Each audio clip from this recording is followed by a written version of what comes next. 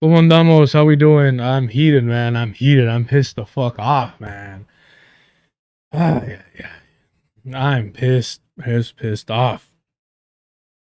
I don't know what I mean. I updated this camera and I've updated it before. It's never been an issue. Now every time I have to reset it. And I was trying to fix after setting it properly. I was trying to fix the setting the proportions properly. I was trying to fix just the lighting and whatnot, the saturation. And as soon as I hit like to fix that, it resets everything. I hope everyone's doing well. I hope everyone's doing well. I was gonna stream earlier. You know what it is? These doubles, a 12-hour shift, easy, light work, just normal. It's a normal fucking shift for me, and it honestly, like, it helps out in terms of traffic, so I don't mind it whatsoever.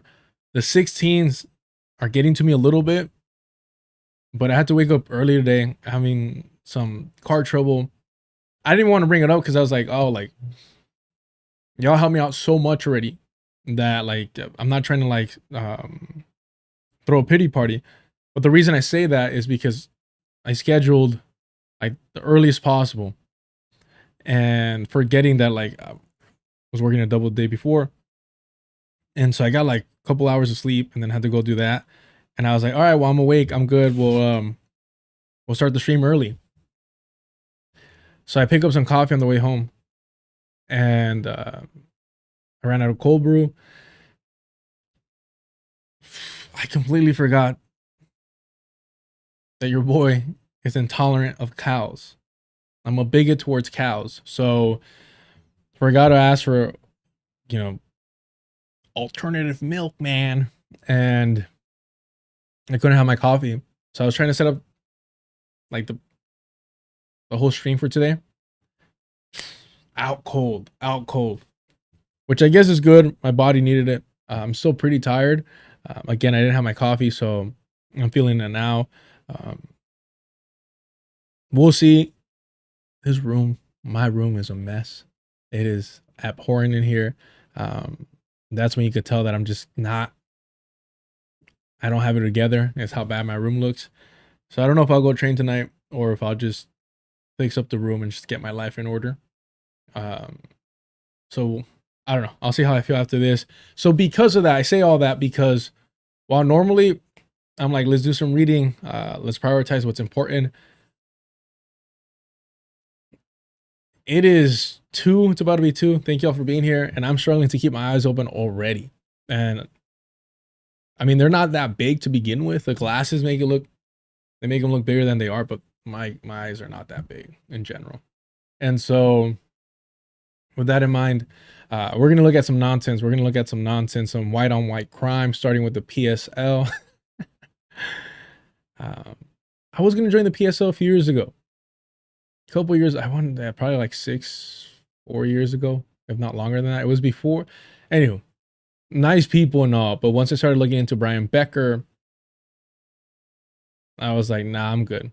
There's no way that you claim to be a socialist organization and decide to endorse Roseanne Barr. Mind you, before she went full what we know Roseanne to be now, but even then, it's like there's no justification for it. So we'll look at this article just to see what the chaos is to really get us started, on the white on white bullshit. These savages, they're aggressive, they're hostile, even with each other. So even if they were to rid in their perfect utopian world of all these colonizers, from an Israeli to an Australian, if in their perfect world where they didn't have to worry about race, they were all white because they hate Idpol, right? So even then, they would find ways to massacre each other because it's in their fucking nature. Nah, it's their culture. It's what it is. It's their culture. Where are their fathers? I do not know, nor do I care.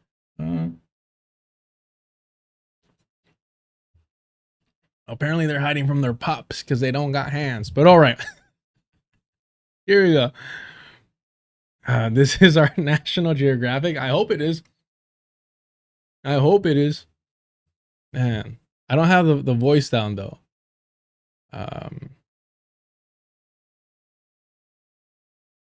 I appreciate that, David. Honestly, I appreciate seeing the regular faces here. And look, yeah, we'll probably get some trash in here.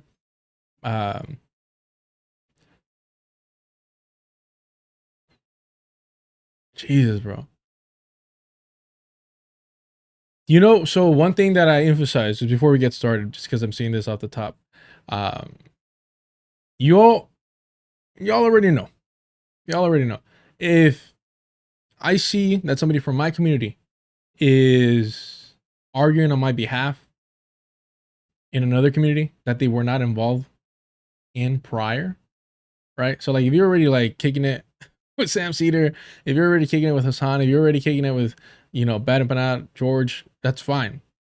You're already part of that community, and then you find my whatever. Who the fuck am I?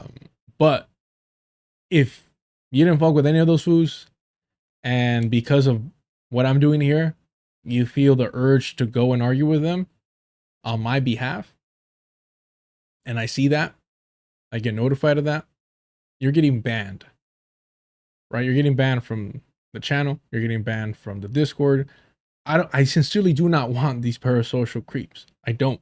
George, Hassan, and we'll cover this later, they talk about not wanting a parasocial, cult. But they need it for self-validation, for their ego, you fucking name it. To have a little army, attack dogs, sheep, whatever. I don't want that. I find that shit to be creepy and unsettling and weird. And it's honestly like, it makes me lose respect for people if I know that you're out here trying to, like, I don't know, be like my champion or some fucking weirdo shit like that. Even like saying that feels odd. And if anyone's been through the comment section of the little Bill video, like the majority of that is BadEmpanada's fans that did not watch the video at all. And so most of my interaction with them was just providing the timestamp to be like, you didn't even watch. Like the timestamp shows me calling little Bill a liar, a Zionist propagandist, and siding with colonizers. I said, nobody asked you for this. And here you are. So again, that goes to show that it's a parasocial relationship, that they don't think for themselves. They just go off of whatever they were told by their cult leader. And I don't want people like that. I want to encourage critical thinking.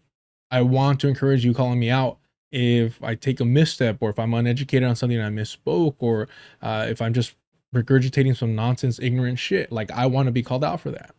And I'm always grateful. I want to be challenged to grow as a person, right? I want to be challenged to grow intellectually. You name it. Like, that is one of my pursuits in life, is to become better, right? To be better today than I was yesterday, right? I know it's cheesy, it's corny, motivational speaker, whatever, you know, I could do parties and fucking work events, you name it. But like, honestly, it's just, I don't understand how people just normalize treating content creators like if they're anything more than like what we are, which is just people talking shit on the internet. It's that simple. For people talking shit on the internet.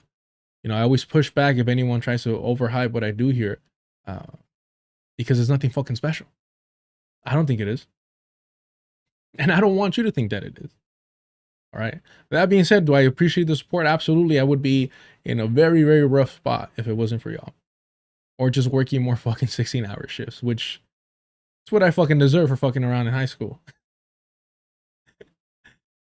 And not choosing STEM in college. So, again, there's some people that, man, truly demonstrate, you know, here we're against ableism, against eugenics and all that bullshit. Like, we do not play around with it. There's streamers who are consistently talking about autism this, autism that, because they're afraid to say the R word now, but then some streamers still say the R word. Like, it just varies.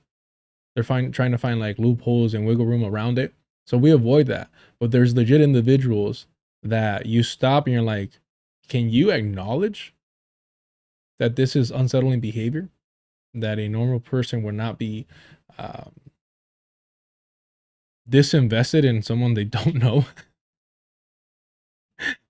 I mean, that's the main part. Like, bro, like, is this how you live your life? Because it's kind of sad. But who am I to speak? I'm in a room by myself, flapping my gums. All right. Hopefully this includes like all the longer messages. I don't think so, so that's annoying. Hold on. I'm telling you, I have to adjust everything. I think that's good. All right.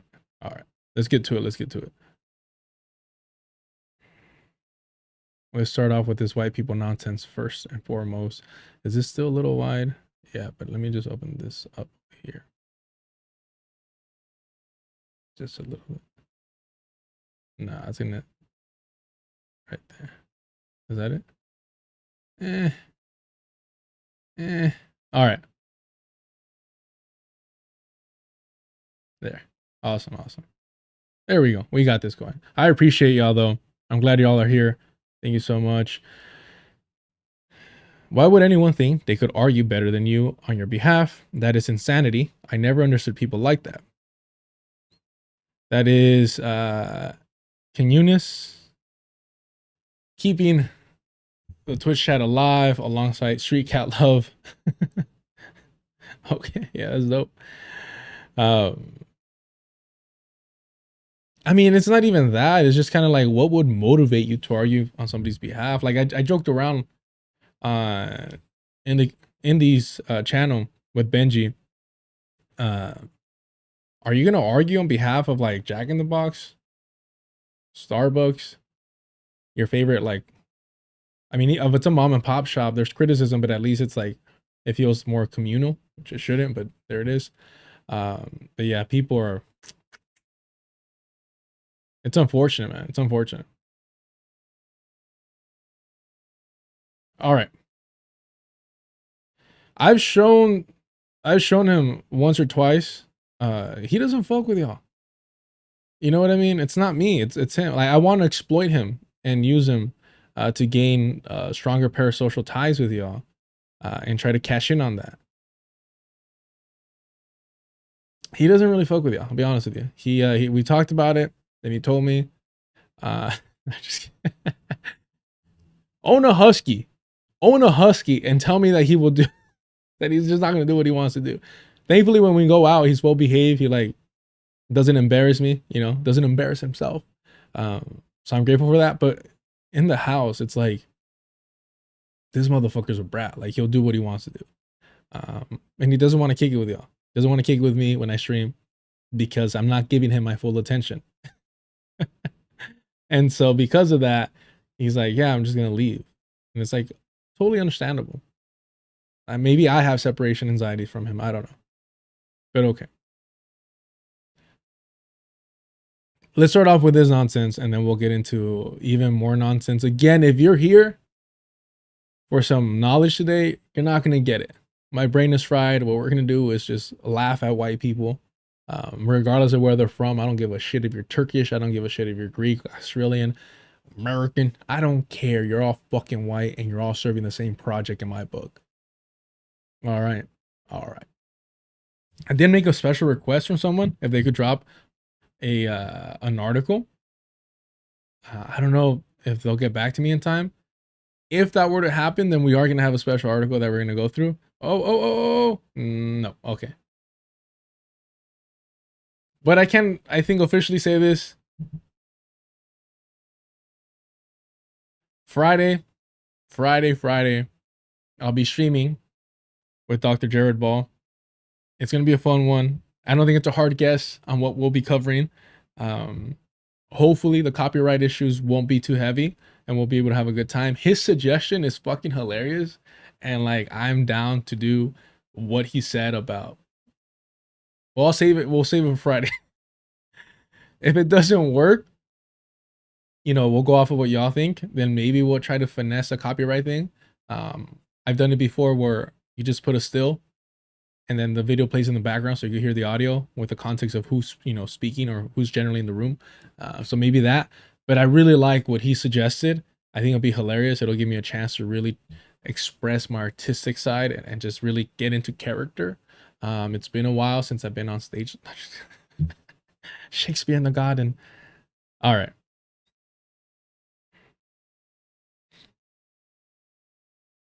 Oh, soccer.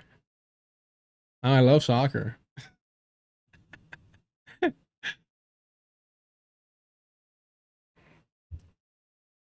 The British, man. Y'all get away with, you know, too much just because, you know, your bastard child, the United States, has one up you. Doesn't mean that it didn't all start with you. All right.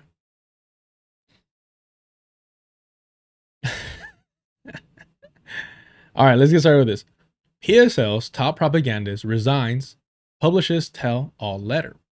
A dramatic resignation letter from one of PSL's top leaders accuses the organization of secrecy, factionalism, and bureaucratic decay. The controversy has reignited questions about the future of America's socialist micro parties.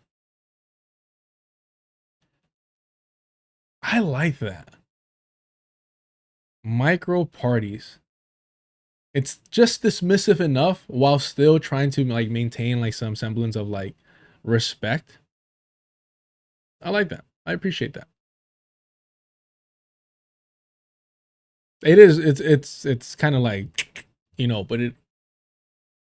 Did you call the PSL the Vanguard? Absolutely not. I used to watch more Breakthrough News and definitely cover more of their stuff here, but it's just gotten so the nonsense. It's just the level, the bar has dropped so far down, which is bound to happen when you hire people that aren't interested in, you know, upping their intellectual game like that.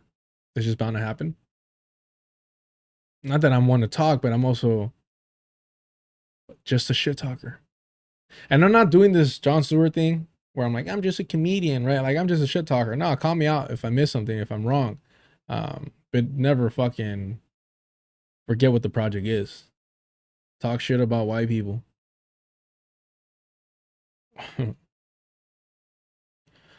Somewhere in this country, a micro party of 40 men is in the process of becoming two micro parties of 20 over a question with no merit. A faction expels a faction. A city committee declares the national leadership revisionist and succeed. I read this intro before, and oh man, the first time I read it, I was like cracking up because like you could picture it all. All right. And succeeds taking the mailing list and Twitter account with them. Heartbreaking. The overwhelming majority of such events are of no consequence to anyone. And that's the sad fucking reality of where we're at, of where we've been. Like, and I've been in these situations, and I want to make something very clear. It's not like I have a long organizing history, right? I was fucking working and trying to keep my head fucking above water. But even with my limited experience, whether organizing with actual fucking radical organizations or I can't say that, but anyhow. That shit didn't matter. It just didn't. And it sucks because in the moment and in those rooms, it all fucking matters. Because in your mind, you're building something. In your mind, this has the potential to change everything, right? If you just get everything right, if you learn from enough mistakes, if you just push through, if you just reach out to enough people, it will change everything. And it's good to have that belief, that faith, whatever you want to call it, that will push you forward. That's great. You should have some of that. But I do think that sometimes there needs to be a bit more of a realistic approach of saying like, hey, yeah, we are just 40 people. Hey, we are just 20 people. Hey, we are just 15. This shit doesn't matter. How can we connect with the community? Right? That was always kind of my approach. I'm like, okay, yes, sure, whatever. Okay, we could talk about all these other things. Are we engaging with the community or not? And that's the most important thing. And because I'm such a loudmouth, because I'm so fucking loud, because of my personality and my character, where I can't keep my mouth shut, when I'm in these spaces, I try my hardest to kind of just tone it down. And often that works against my satisfaction of what is occurring. But believe it or not, like I might stream for 4 hours, right? I might make these edited videos whenever they come out. I'd rather be kicking back and chilling and following orders, baby. Like I really would. I really would. Like I would rather just be putting out the chairs, putting them back. I'd rather be doing that. Right?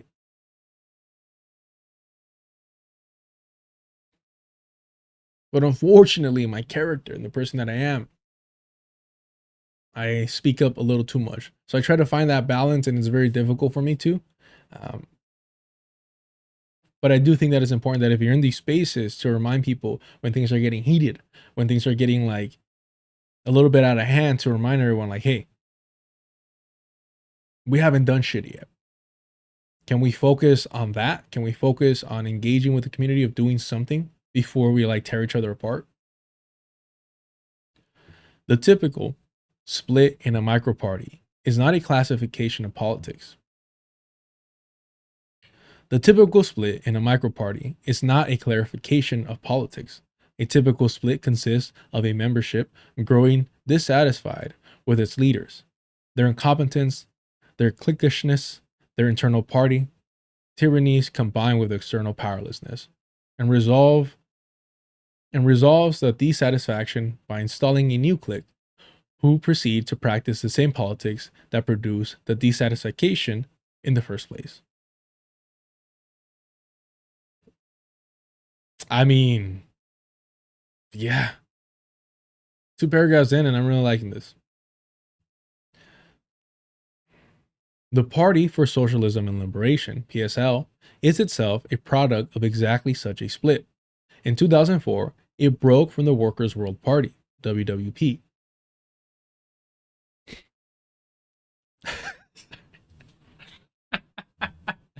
Sorry. Whenever I see a W like that, or like, I just think dub. But anyway. All right.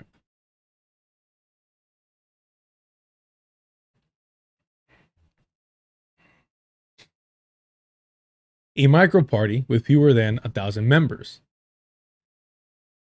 The splitters included PSL's current leadership, Brian Becker, along with Gloria Larriva, who described the reason for their split as degradation of WWP as a functional organization, their incompetence, and undemocratic centralization, their cliquishness, and petty tyranny. The basic political theory of the WWP is imported to the PSL without any fundamental changes that could actually be registered at the level of mass politics. The question is, what the fuck is the point then? What the fuck is the point to start a party that is just a slight deviation, right? And quite often aesthetics or superficial alterations. What is the purpose of that? If that's all you're going to change, then might as well stay in the party and duke it out and wait for your moment to make those small changes.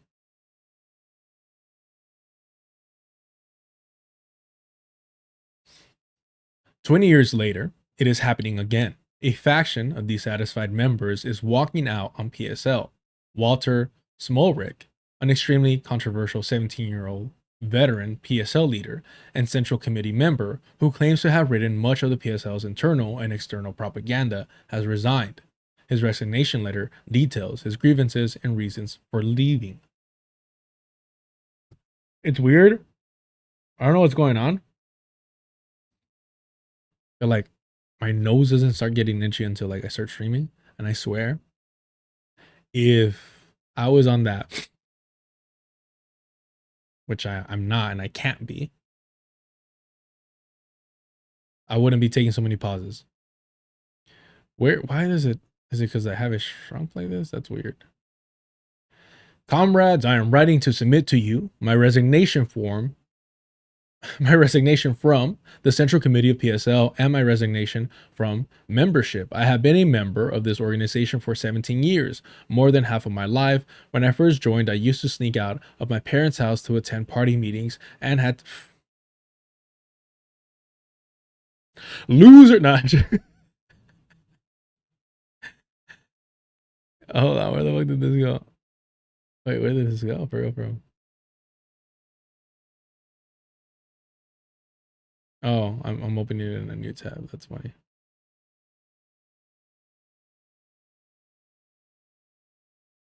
Why? I'm trying to change it, like the lettering, the sizing. Oh, but it's just not gonna happen. Why would you do this? Let me see if this helps, y'all. It won't. It won't fucking help. Maybe. Just a little bit. Yeah, that's fine, right? We just need more of it on screen, that's all. "Comrades, I am writing to submit to you my resignation from the Central Committee of the PSL and my resignation from membership. I have been a member of this organization for 17 years, more than half of my life. When I first joined, I used to sneak out of my parents' house." Bro, I'm sorry. This is how you know. This is how you know. Just is he white? Is he white? Because not only would it be Pinche chanclazos. But the amount of mockery that I would have gotten for like, this is why you're singing out. This is why you're. It doesn't like. I mean, it almost adds like a level of disrespect to be like, bro, like if you're gonna go out, go and like do some fucking nonsense. But no, this is respectable. This is respectable.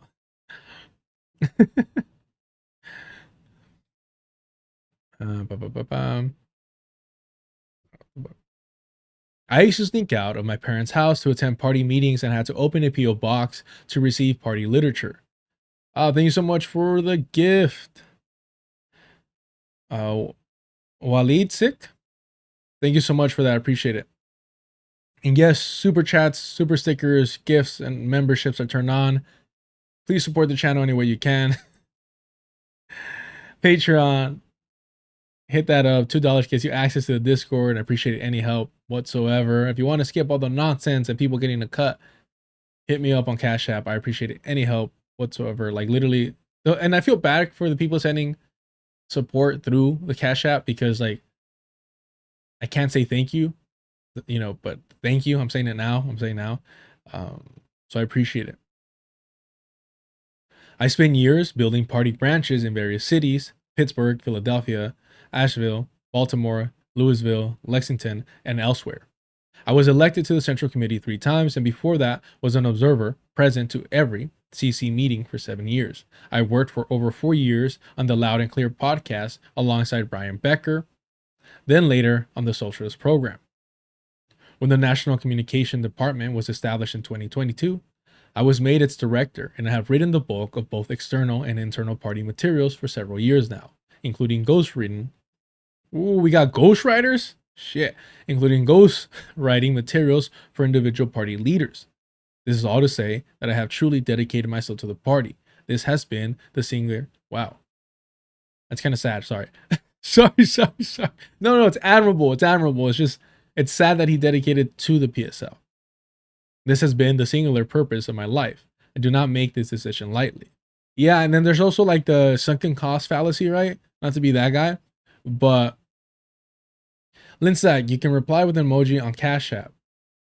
My question is, doesn't that give you my actual phone number? I don't know.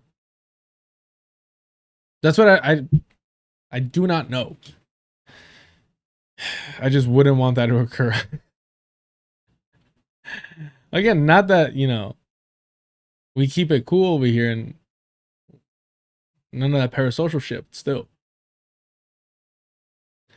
Claudia, I can't do any. I get randomly drug tested. I'm a blue collar worker. We get randomly drug tested. If there's an incident, you get drug tested. We have no fun. Only professionals. No question mark? No, I need a no, solid no.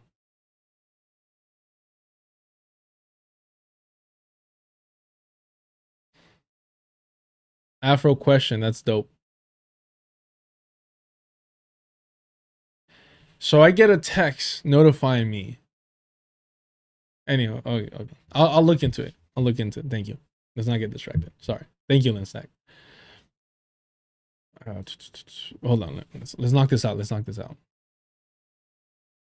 In recent years, I have been working in the center of the party, the New York office, which was established about 3 years ago, and I have become deeply disturbed by the crystallization of trends which I previously hoped were marks of the organization's newness. These trends are the deep political dishonesty of the organization's top leadership circle.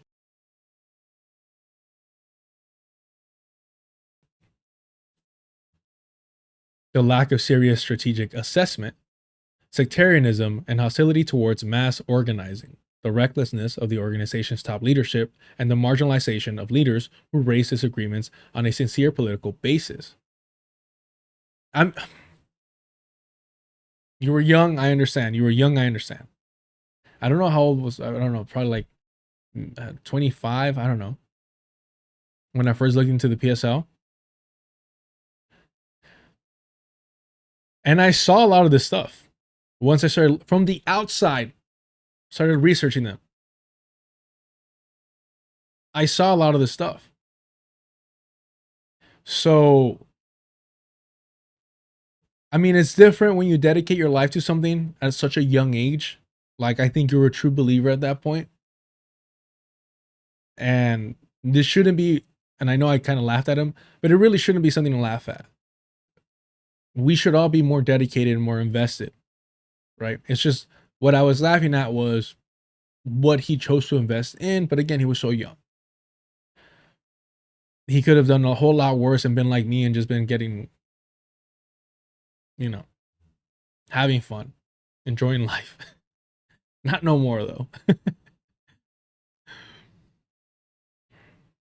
This is the individual who resigned from, I don't think their name is on top here, from the party. I mean, this is what the whole article that we're reading about over here is about.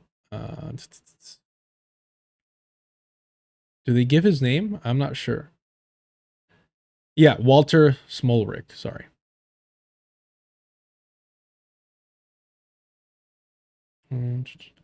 I hoped and believed that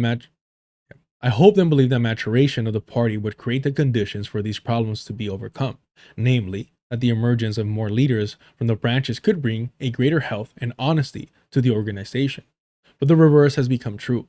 As the top leadership has gained access to more resources and more dutiful personnel, these tendencies have only hardened. I kind of want to talk to this fool. Will I have to break my no white people? I don't know, because how are you so politically savvy and so politically engaged and think that the solution, or that a solution to the problem of this entrenched um, clique at the top of the party will be solved by more members joining? I'm sorry, like how is that how do you come up with that conclusion? That what will solve this is more people invested in the party, thus giving the leadership more power. I'm not I'm not some fucking strategist over here. But it seems pretty obvious to me that if the rot is at the top, investing and encouraging more people at the base, would be an issue there. Like, it would only make shit worse at the top, would it not? I think so, but all right.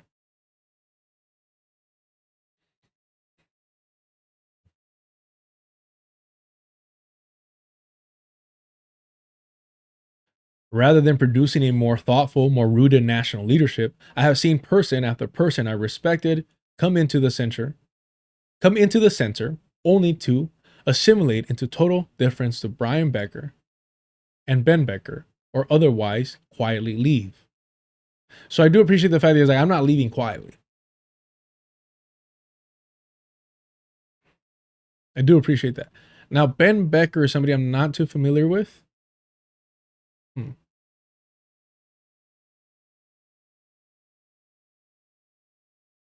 Ode to John Trudell. I read that as like the call is coming from inside the house.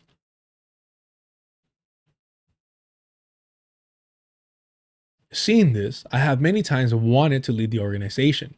These last 2 years have been the most difficult in my party tenure. I have wrestled over the responsibility to fight for the party and my recognition that it is not and will not become a true revolutionary party.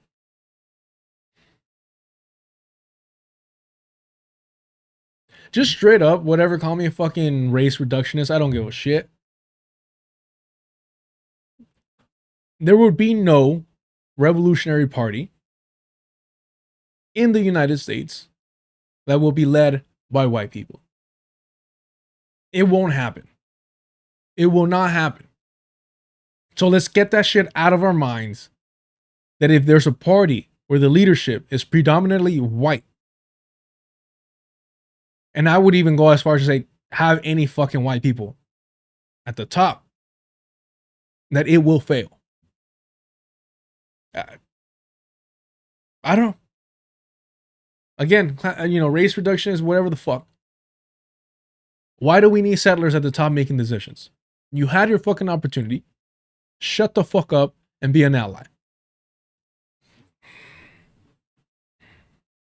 These motherfuckers always want to lead shit. You already have led us to fucking destruction. You've led us to destruction.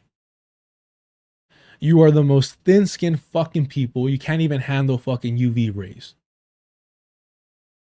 So whatever criticism, constructive criticism that will be brought forth to you, you all react the fucking same. You all throw a tantrum. You all need to fucking lie. You all want to cry. You're all fucking cry bullies. Every single one of you. It's exhausting. It's exhausting. Why the fuck would you allow these people to lead you anywhere?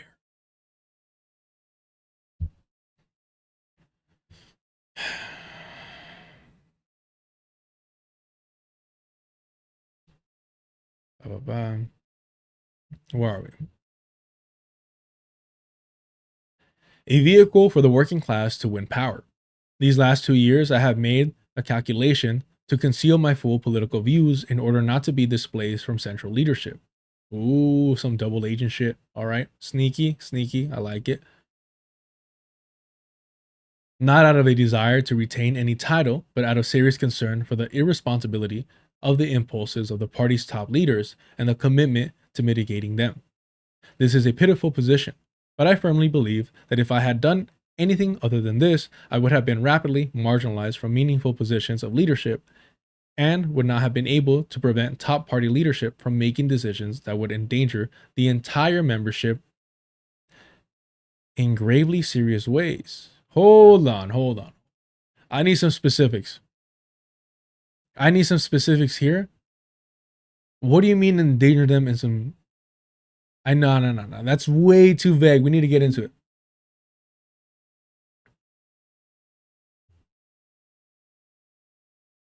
I don't want this to turn out to be like, hey, by the way, like the rest of the leadership wanted to actually do some direct action. And I said, no, that's going to put us in danger. I hope it's not going this way.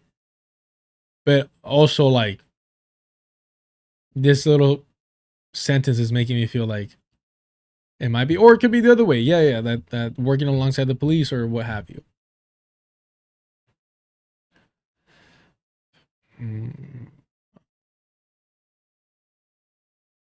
Thank you so much for the gift again. I appreciate all the help. I need to learn what... I keep saying this, but I need to learn what that is. Thank you for the gold. I have decided now that this is no longer a meaningful contribution to the struggle for socialism. But it's in the name. What do you mean it's not? Why now? The breaking point for me has been witnessing the profound dishonesty of the branch organizing conference and the hardening of the leadership's antagonisms towards organizing the working class. Comrades do not generally know that the branch organizing conference only came to life because Comrades do not generally know that the branch organizing conference only came to life because Ben Becker was concerned about bringing the bylaws changes that he sought to make to the floor of the party Congress. He worried that the changes, most notably significantly lowering the requirement of membership, would be controversial. His solution was to propose bringing together a body of hand-picked branch leaders to act as an acceptable in a substitution for the Congress to sign off on the changes. But in the process of putting together this group, he got carried away and the idea grew and grew into a de facto second round of the Congress, but without the constitutionally mandated processes, elections, and rights. In the end, the same hesitations over bringing the bylaws to a vote led to them once again being put off, this time to the Central Committee. In the end, the conference became more of a defensive pep rally meant to reinforce or unify the party around a celebration of its supposed vanguard status and the defense against growing internal problems. After the party Congress, there was a series of quiet resignations from Congress delegates based on concerns with the party's core political analysis and the suffocation of internal debate. There has always been a growing panic among the top party leadership that several areas are succeeding in developing base building projects and conducting their own internal education. Conducting their own internal education.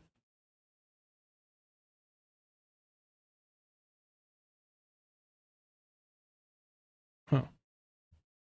I'm sure this was a mistake, but at the same time, I want to read that like he's emphasizing like they're worried that they were going to educate themselves and wake up to what the move was. The conference became a key venue to check this trend, but with great efforts made to disguise the party's leadership's true aims. Members were not told that their leaders are against base building and mass organizing work, that they view it as being in direct competition with growing the PSL. Members are not told that the leadership is suspicious of branches exploring education beyond that provided nationally from the PSL or TPF. Instead of making direct interventions that could be debated on their political merits, members were presented with a widely inflated picture of the PSL's strength and an orientation on the current political landscape that anticipates nearing ruptures of a revolutionary proportion. The practical implications of such an outlook is that members must make their singular focus building the party in preparation for these impending critical openings. They were given cherry picked history lessons on the Bolsheviks and the US Communist Party, suggesting the PSL is on the brink of a massive expansion in scale and influence. Members were also presented with promises of a new, expansive, and immersive long term educational period, a national cadre development program that the national leadership would be driving. Thus, no need to be driving education at the local level. Ooh, that is fucking evil, bro. That is fucking evil. Nah, okay. Y'all know that, like, for me, like, I don't make fun of book clubs because I understand and recognize, and shout out to Chetty Maka. Can't wait till that piece drops. I understand that, like, literacy, especially in the belly of the beast, is so pitiful, and that's done on purpose. Even like trying to give credit to functional literacy is a disservice to a human being, right? And so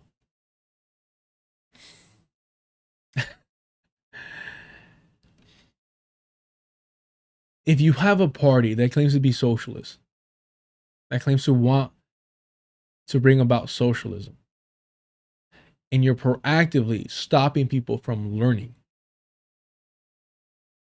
that's evil to me. That is utterly fucking disgusting and inexcusable that you want to keep people ignorant. You want critical thinkers. You want to encourage people that will push back and challenge you, especially in a party. Fuck, I want that here on a YouTube channel. Right? I don't want lemmings. I don't want followers. I don't want sheep. I don't want none of that shit. Why the fuck would you want that in a party? Unless, of course, just like these streamers, from Hassan Piker to BadEmpanada George to fucking Sam Cedar, you fucking name it. Hassan Piker, all these fools. What they want is a cult.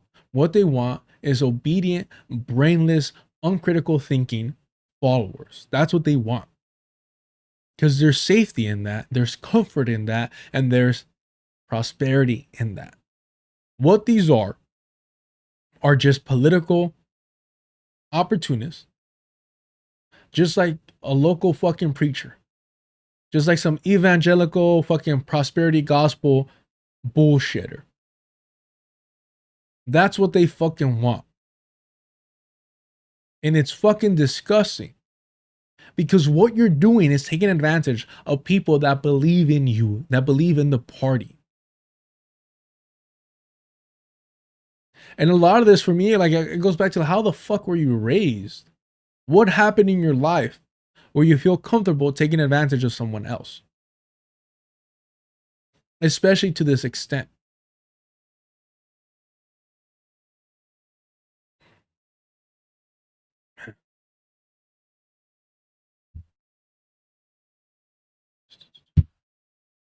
In reality, this was a last-minute appropriation of an existing multi-part educational series that runs through the PSL's line on the full history of the core debates of the communist movement from the 1860s through the fall of the Soviet Union.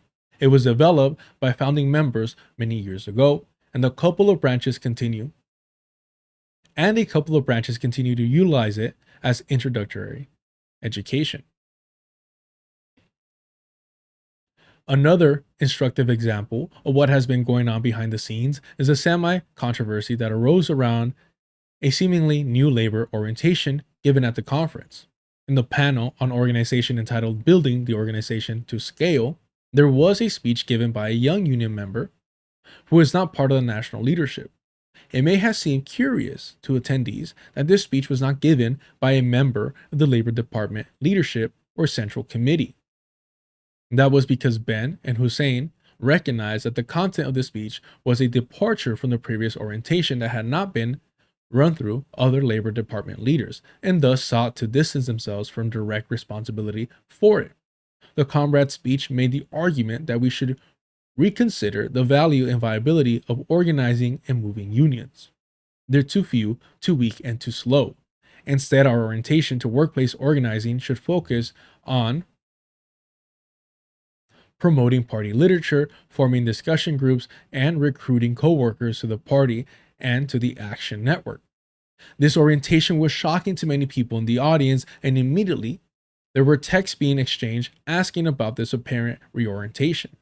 But, by the time the audience comment was through and the speakers were returned to for final comments, the speaker gave a comment that walked back much of what he had said. That is sad, bro. What do you mean? Huh. I don't know. That's some cowardly shit.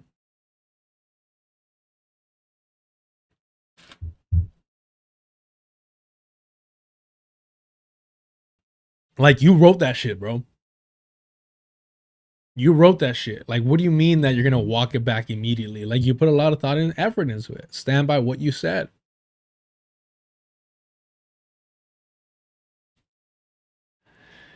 And look, I just got some news.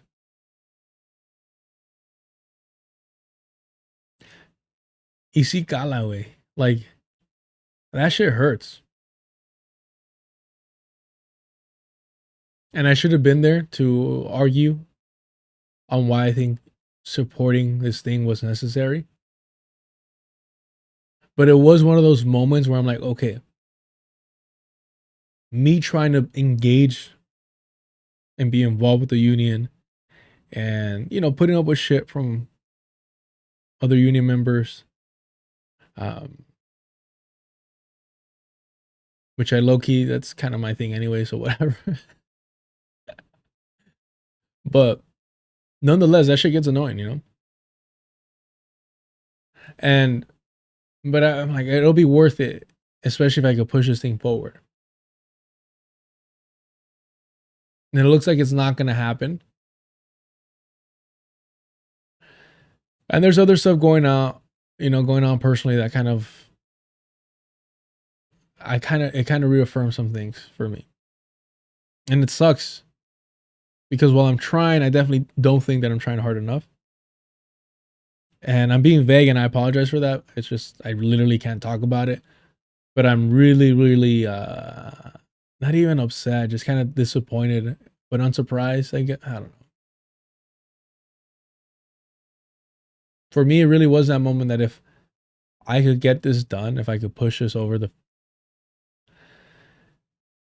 I could be like, all right, at least we did that. And that wasn't enough, but at least we did that. And I helped, push that.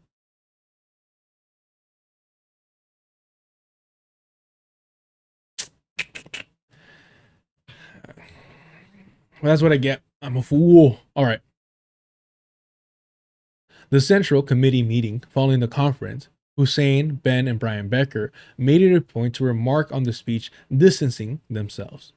They characterized the speaker as flippant and spoke of the problems with speaking in shorthand. The reality is that Hussein wrote the talk. Yo! Oh shit! The reveal. The reveal. Holy shit, that was great. Who read ahead? Be honest. Who read ahead or who already read this before? That was awesome. The reality is that Hussein wrote the talk that the speaker gave. He also wrote the comment the speaker delivered, walking it back. Wait, what the fuck? He had like a. Oh shit, we're dealing with some brainiacs over here. All right, wow. They're like, you're gonna say this, and when you get pushback, this is what you're gonna say next. I respect the insidious nature of it all. He also wrote the comment the speaker delivered, walking it back. Further, this is the orientation that all of them have quietly been giving for some time. This is at least the third time that I have heard this orientation presented. Yet, if other leaders were to try to contest the position, they would deny any disagreement. Nah, I like this. I like this. This is fucking dirty. This maneuvering by the top party leadership is not in and of itself new. I have seen 100 times over how the top leadership will go to great lengths to defeat a political trend they disagree with, not through direct and open political struggle, but through some sort of disorienting maneuver that never makes an admission of conflict. Cowards. What is new is the potential that has emerged within the organization for real, impactful work that I am watching be stifled.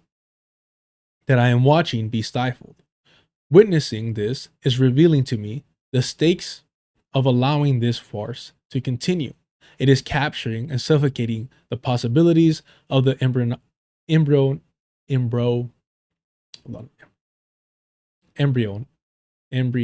There we go. It is capturing and suffocating the possibilities of the embryonic socialist movement. I believe that this is a greater threat than anything. All right. I'm sorry, bro. But you are kind of overhyped. This is what I'm saying. This is what I'm like. What in the fucking world led you to believe that the PSL was the vanguard party? Like, yes, this is all fucked up. I understand. Yes, for sure. This sucks. But like, you're too grown. You're too grown to be a true believer like this. Am I too jaded? I don't know.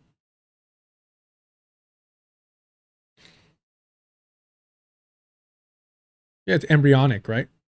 Did I fuck that up? I know I fucked it up first time, but I don't know.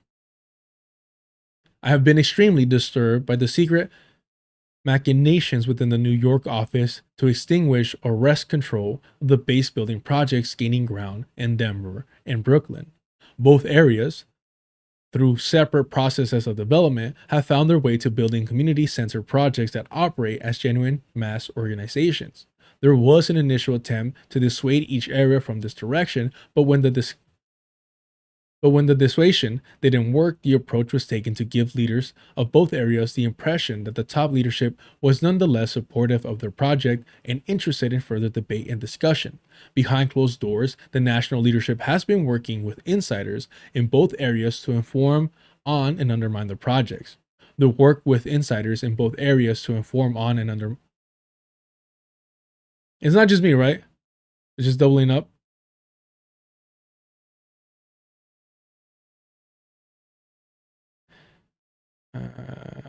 Yeah, okay, just okay, whatever.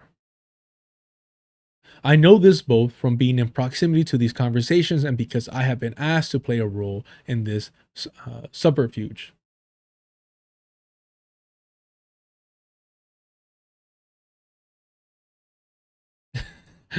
Yeah, that is weird.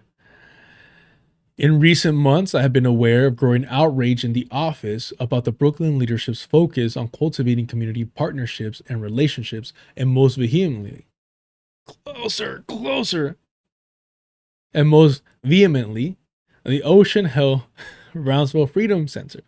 I have been approached multiple times in secret conspiratorial huddles and one on one meetings, trying to ensure that I don't sympathize with the efforts. It is well known that I believe in centrality of base building for the communist movement today. I helped lead base building projects in Philadelphia, in the Philadelphia branch and have written extensively on the subject. I have tried to generally avoid involvement in these discussions because I know the only goal is to pin me to the position against the members in Brooklyn. I have, however, heard other members receiving orientation on counter organizing within the district. Y'all know I don't like to Fed jacket, but when you're proactively engaging in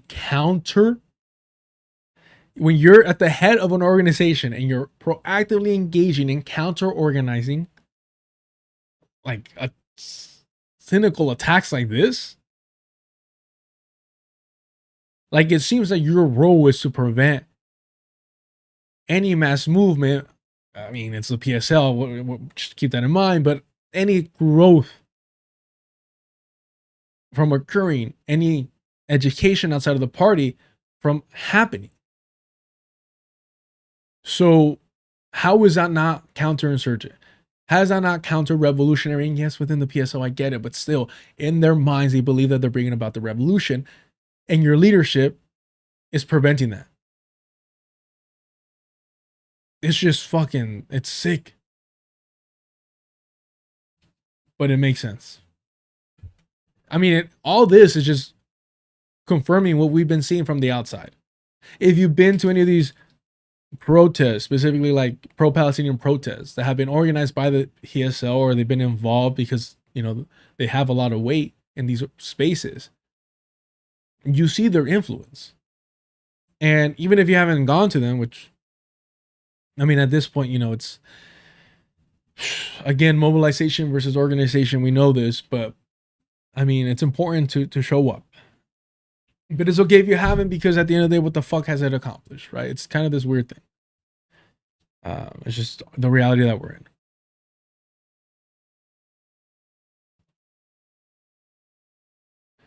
Yeah, I'm not fed jacking. I just feel like it's almost worse. I mean, what's worse, that they're doing this out of self-interest and wanting the power for themselves and complete control of the organization for themselves, or that they're actually like working for, you know, the feds. What's worse? Done and none? What's worse? I generally don't know, because I would assume that if they're working for the feds, that there's some blackmail involved or some leverage being applied if they weren't from the jump feds. And versus they're volunteering to do like fed fucking like work and behavior for their own self-interest and power, right? The end result's the same. They can be trashed until the rest, if there is more revealed.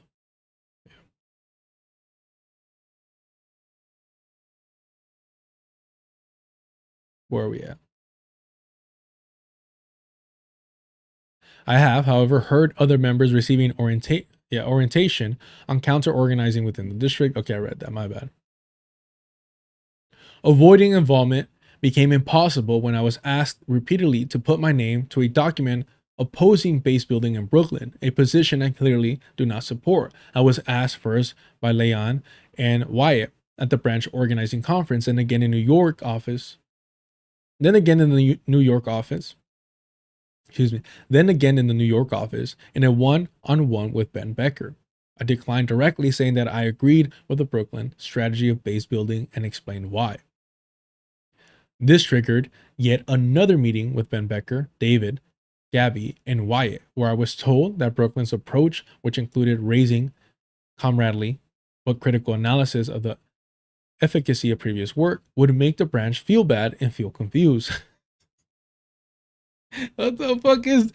They're gonna feel bad and they're gonna feel confused.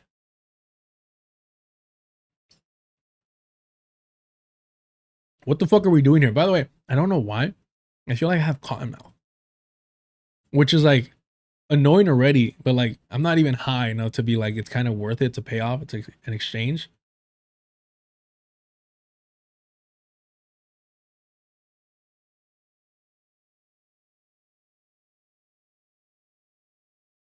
I'm gonna fuck this up. I'm gonna fuck this up right now. If I can manage, I'll save half, but no promises.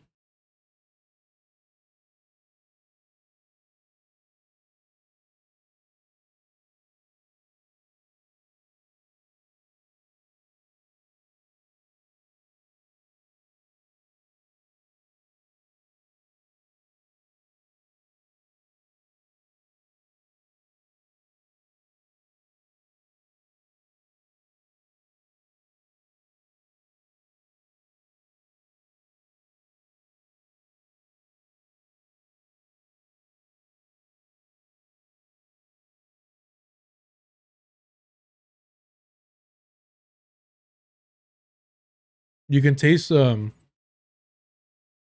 gluten. All right. Where are we at? I explained why I thought having honest assessments and differences of views expressed internally was healthy. I tried to steer the conversation in the direction of the political and strategic principles in dispute, and I explained why I agreed with the base building strategy. This was met with tears and anger. With tears, bro? With tears? Damn. Jeez.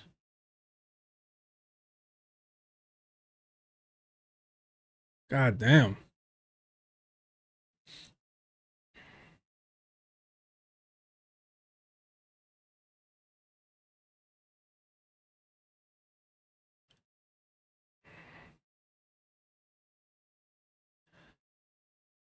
Jesus Christ, bro.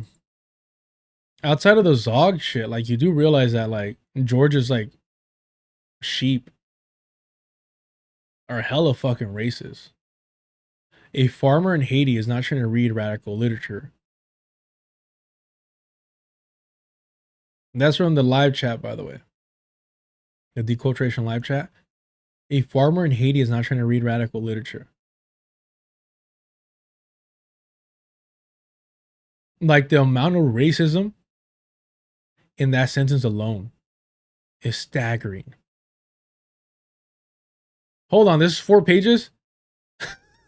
hold on. Oh, we're not fucking reading all this. Yeah, good fucking luck, homie. Thank you for notifying me. Oh my Yipper. For the first time ever, being useful.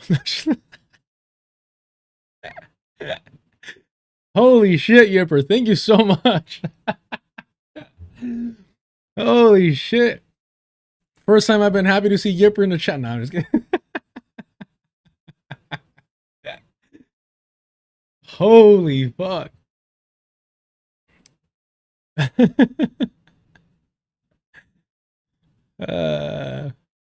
Yeah, no, that's okay, bro. A 4-page resignation letter? Nah, bro. Like that's I mean, breakup letters, I get it. Passionate, you know, I understand. Actually, I don't understand. Who the fuck writes a breakup letter? Um,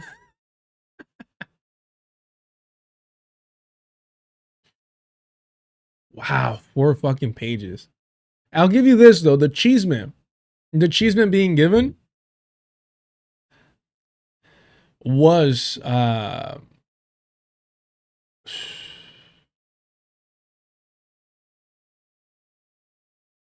was good. I was invested, but 4 pages not too much. Two pages and you're out, bro. But because it comes off as like giving a sob story, which I don't care for.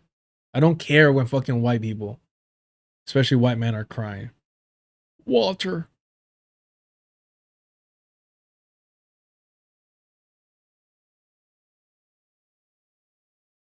Yeah, man.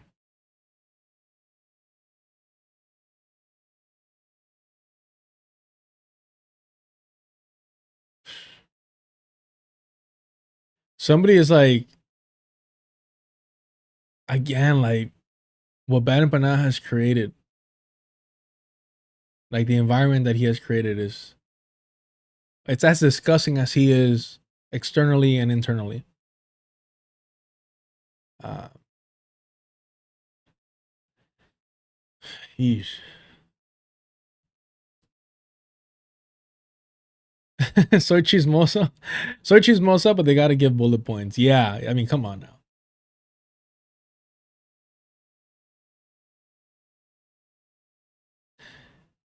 There's a song called I Wrote a 4-Page Letter. Knowing how much orgs are on the radar to attack, even in leaving, as he called me, I don't know that I would have written this much to share publicly to leave. Chirimaka. I mean, sometimes exposure grants you safety, for sure. There's that. Um, and it seems like this is an individual who really did devote their life or the principal or the most impactful years of their lives to the organization. So I understand wanting to vent. But also, like, maybe spread it out a little bit. You know what I mean? Like, kind of like 2 pages, main points, and then follow it up with like, hey, this is more of the emotional or the more personal aspect of what went down. But then people would accuse you of milking it. So I don't know. You can't really win, right?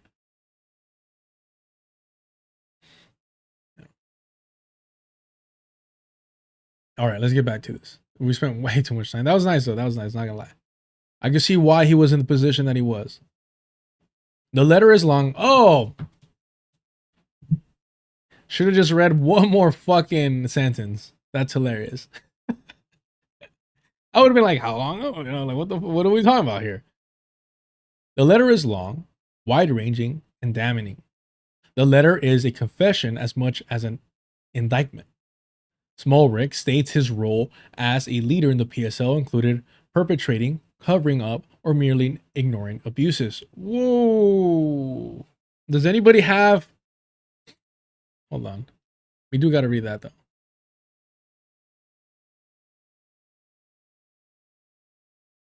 Hold on. Can we search for this here? Abuse, I guess, unfortunately.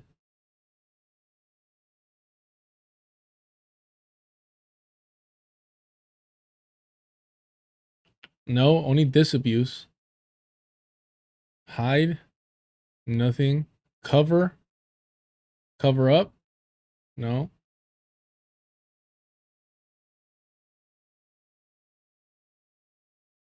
Shit. No, I don't have anything here.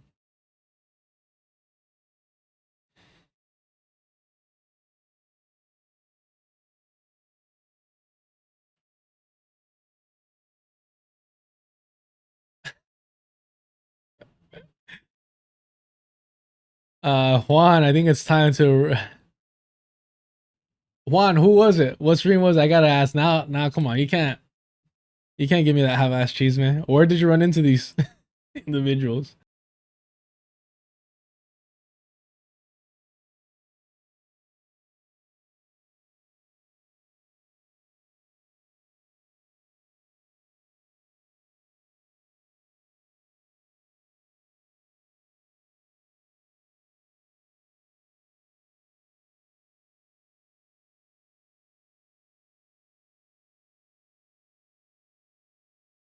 Hey, BadEmpanadas, a sheep. You already exposed yourself as a fucking racist, so you could try and like backtrack, cover up, excuse, distract all you want. The moment you start disparaging Haitian workers, Haitian farmers, and their intellect, yeah, you are who you are.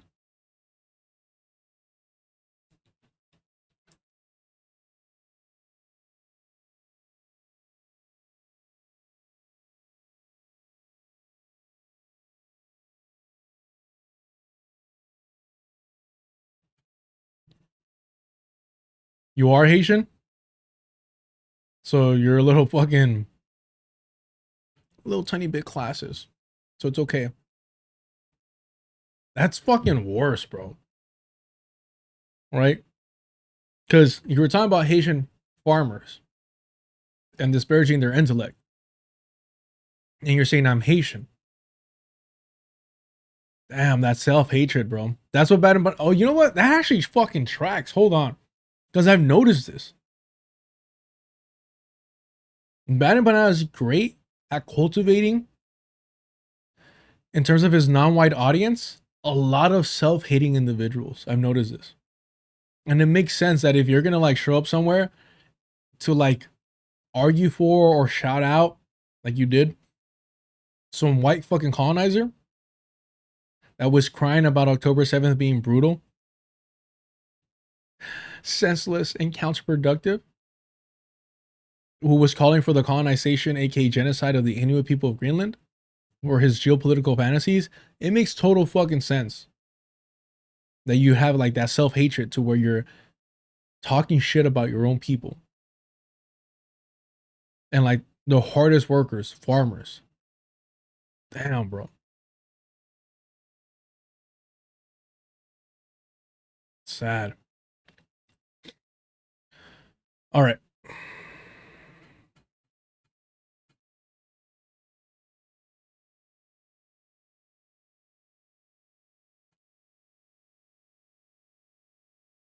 Somebody mentioned something here that I want to cover real quick.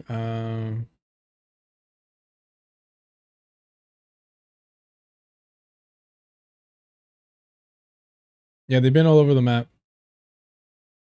Oh no, I was waiting for Juan to respond. See, Linstack, like any cop, sheriff or not, you're quick on the trigger. Quick on the trigger. I thought I'd be dead. He put the gun to my head, and this is what he said. All right. So I don't know why I had the urge to listen to the Beastie Boys last time at work. Can't explain it. Can't explain it. Now, my name's MC. I got a license to kill. Now, what do we have here? I run this land. Do you understand? Do I make myself clear? All right. Let's focus. No, I really do enjoy these people exposing themselves and just kind of like revealing, because they're so used to being like in white spaces that shit never gets noticed or called out. And the moment that they show up here, it's like, oh shit, you could like see through what a fucking sellout, pinche vendido, vende patria, you fucking name it, that I truly am. It was a soccer content creator from Jordan. It was so random. That fool said, "What's up?" Like we were homies. Juan Autumn leaves. Besties confirmed. Ah, shit. ¿Van a salir a jugar, güey, o qué? ¿Una cascarita o what? Bro. Oh, man. I love it. I love it. A good friendship founded on a shared interest of soccer. What?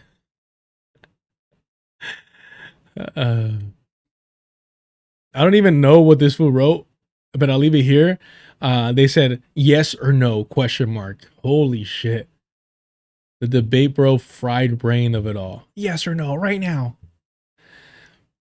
The letter is long and wide ranging. The letter is a confession as much as an indictment.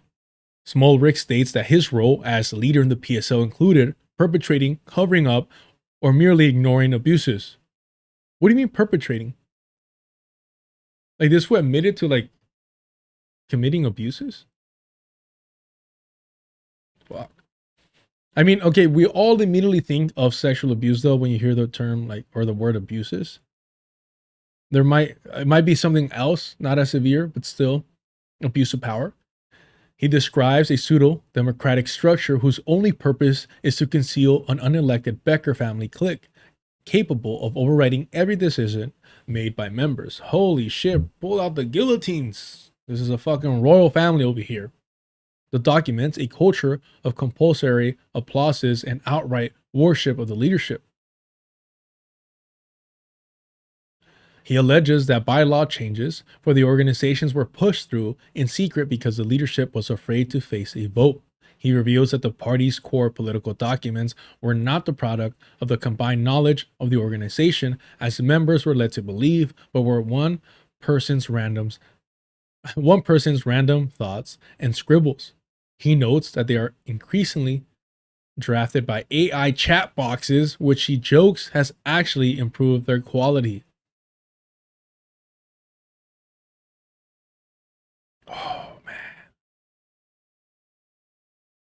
Wow. That fucking.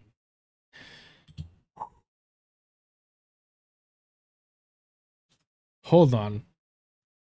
Hold on.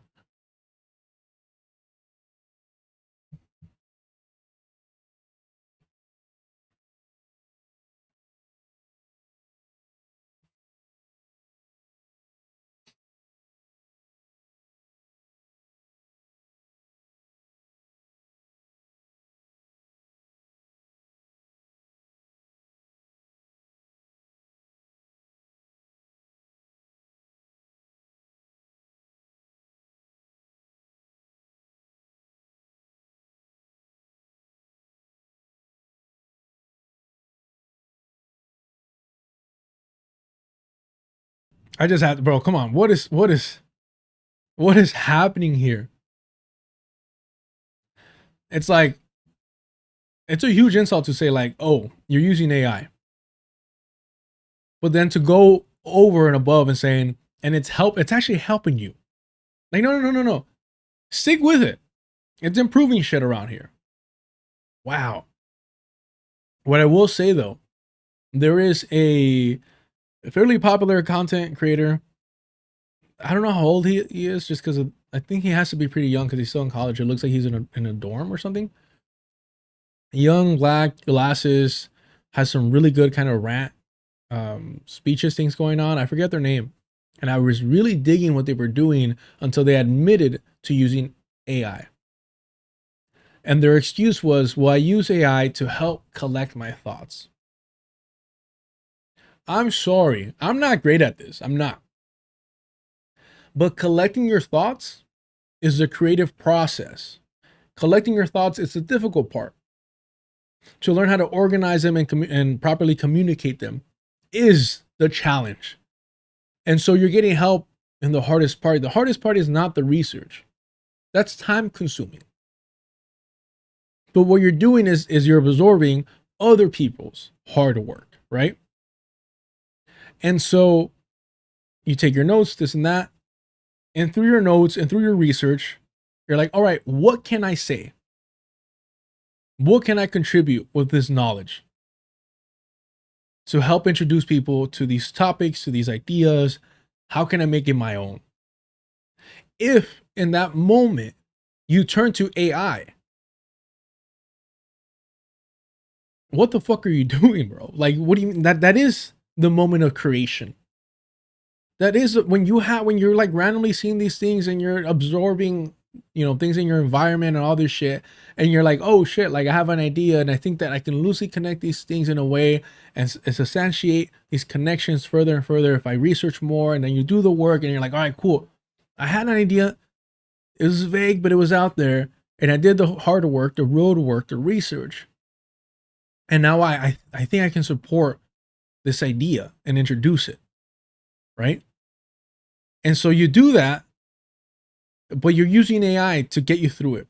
I don't know who it was, but I love. Yeah, fuck, you're right. I had to mention names. Yeah, you're right. Around these parts. Is that what it is? No, I don't think it's this individual. I think they're more of a TikToker. Yeah.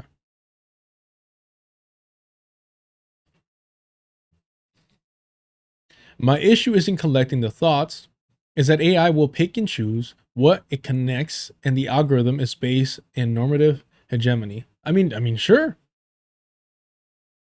But I mean, I would argue that that's all one and the same, right?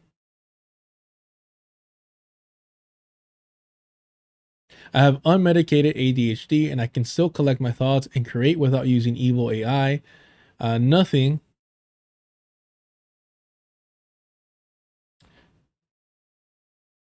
Something or like lazy dork. Yeah, I agree with that. I agree. Yeah, it is, honestly, it is laziness. Because there's some moments, and I've gone through this, where like I'm just beating myself up because I've done the research and I'm like, it doesn't fucking work. It doesn't fucking connect. It's not here. What I was looking for, what I thought I could find, is not here. And it's really like, it's demoralizing and really like not self-defeating, but like you feel defeated, I should say. Because you did all the work and you're like, what the fuck is this for then? And sometimes you do have to walk away from ideas and be like, I guess it doesn't fucking work. And you walk away, and hopefully, if you're lucky, whatever work, and that's why it's important to just do the fucking work, do the research, study, take the notes. I promise you, and you know this, you don't need me to tell you this shit. I don't say anything new or unique here.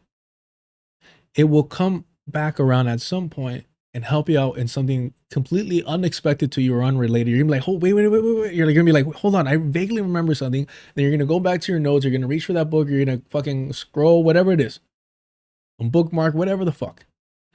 And you're gonna be like, holy shit. And then you realize that it's a weird little satisfaction. I'm like, it wasn't all for nothing. It wasn't wasted effort. It might not have been applied to what I initially thought, but it's still helping me create something, and it's still helping me express an idea and a thought.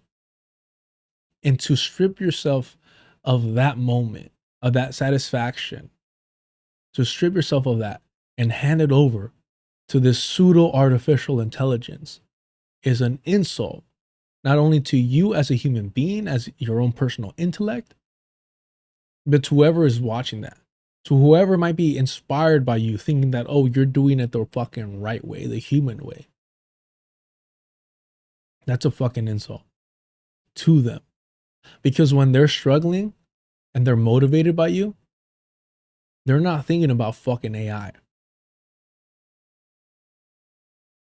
Okay. I wonder where we're going to get through this fucking stream. Well, how much? Oh, fuck. Why do I do this? Why do I do this? Why did I do this to myself? We have like 2 fairly long videos to watch. And I say fairly long, they're like 20 minutes each. Or, yeah, but it's, you know what that means, an hour.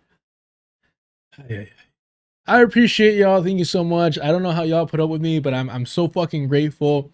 If you want to support, super chat, super stickers, gifts, and such are on. Memberships are on the channel. Check that out. If you want to join the Discord, check out the Patreon. $2 gets you access. Any and all support helps. If you want to bypass all the bull, the Cash App is up and running. I just honestly thank y'all for being here, being proactive in the chat. I know it's a very kind of clickbaity nonsense title for the stream today, and we will get to all that nonsense. But also, you know, I can't help myself. Even if it's not something heavy, I gotta read. I gotta make y'all listen to me struggle with the English language. All right. That's the real price of admission. That's the real price of admission in these parts. All right.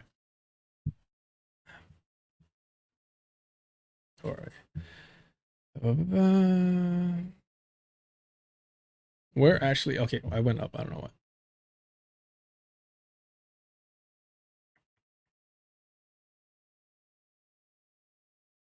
Damn, are we that far up? Okay.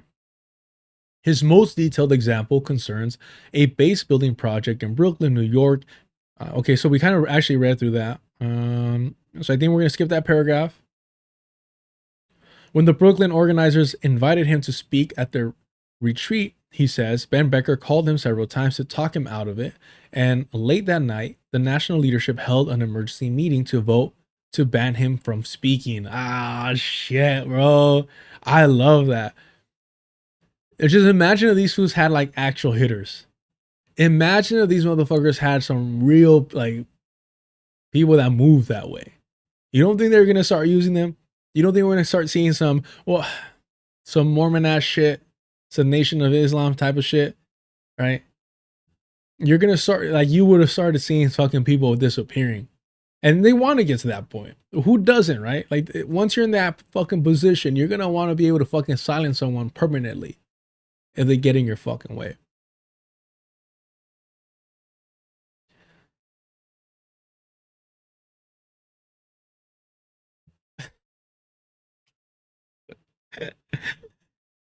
Espresso the Presso, the real cause of colonization is being forced to speak in this potato ass language called English.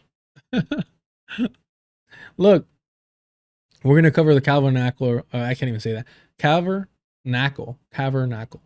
Yeah, we're going to cover the Kavernacle later today. So I have to oppose this disparaging of potatoes. All right.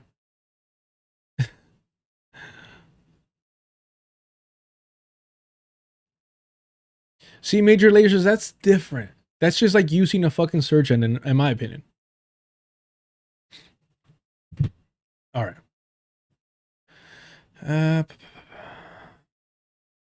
Jesus fucking Christ. I'm over here talking about using AI in the creative process. I don't know if I wasn't clear about that. I thought I was pretty clear about it. You don't think I want like AI to make my job easier? And it's not even fucking AI, but whatever. Yeah. Of course. What the fuck? I don't want to work hard. All right. At the retreat, Smallrick says a group of 5 current and former staff staged what he is certain was a coordinated disruption organized by Ben Becker, reading aloud from the same documents on their phones, with one of them storming out for effect. Days later, Brian Becker interrogated his loyalty for 3 hours because of his refusal to go along with the scheme. Homie, if you're fucking talking to me for 3 hours and you're like, what is this? Interrogating me? And like, you have no fucking legal authority. Like, there's gonna be no legal consequences for me fucking reaching across the table. I'm reaching across the table. But more importantly, I'm not saying anywhere for 3 fucking hours. To be like, what the fuck? 30 minutes in, I would have been like, fucking cry about it. I don't know what to tell you. Jesus. I don't even like say, okay, I'm not gonna get distracted with the AI talk, but okay. Smolrick claims that members of the Brooklyn branch have since resigned alongside him. He also warns that a similar effort to covertly undermine the organizing efforts of members is ongoing in the Denver, Colorado branch. A particularly alarming claim in Smallrick's letter alleges the PSL is now spending hundreds of thousands of dollars to employ software developers to develop an AI-powered secret police system with the objective of spying on members of every PSL branch in the country. Let's fucking go, bro. Let's please do this shit. Please do this shit. Give me a fucking excuse. Give me a fucking excuse. Please do this shit. There's fucking crazy consequences for doing things that I've never done outside. Let the fucking PSL start doing shit like this. And I mean, bro, please, bro.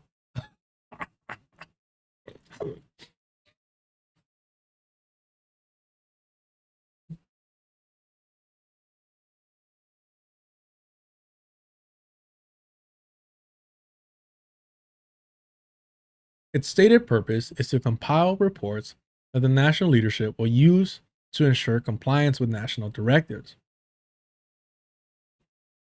Nothing like AI and directive. Compliance with directives. Fucking AI and ensure compliance with national directives. Like, that's exactly what you want to hear. Right? Like, if you're writing some fucking dystopian future fucking novel, what you want to put down, there's certain keywords that you want, for sure, right? Lasers, definitely on there, right? Fog, for sure on there. You name it, right? It's all there. But you need to have AI and you need to have ensure compliance with national directive to really give you that spooky fucking totalitarian feel of it all, right? PSL got a Palantir contract. Shit. Looks like they're trying to contact Palantir.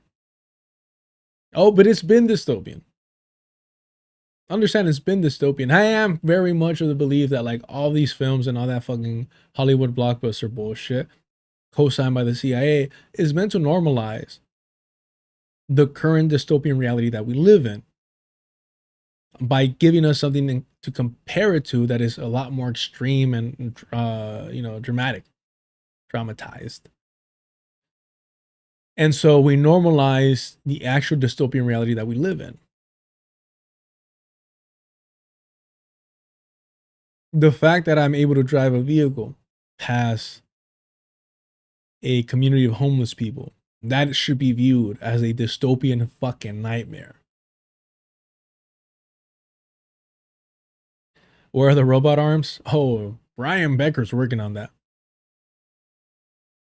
Jacobin is sort of Zionist and racist. Sort of is doing a whole lot of work there, bro. Sort of? No, they are. Not only Palantir, OpenAI is also in cahoots with U.S. military. Sorry, this has already been said. No, you're all good.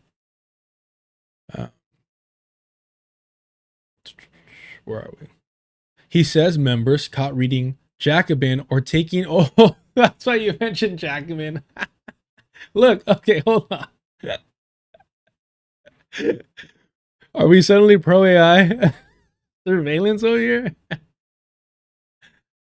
Of course they're gonna be reading Jacobin, bro. They're white.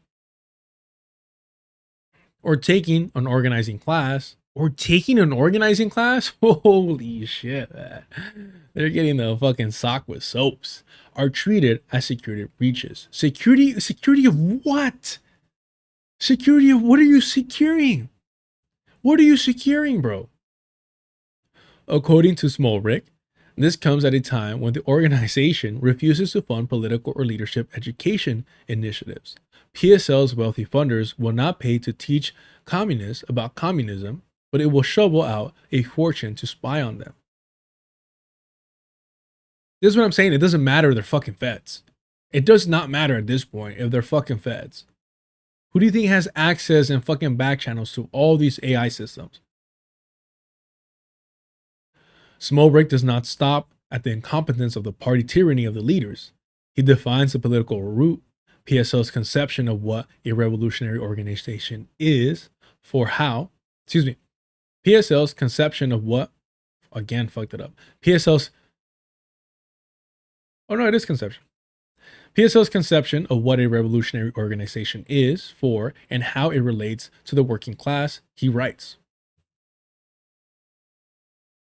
As capitalism inevitably,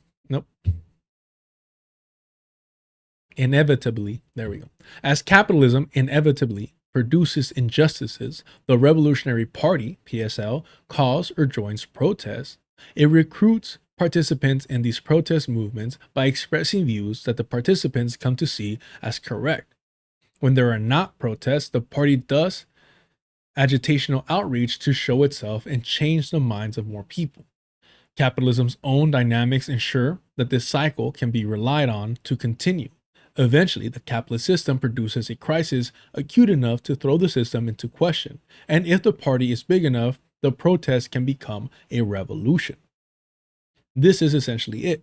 The PSL dresses up this simplistic concept with a socialist consciousness thesis, the idea that unique historical conditions in modern America preclude any path to revolution, but to widely popularize our particular definition of socialism, positioning the party for the abrupt seizure of power at the time of revolutionary crisis. What makes the thesis attractive to PSL is that it explains and excuses the sheer marginality of the organization. If the only road to revolution is the popularization of a given line, regardless of its resonance or lack thereof, with mass struggle, then a group that popularizes is discharging its historic duty. And it does not need to analyze anything beyond assuring the presence of this line in public. Smolrick then rejects PSL's delusional self-conception as a party. He writes, PSL calls itself a party, but by concrete measures, it is an ideological tendency. A party is an organization that can credibly claim to represent a class or a section of a class. A tendency is an organization that gains ground not by organizing the working class, but by gaining influence amongst radicals. Okay. I wonder what page that was on, but we were not going to get there. The PSL has made itself a fixture among the radical left. It is a name almost everyone knows, one of the parties. Ask any American radical to list communist organizations of the country, and the PSL will be amongst the first three named. I mean, fucking. What else do we got? What else do we got going on here, you know?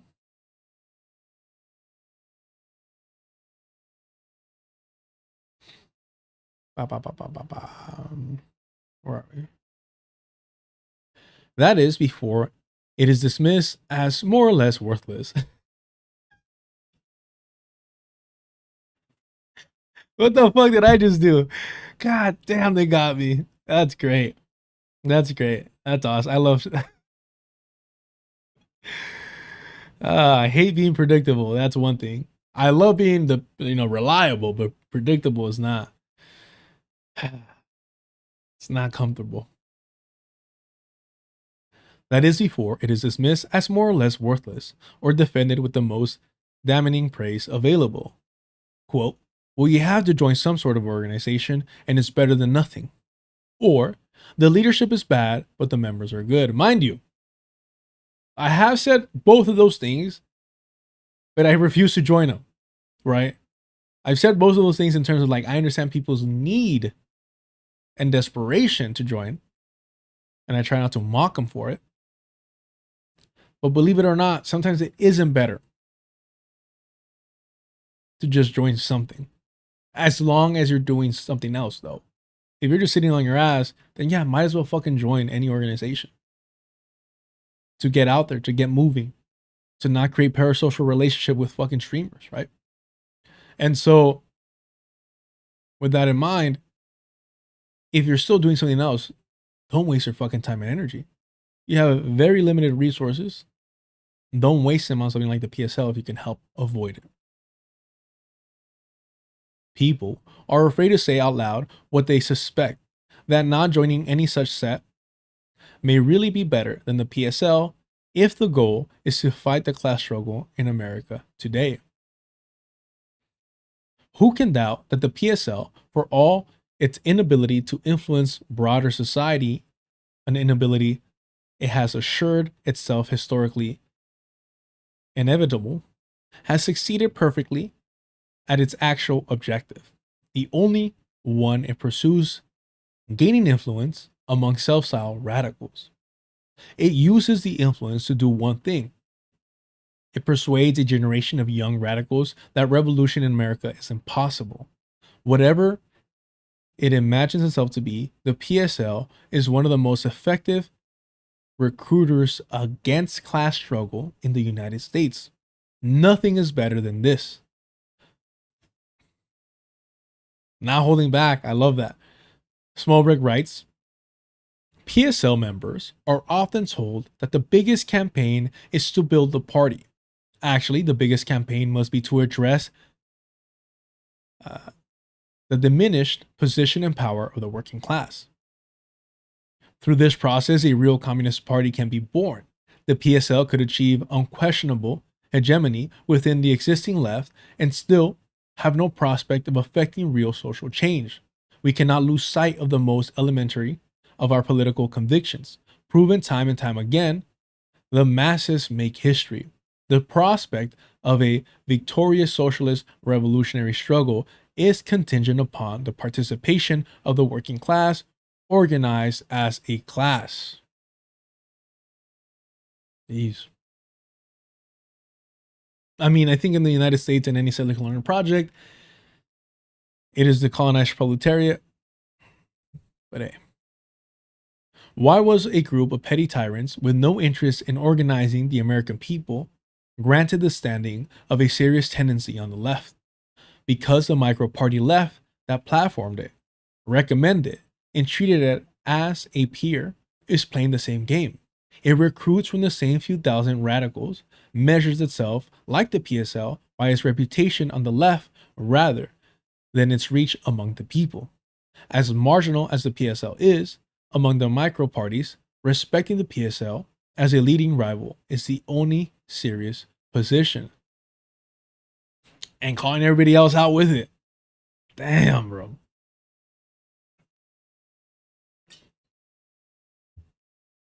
I mean, so far, I don't think I really disagreed with what has been stated here.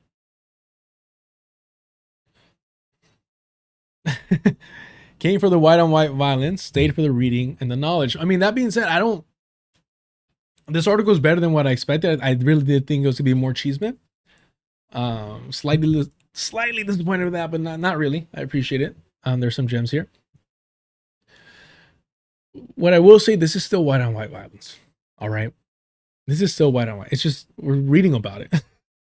We'll watch it shortly. Currently, we're reading about it.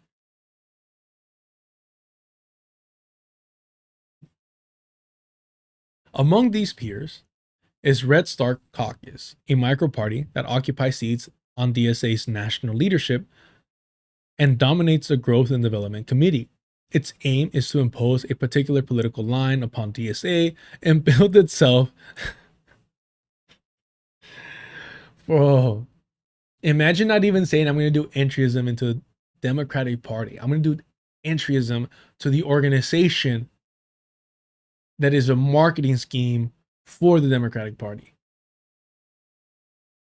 All I'm saying is all the effort and time and energy and resources that you're applying and using for this could literally be used better anywhere else. Donde sea, it doesn't like it almost doesn't fucking matter. Like, use that for something productive, not for fucking second-rate entryism. It's entryism all the way down. It's a human fucking centipede of entryism. God damn, bro. Among these peers is Red Star Caucus, a micro-party that occupies seats on DSA's national leadership and dominates the Growth and Development Committee. Its aim is to impose a particular political line upon DSA and build itself through making itself popular among radicals, treating DSA as a placeholder for the Workers' Party. Oh, God. That this line will one day summon into being. Exodia, I summon you. Treating DSA as a placeholder for the Workers' Party that this line will one day summon into being, and which differs from PSL only in that its turf is the radical milieu inside DSA rather than outside. The American Communist Party assembled into I fucking hate it here.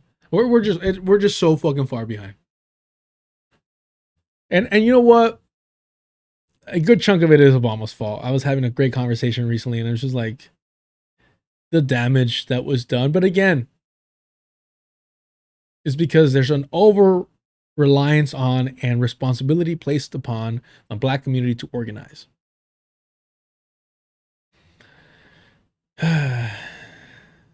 Oh, Shirley, I love this shit. I adore this. I'm exhausted and this is energizing me.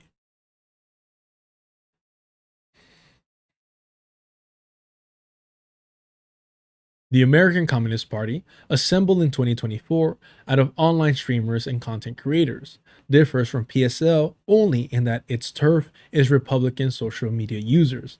The cutting and subdivisions of such turf is how the micro-parties with fundamentally similar socialist consciousness theory coexist.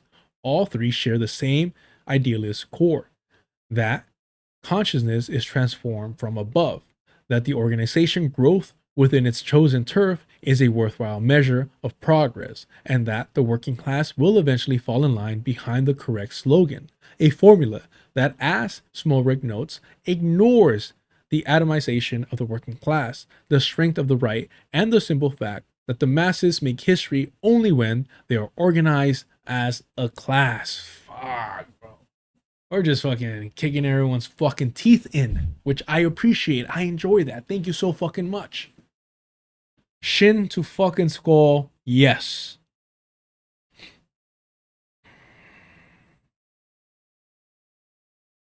The micro parties have all made peace with the same fatalistic premise the PSL built on, that the American people are not capable of organizing politically. that the correct, realistic task is simply to win as many radicals to a given correct line. Having cannibalized the whole of the radicals who tolerate their given line, burn through or frighten away every person this tendency had to give, it now finds it has nothing left to eat and no idea what to do. It has reached a critical mass and its members have begun to think for themselves. Oh no! Oh no! You see what I'm saying? You want people with critical thinking skills. You want people that will challenge and question and push you as an individual and as an organization. And it's all these fucking cult leaders from Brian fucking Becker, Ben Becker to Hassan Piker to George BadEmpanada to Sam Cedar to Emma Vagling. You fucking name them. What they all want is cult members. They want you showing up and fighting for them on their behalf without being acknowledged, recognized, or given any form of repayment. You are all in a fucking cult because they love the fact that you're so fucking ignorant, that you don't think for yourself. Because if you did, you would stop and realize how fucking embarrassing you're behaving. And here's the thing, like, I'm not even, when I say you will get banned if I see that shit and you can't prove that you were already in that community, it's not just that you're embarrassing yourself. It's that I don't want you to embarrass me, bro.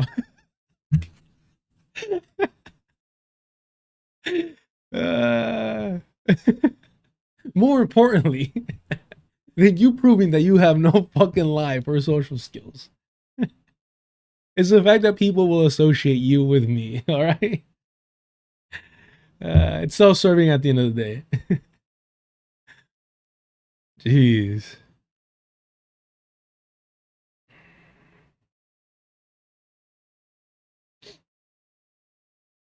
Like, have better things to do. I don't know what to tell you. Smolrick has no intention of retreading the same ground with the same line and recannibalizing the same old radical milieu. As Brian Becker and Gloria La Riva did when building PSL. He is calling for a fundamental course correction. He and his supporters recognize that the PSL is a dying effort not merely because of its decrepit leadership, but because of its political orientation. Smolrick, however, was himself a chief author of that orientation, which leaves important questions. What will he keep? What will he add? And what will he abandon? To succeed, he and his people will have to do more than discard the WWP PSL playbook. They will have to build a politics that actually constitutes the masses as a historical agent. What the letter has on offer is a critique of the PSL. But it is not yet that new politics. It is only re-invocating. No. It is only a re-invocation of the basic communist ideas that the PSL long ago threw away. Smolrick and his supporters depart the PSL with substantial political goals and substantial baggage. Whether they will be able to free themselves from this baggage and reorienting themselves towards a struggle for communism in America will be answered the only place such questions are in practice among the people the PSL had long given up on. I butchered this last paragraph, but that was pretty nice. My apologies. Let's run it back. Smolrick and his supporters depart the PSL with substantial political goals and substantial baggage. Whether they will be able to free themselves from this baggage and reorient themselves towards the struggle for communism in America will be answered the only place such questions are in practice among the people the PSL had long given up on. Now, this is solid work. This is solid fucking work. Again, that being said, Walter, step the fuck back. If you have these skills, Be a fucking ally. Don't think that you have all these answers. Help spread the knowledge of the mistakes that you've committed and contributed to. But that portion about the abuse, covering up, ignoring, and engaging in it, what I'm specifically questioning though, I mean, whatever abuse it was, that already should, for at least a good amount of time, prevent you from being in any leadership position. But if we're talking specifically about sexual allegations against PSL leadership, if you help to cover that up, you should not be in any form, in any fucking position of leadership. If that is the case, you personally failed people and you're involved in their fucking trauma. If that's the case, I wish I knew specifically, but goddamn, bro, like brevity and all, right? I'm leaning that it's not the case only because I think that would have been clarified in this article.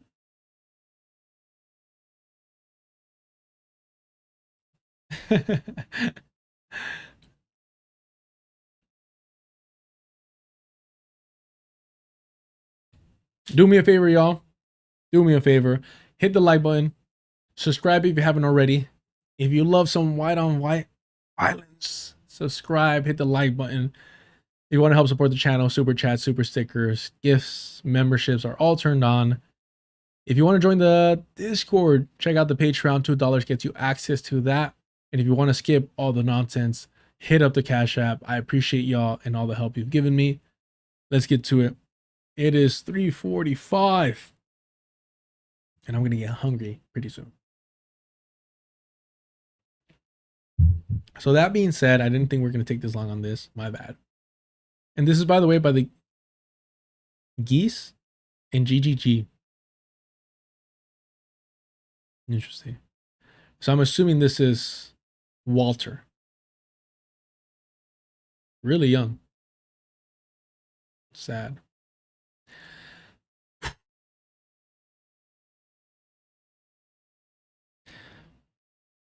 Sometimes I have the ability to put my foot in my mouth.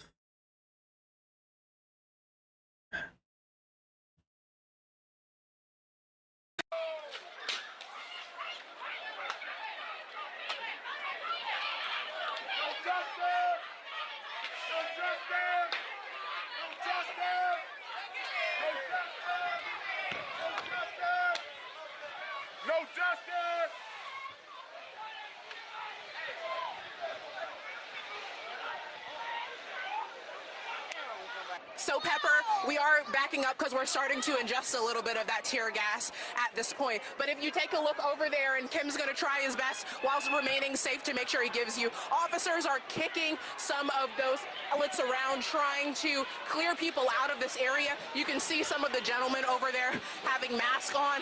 Obviously, a lot of people, as you heard, were crowded around this Walmart, as you said on Sunday. That is where the shooting happened. And many of people were trying to make sure they were advocating for the Senatobia community, for the greater Mississippi community, and particular, they tell me, for Black communities. Now, I apologize again. We're trying to back as far away as possible because the tear gas is slowly but surely moving in our direction. But you can see plenty of people are scattered around this. You don't even have to be right next to like the main area of the tear gas, especially if you're talking the way she is, you know, taking deep breaths. Like that shit will get to you quick. People are scattered around this Walmart trying to make sure they are remaining as safe as possible. People have been telling me all day today, excuse me, sir, people have been telling me all day today that they are trying as much as possible to keep one another safe. Excuse me.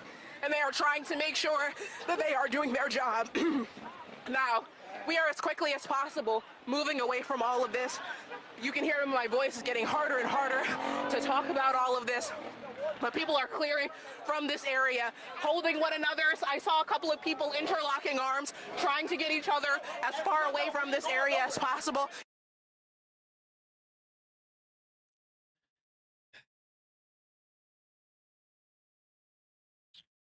Okay. Let's get to this. Let's get to this. I just want to be, yeah. Just as a reminder here, fuck all these organizations that dismiss the black community.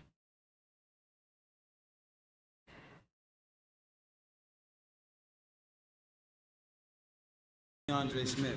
And this is exactly what's supposed to happen when an injustice is happening in your community. When you have kids getting killed for nothing. I was here. I was here. I was out here. That's all I can say. I was out here with the community. That's right. That's all I can say. I was out here standing side by side with the community. I mean, I don't think it's over, honestly. I think they just got a taste of what fighting back means.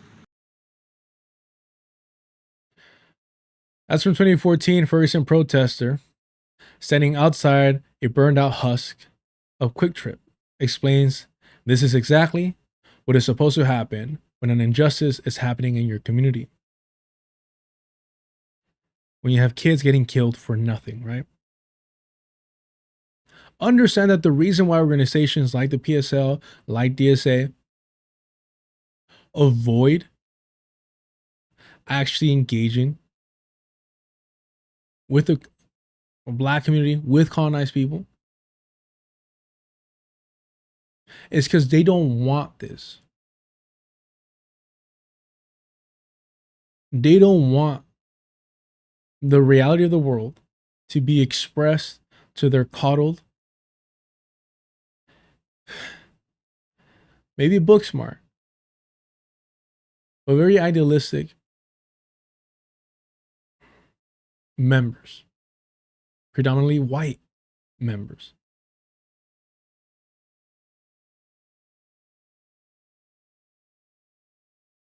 I think they got a taste of, in St. Louis. In St. Louis, the last state to abolish slavery. Do they think they still have power over certain things? I believe so, because they're doing stuff like this and getting away with it. People ain't fighting back means. I think they got a taste of, in St. Louis. In St. Louis, the last state to abolish slavery. Do they think they still have power over certain things? I believe so, because they're doing stuff like this and getting away with it. People ain't saying nothing. They're not doing nothing across the country. They not going for it here. St. Louis ain't going for it. This is how they eat here. This is how they receive money. Businesses, the taxes. Police stopping people, giving them tickets, taking them to court, locking them up. That's how they make money in St. Louis, right? Traffic, everything is all about money in St. Louis, right? So when you stop their flow of income, when you stop their whole everything, their business, what they organize, they have certain things in a certain way, right? Secret society type of deal, right? We're gonna eat and you guys are gonna starve. Gentrification, put you in a certain neighborhood by yourself and see if you can starve in a proper way. And it's like, obviously there's gonna be some rawness. The secret society stuff, it's just capitalist. It's just capitalist, right? But again, not off the mark in terms of like, we're gonna see how far we could push you. To where you're not able to resist, to where you can die off. It's not going to happen.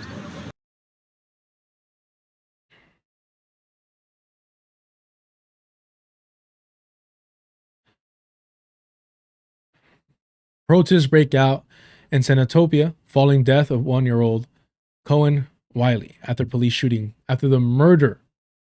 police murder of Cohen Wiley.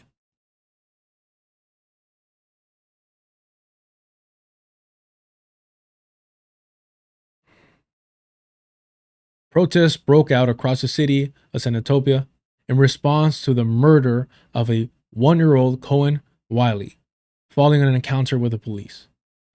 Crowds gather in the Senatopia City Hall Tuesday evening while city leaders met inside. People later protested outside the city Walmart, where law enforcement deployed tear gas to deter the crowds.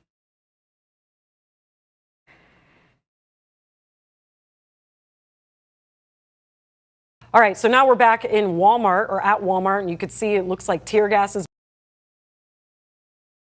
According to the Mississippi Bureau of Investigation, law enforcement responded to a shoplifting call on Sunday, June 14th, at the Walmart on US 51, encountering 2 adults and a child. The MBI claims that officers tried to stop the vehicle, but the driver drove towards them.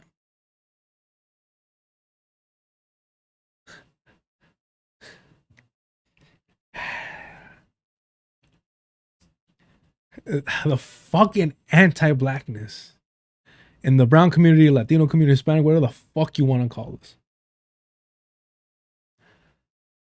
Ooh. ICE was just doing this shit. Of course, the pigs have always been doing this shit.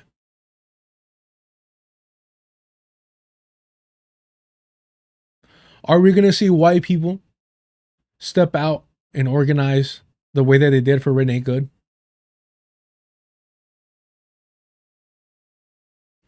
Are we going to see white people step out and organize the way that they did for Renee Good?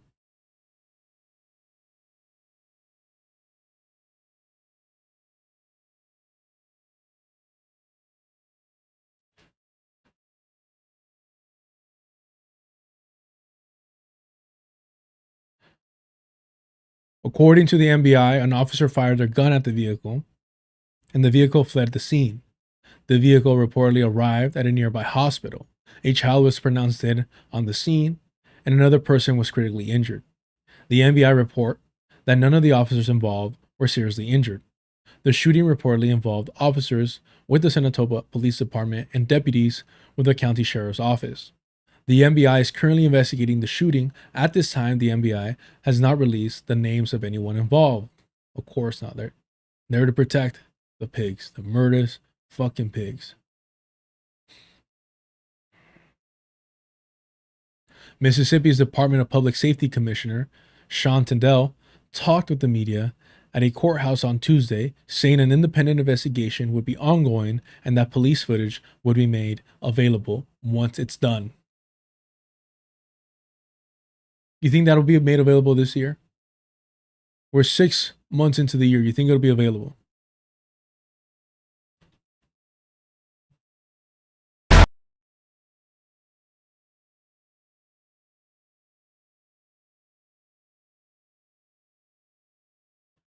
I would like to ask that the public maintain patience as much as possible, Tindell said. I know this is a very frustrating time.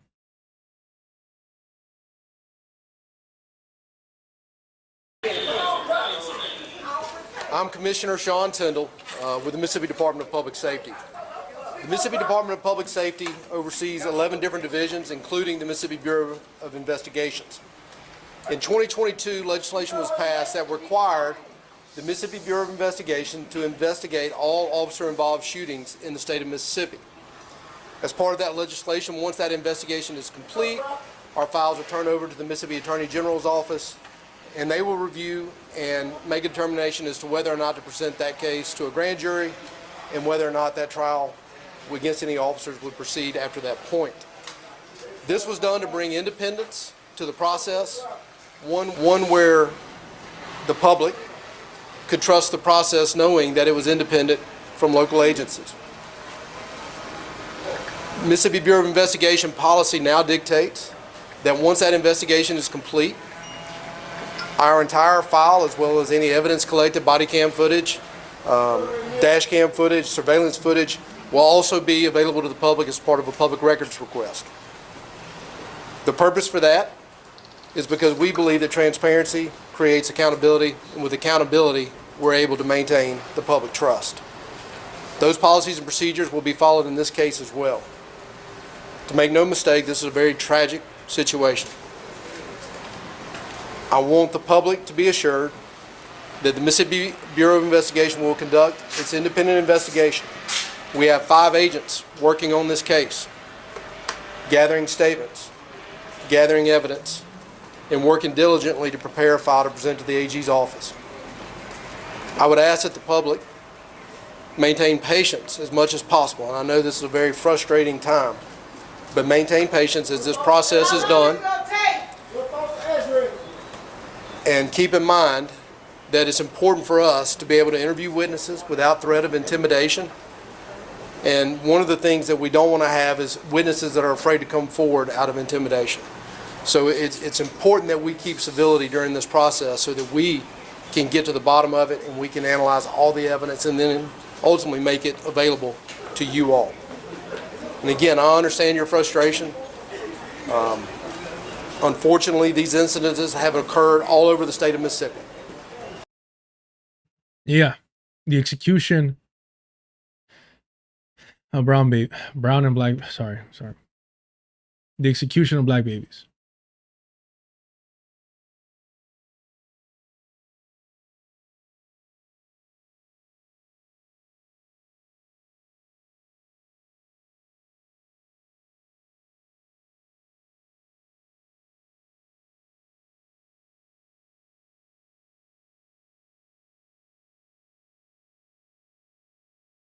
Damn, I know why I just stumbled with that, and it's scary.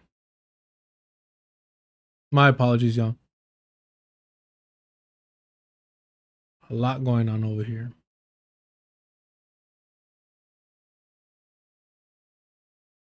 But this,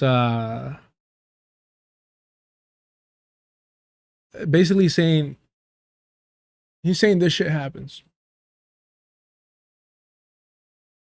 As if somehow that's supposed to settle people down. No. We kill your children all the time. So don't act out of the ordinary for something that we've normalized. It's Mississippi after all. It's the United States of America after all.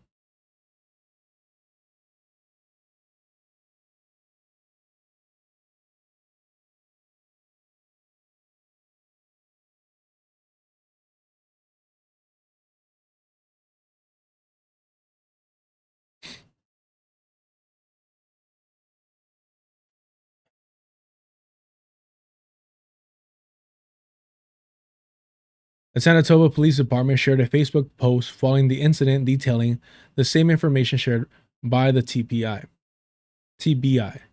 We are committed to full transparency as the investigation process and facts are verified. We will share as much information as possible.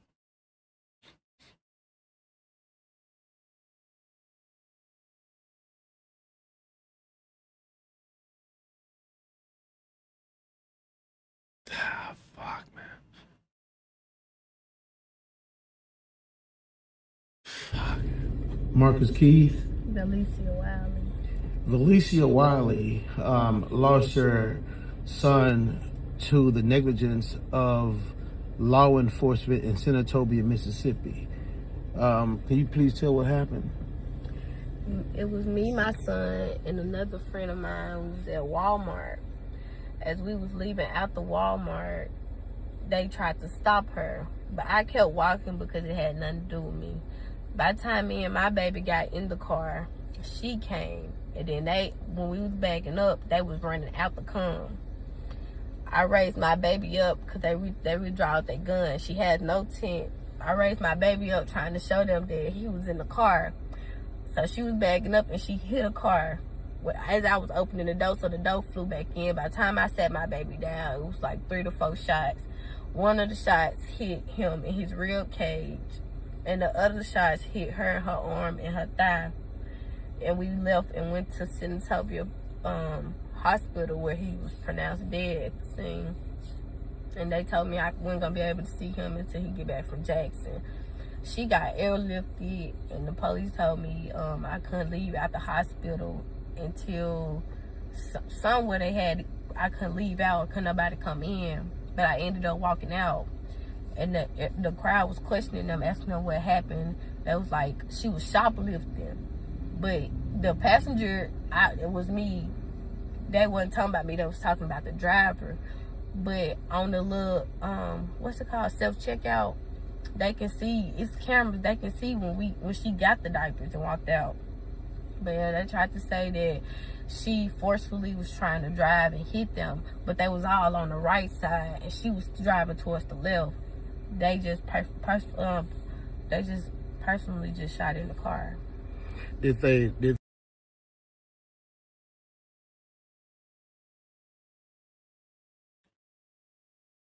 Man,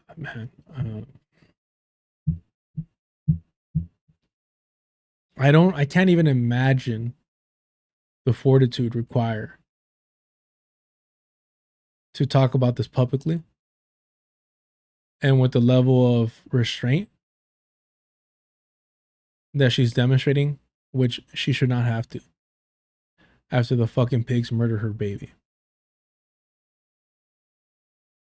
And if it was over diapers, allegedly, right? Yep, if it was over diapers, it's so abhorrently disgusting. Honestly, it wouldn't matter what it was over. It shouldn't matter to anyone. But the fact that it was diapers, something that is a necessity for a baby, and they killed that baby over it. Of course, allegedly, that is, according to them, even in their own fucking stories, it is sick and demented and twisted. This whole thing of spiritually Israeli has always annoyed me. Because this is what white people have been doing here and have been doing everywhere they go. Murdering babies and stealing their bodies.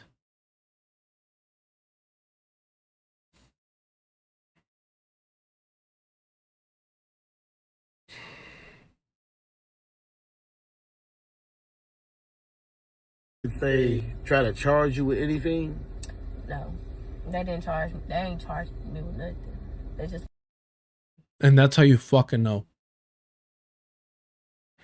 Because if they had anything, they would have charged her in order to smear her. If they had anything, they would have charged her in order to smear her and place the blame of their murder of her child on her. You know that. We fucking know that. Let me go. They didn't say nothing. They just kept telling the crowd that they were shoplifting. But I don't know if they found anything because there's nothing to find. Okay.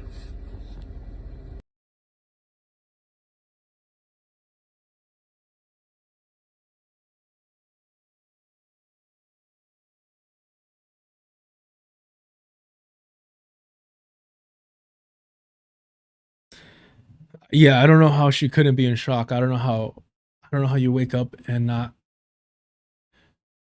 hope that it is the most horrific nightmare imaginable.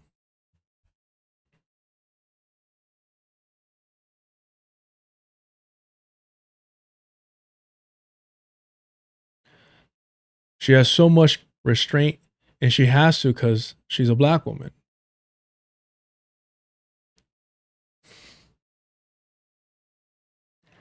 You can't even mourn your baby. And we all know what they're gonna say, as if she even shows an iota of emotion.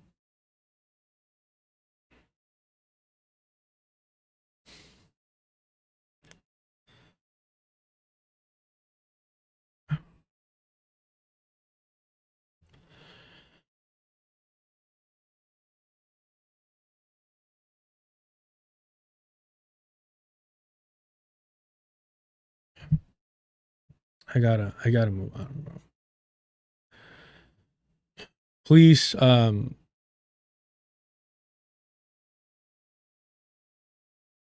please keep an eye on that story, and I'll try to do the same. I don't even know how to move on from this. I'm sorry. Give me a sec. I don't want to listen to some of this stuff. My apologies. I wasn't ready to hear her talk about it. And that's also such a fucking privileged position for me to say, but how to transition from this is difficult. But there was no way that I wasn't going to cover that. There was no way I wasn't going to cover that today.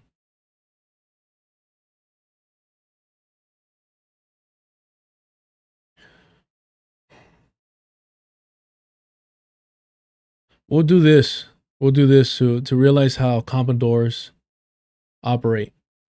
And of course, it's brought to you by Zateo.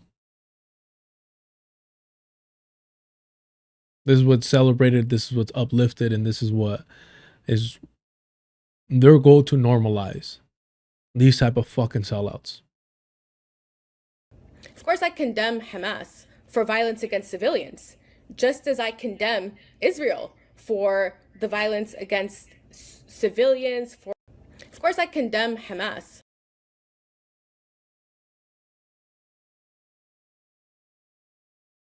I know you don't want to talk. They don't even have to ask anymore. They don't even have to press you anymore. Time and time again, we see it done willingly. Because these Commodores feel safe and comfortable in it now. Now it's a matter of fact. Now it's not a big deal that you condemn them. Before, the only big deal wasn't that you condemned Hamas. It was that it was the first question asked. But notice how all the radlibs weren't saying, no, we support Hamas in any decolonial, anti-imperialist armed struggle. You never heard that. What you heard was, oh, why are you saying condemn Hamas? What about? But you never heard them actually say, no. Unconditional fucking support to indigenous people fighting for their liberation.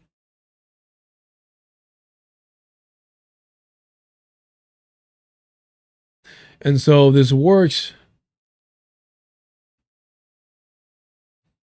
because you have a brown woman, the headscarf covering. And so you had the signifiers and the symbolism there to say, well, if she's willing and able to condemn Hamas, then obviously they're a force that must be condemned.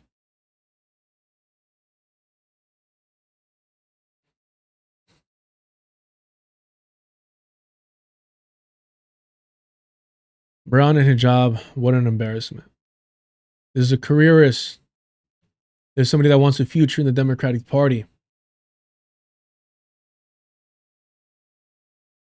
This is exactly what happens when the Democratic establishment sets the terms of the conversation. The moment you step into its orbit, you're expected to play by its genocidal rules. Condemn resistance before speaking about Palestinian suffering, explain the reaction before acknowledging the crime, justify the oppressed before confronting the oppressor. How can you, as a Palestinian who has watched the Zionist occupation take so much from you and from your Palestinian brothers and sisters your entire life, sink into parroting Democratic Party Zionist talking points? How can you see Gaza's children pulled from beneath concrete with their limbs torn apart, parents clutching the bodies of their sons and daughters in Ziploc bags, families burned alive, children orphaned, entire neighborhoods erased, and Palestinians driven to hunger and forced displacement, and still become one of the voices helping legitimize the Zionist system responsible for it all? The creation of Israel, by definition, demands the genocide of Palestinians. Any form of Palestinian resistance is the justifiable reaction of 78 plus years of Israeli oppression and genocide. Shame on you for throwing Gazans aside for political gain. What a big shame. And of course, if you're not following them already, this is the individual, I'm blanking on their name, my apologies, who called out Zohran Mamdani for weaponizing, utilizing Palestinian life as a campaign tool.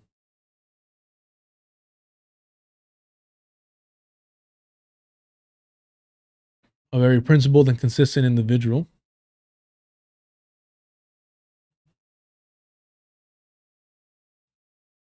Let's see if we can find it here. Here it is. Together on June 24th, we can send Andrew Cuomo back where he belongs, the suburbs. What do you say? I have a question. What do you say about politicians that constantly reaffirm Israel's right to exist? Because people like me are constantly attacked by politicians for standing up for Palestine, and you are constantly defending the right for Israel to exist. My family is in Palestine right now, constantly under attack, and I'm hearing you say free Palestine, but also Israel has the right to exist. Don't be hypocritical. Don't be hypocritical and say free Palestine when you're also defending the right for Israel to exist. It does not have the right to exist. It does not have the right to exist. It's not your land to say it has the right to exist.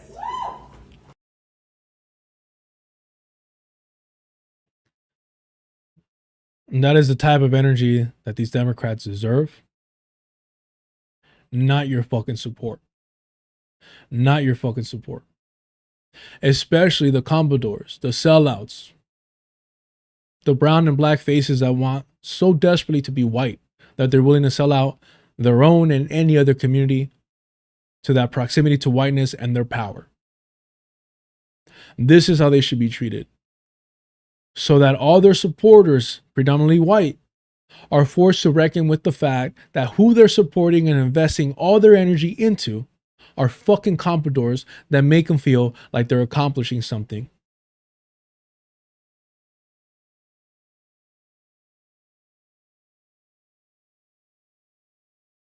How many of these rad libs don't celebrate Zohran Mamdani? How many don't recognize him as a fucking Zionist sellout? As a sellout to Zionism? So just an incredibly consistent person. And this is the individual who was calling out Aber for Senate. Can't wait to see them on the Majority Report. Can't wait to see them on Hassan Piker's stream. Can't wait to see how Kyle, KKK Kulinski, and Crystal Ball supporter. That's if and only if a white person or a Jewish white person isn't running against her. Then you'll see them pull back on their support for her.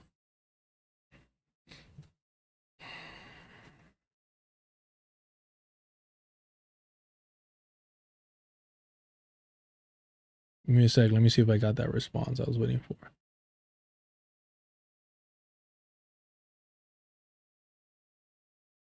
Perfect timing to read this. God damn, this is going to be a long stream.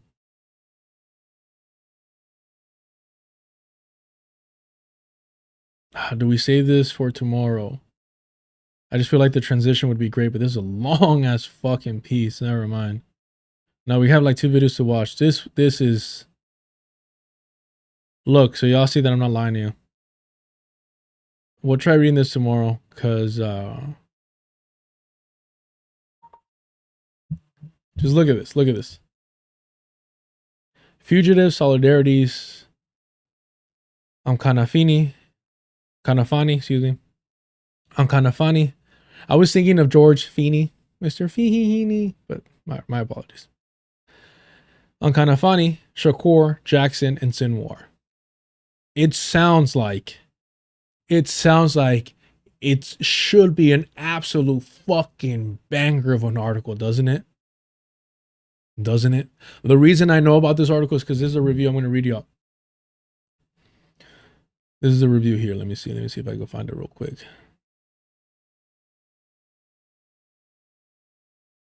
Here we go. The review states, where are you at? Fuck, it'll be easier if I just go to my post, I guess. Imagine writing an article comparing George Jackson to Yahya Sinwar for flex points, and then turning around and saying that comparing the Black/New African struggle to the Palestinian struggle is ridiculous, and then justifying that by saying you're a third worldist. Amazing stuff. Actually, let's just read this breakdown, and then we'll see if we're able to read this tomorrow.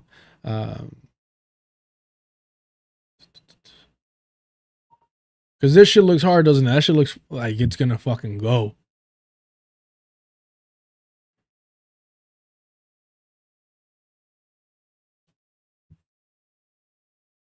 Let's see here.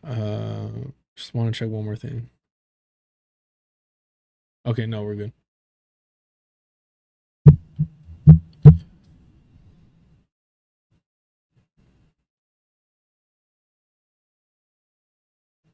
Here's the thesis. The Palestinian Solidarity Movement in Here's a thesis. The Palestinian Solidarity Movement in North America has undergone a major shift in the past 30 years. Where it was once taken up by actual anti-colonial and anti-imperialist revolutionaries, it is now largely confined to college campuses. That is why it is so difficult nowadays to convince the average oppressed person in the US to find common cause with Palestinians, because most of the people they see around them who are advocating for it are college students and elite intellectuals who also see it as a single issue. This is the exact strata of people most likely to deny the existence of oppressed nations within the so-called United States. So, if that is your leadership, you pretty much got a receipt for making your movement ineffective. From there, you get the perception, not unfounded, that oppressed people here have nothing in common with Palestinians, since the leadership of the Palestinian struggle in the core indeed does not seem to give a shit about them or attempt to find common cause with their struggle. Everyone keeps asking why the Palestinian Solidarity Movement in North America has achieved nothing. Well, here's a good place to look for that answer. It's because you've isolated yourself from every potential ally that could actually help you by insisting you have nothing in common with them. The last major uprising in this country were about police brutality against Black, New African people, and about military violence against Palestinians. So why isn't anyone asking how to bring these movements together?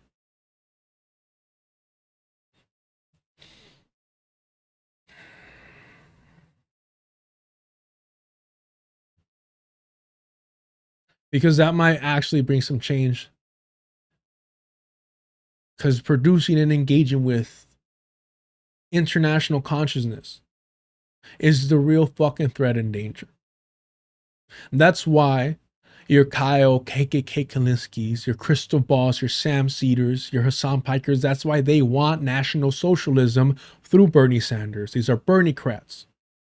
And that's why they want Grant Plattner in the White House.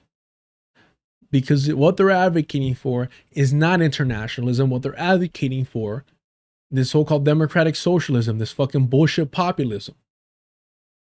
Remember, populism here in any settler colonial project that has achieved a settler majority will benefit the settler. That's why they advocate for that shit.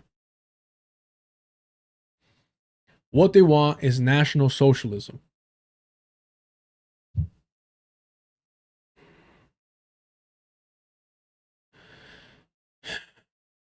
I kind of do want to read this piece. I'm not even going to lie to you. I can't help myself. By Dylan Sava.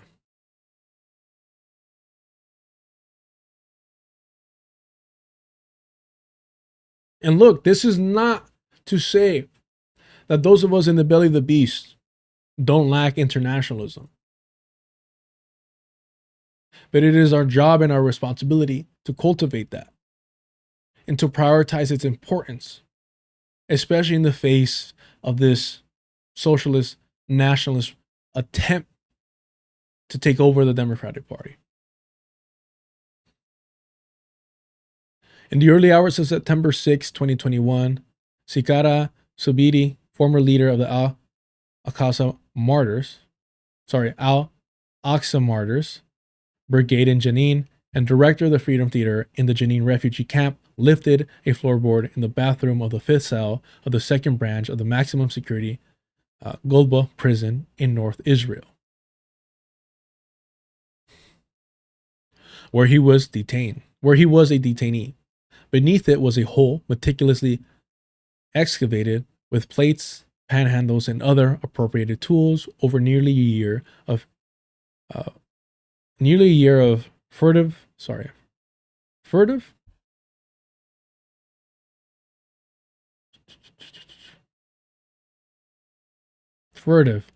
attempting to avoid notice or attention, typically because of guilt or belief that the discovery would lead to trouble. Secretive. Huh. I didn't know that one. Which I can say about a lot of things. Over nearly a year of furtive, I keep saying it wrong, but anyways, planning into it, along with 5 Palestinian Islamic Jihad members, also inmates, disappeared around 20 minutes later. They emerged in the prison yard in a nearby watchtower. The sentinel staffing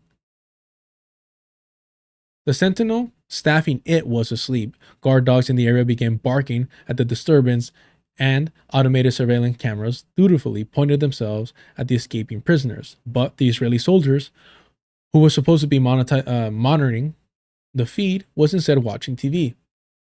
The Zubidi, Jesus, I'm struggling, I don't know why. And Zubidi and his comrades slipped off into the night. Within 2 weeks, all had been rearrested, the result of an intensive manhunt. But the impact of the what the fuck is happening? But the impact of the dramatic escape reverberated across the historic Palestine. It had been one of the largest prison breaks in the country's history and transformed the prisoners into symbols of Palestinian perseverance, steadfastness, and resistance. Though they were ultimately recaptured, the effort was more than worth it. Upon this, Jesus fucking Christ. All right, I'm tapping out. I know what it is. And that's just giving me a headache. All right, we're going to skip to this. My bad. No, we kind of have to go over this. Hold on. I got a fucking headache. Yeah, I know what it is. And I'm doing it to myself.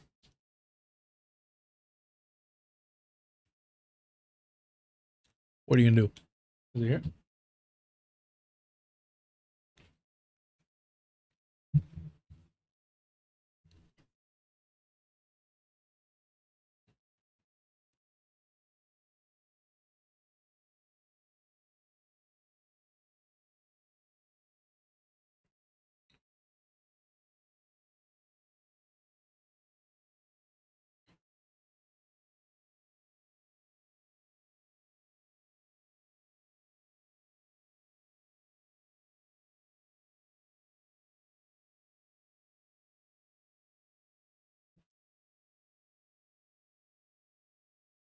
Oh, I'm so sorry.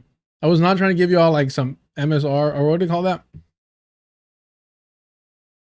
What do they call that? I'm sorry if y'all heard me chewing. My apologies. That sucks. I'm sorry. I personally hate that shit. ASMR? Yeah, I have to cover this. If anybody wonders why I have like an extra seat cushion and it's always like sliding. It's fucking annoying, but it's comfortable. It's annoying, but it's comfortable. I don't know. I guess with the chair that I have it with, it doesn't like stay in place. I'm always fidgeting too, so there's that. Yeah, I'm sorry y'all heard that.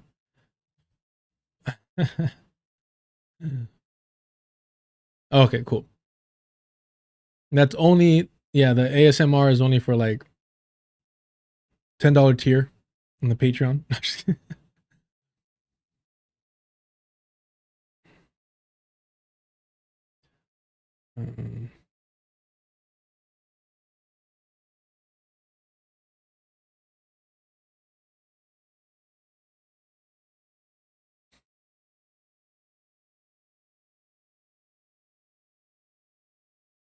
All right, let's get started.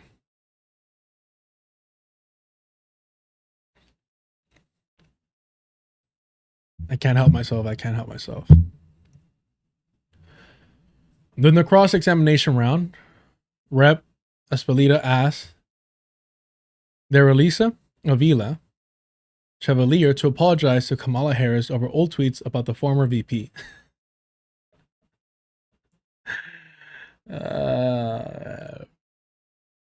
These Bernie cats are fucking spineless.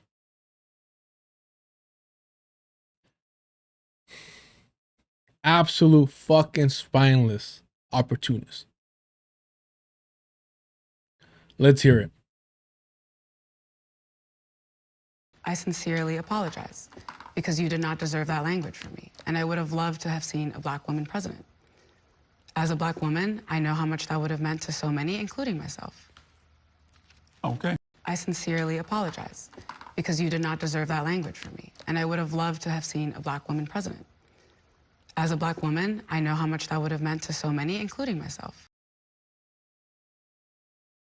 I mean, we saw. God damn it, old Jadal. Now I want some fucking fish tacos. God damn it.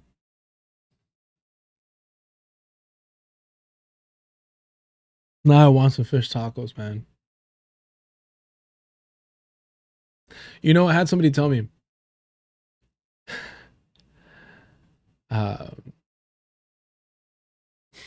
That the first couple of times that we interacted, they had noticed that I had gotten tacos like every day. And I was like, I swear that is pure coincidence. I don't actually go out for tacos like that. But I'm also not going to deny it. But I think in my defense, one of those times I did go to a taco truck, but I got a torta. Because I was craving like frijoles, but I like, anyway, all right. But now I'm really hungry. Fuck you fools, man. All right. That feels racist. As all friendships are built upon, as all relationships are founded in, as all long life endeavors are cultivated through.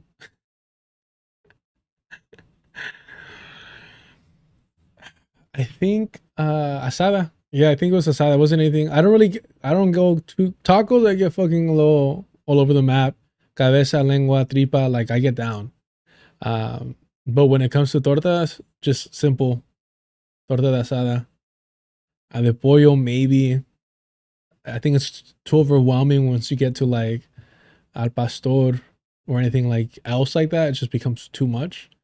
Where I could have like tres tacos al pastor, dos de asada, dos de pollo, uno de tripa, dos de lengua, like that. I could vary it, but in order for to eat a torta, I need something more like a little bit more down the middle. But yeah,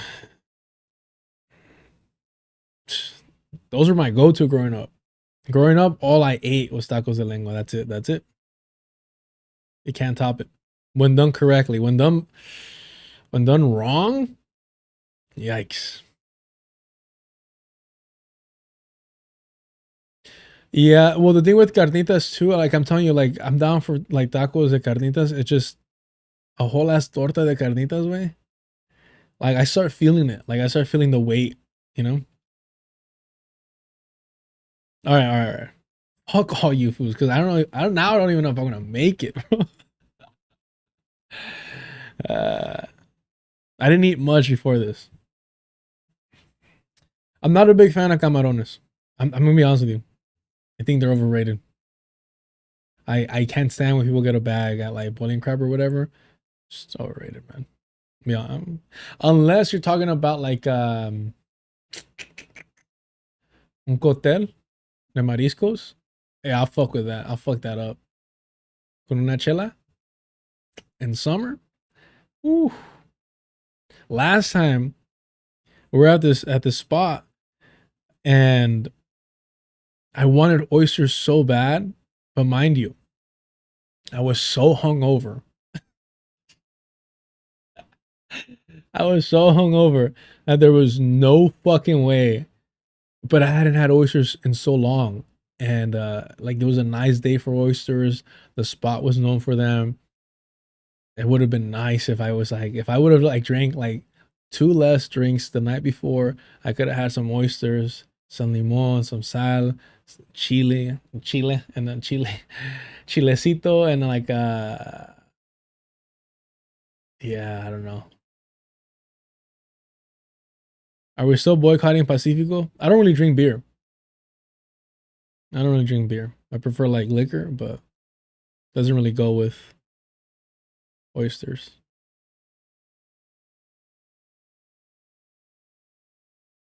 My boy said he brought up Chipotle. Look, when I was vegan, Chipotle was like a fucking godsend.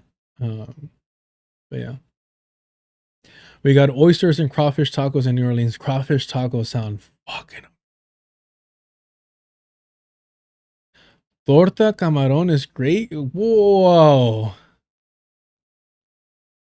I don't know. I don't know. I could see that, but I would want the camarón deep fried. I could see that, but it has to be deep fried. Tequila mezclad vodka. I'm sorry. I'm a bad bean. Vodka. I'm a vodka drinker if I drink. But mezcal preferably. Tequila for me is straight fucking like disinfectant. I'll drink it, don't get me wrong, but fuck, man. That's difícil. You know, I mentioned this before. I just had Peruvian ceviche not too long ago, and that shit is peak. Will the deculturation cookbook be on the Patreon? I'm a horrible cook because when I was learning how to cook, or the age where I was really learning how to cook, like for myself y todo, I went vegan for like 3-4 years. Probably like 2-3, my bad. Stolen valor, like 2-3 years. And so everything I was making was like quick and effective, like bulk fucking garbanzos, frijoles, arroz, a lot of like steamed vegetables. I wasn't getting fancy with anything. So it's bad. It's bad. Potato vodka? All right. Back to it. Pathetic, spineless, glorious to witness. It's a California Post. I don't care about that. What I'm here to read is this shit. I have no nuance to add. Fuck Kamala Harris. This is the type of energy that you want. This is the type of energy that Mamdani had to an extent. And what do? They all walk this shit back. It gets better. I'm never giving my vote to a rapist.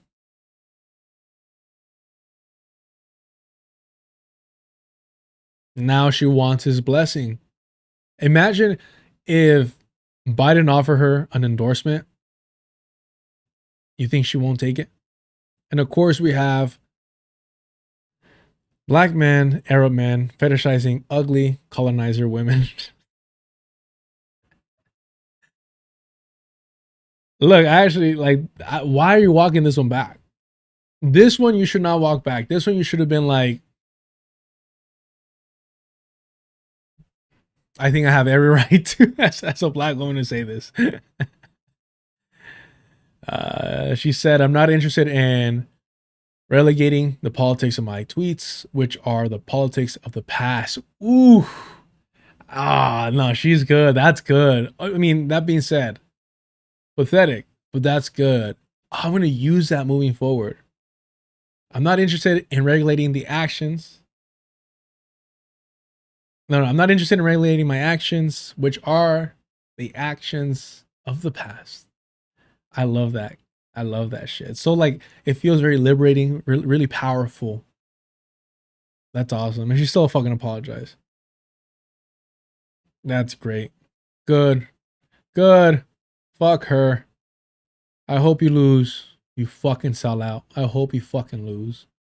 But then again, it's a double-edged sword of like, I want them to win at the same time, like Plattner, Mamdani, and this individual, to just continue laughing at fucking rad libs.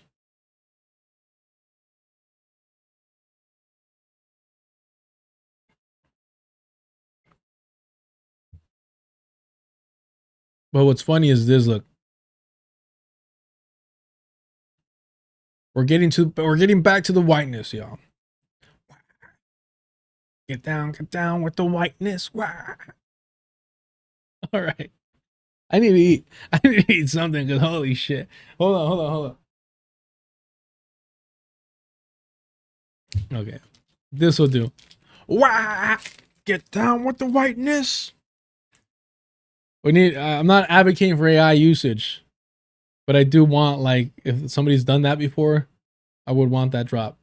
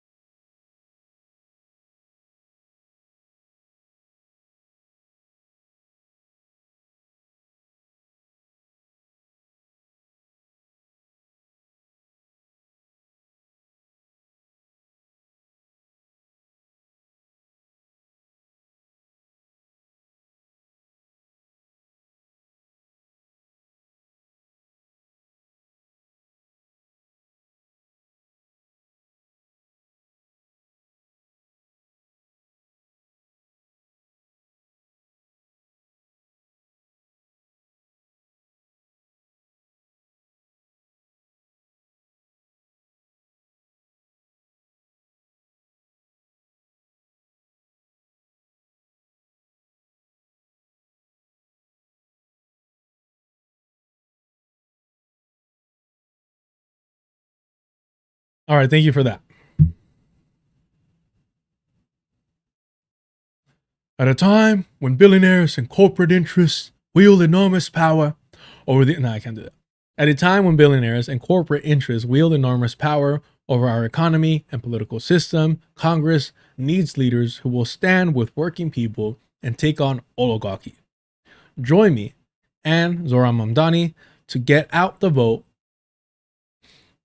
for a Get Out the Vote rally in Brooklyn on Thursday. I can promise you this, y'all.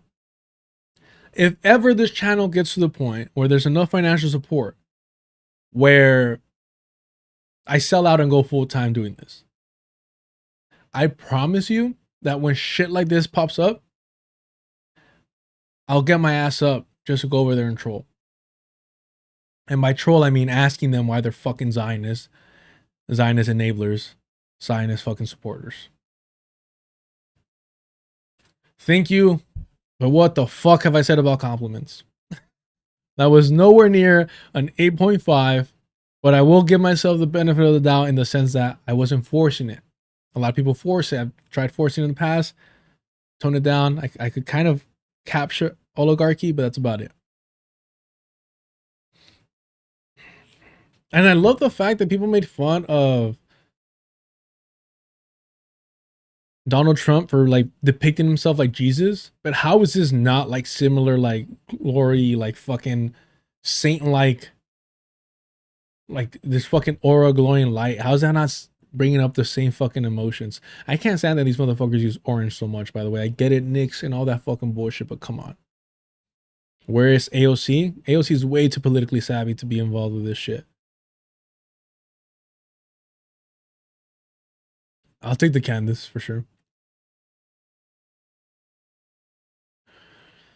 This individual here, Boss Man says, perfect picture of counterinsurgency. Justice Dems actively scouted Deralisa Avila Chevalier. Fight agency scouted Claire Valdez. Like Zoran, both appear to have genuine leftist beliefs and are being neutered in real time. Oh, no. They don't have genuine leftist beliefs. Otherwise, how would it be so easy to fucking neuter them? It does look, yes, okay, I'm glad I'm not the only one. It looks like biblical imagery, for sure. But again, it's a softer touch. So it's harder to mock than what like someone like Trump does. But it's still the same attempt to draw the same emotions from your target audience. Now they're posting with Zionists to promote them entryism. I mean, other than the genuine belief stuff, I agree with everything here. And of course, Mike from PA here to save the day. One of the features of brain dead leftism, which is fucking hilarious, bro, for him to talk about anyone's intelligence. It is the lack of self-awareness from these liberals is astonishing. One of the features of brain dead leftism is the idea that Bernie fucking Sanders isn't platforming strong anti-Zionists. They are platforming him. Where are the strong anti-Zionists? The literal Jew that was bragging about funding, or the EBET. How do you say that? The is it EBET? IEBET, some shit like that. The Israeli system. EBET. Is it EBET? Okay. Actually, I think there should be a post here about that. Hold on. No.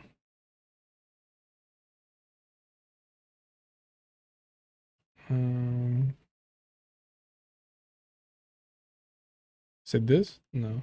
Okay. Huh, I could have sworn it was that.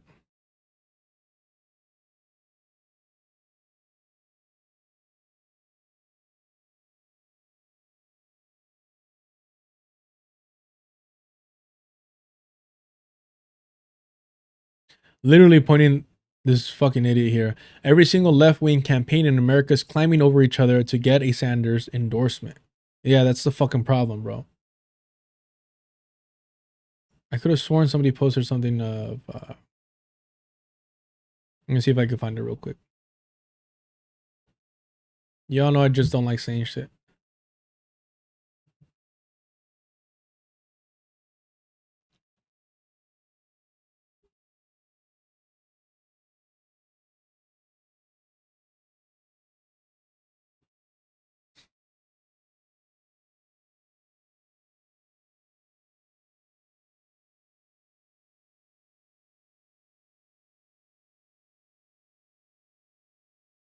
There we go. I want to turn to a Daily News article about Israel bonds. And the question was raised to you, would you divest the city from Israel bonds if you should become mayor of New York? Well, first, let's be clear. I'm controller now. These are the investments. I make them, and I do not support, and I have never supported, boycott, divestment, or sanctions against Israel. The New York City pension funds are proudly invested in many Israeli-owned companies, tech companies like NICE, LTD, Elbit Systems, Mobileye, Teva Pharmaceuticals. Now, our pension funds don't invest directly in the bonds of foreign countries. So we don't have Canadian bonds or British bonds or Israel bonds. But as I say, we are invested in many Israeli companies. And no, of course, we're not going to divest from. Of course not. Why would he? Why would he divest from them? Come on now. Actually, one last thing here. Really Twitter heavy day, which I don't like.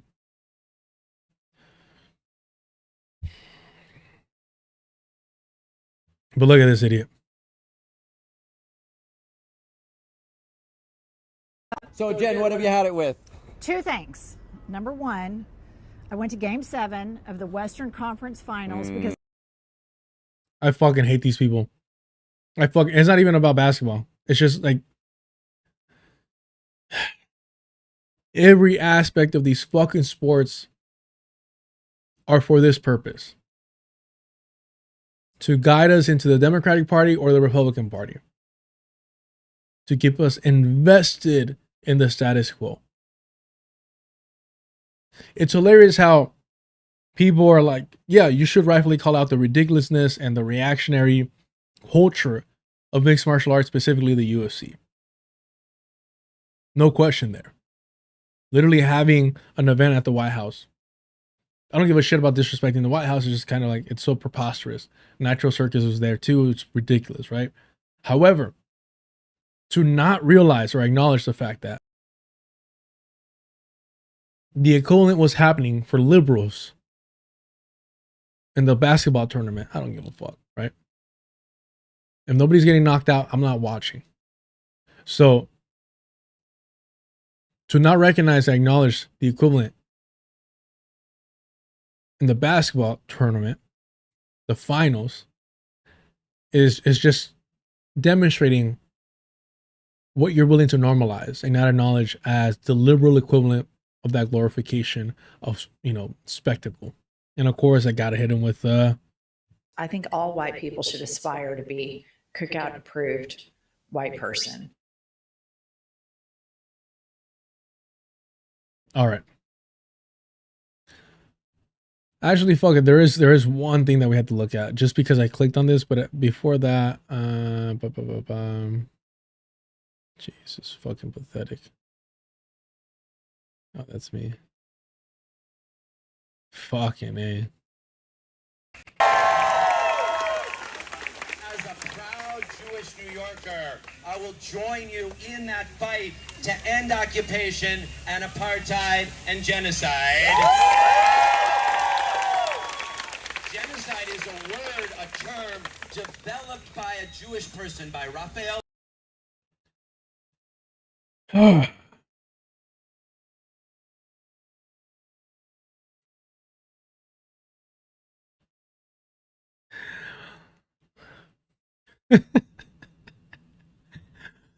Fuck it. Fuck it. Fuck it. Fuck it.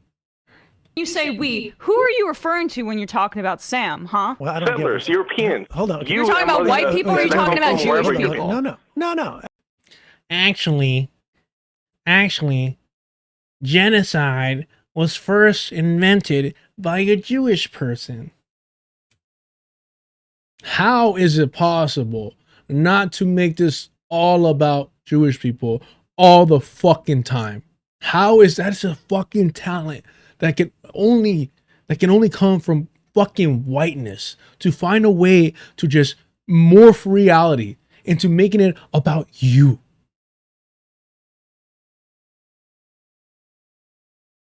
The fact that Zionists are single-handedly providing the best fucking anti-Semitic propaganda possible, god damn. Developed by a Jewish word, a term developed by a Jewish person, by Raphael Lemkin, who lost 49 members of his family to the Nazis, and who knew that genocide had happened before, and that it would happen again, and that we had to name it and fight it together. That's right. Did I mention the Nazis? Did I mention the Nazis? We lost people too.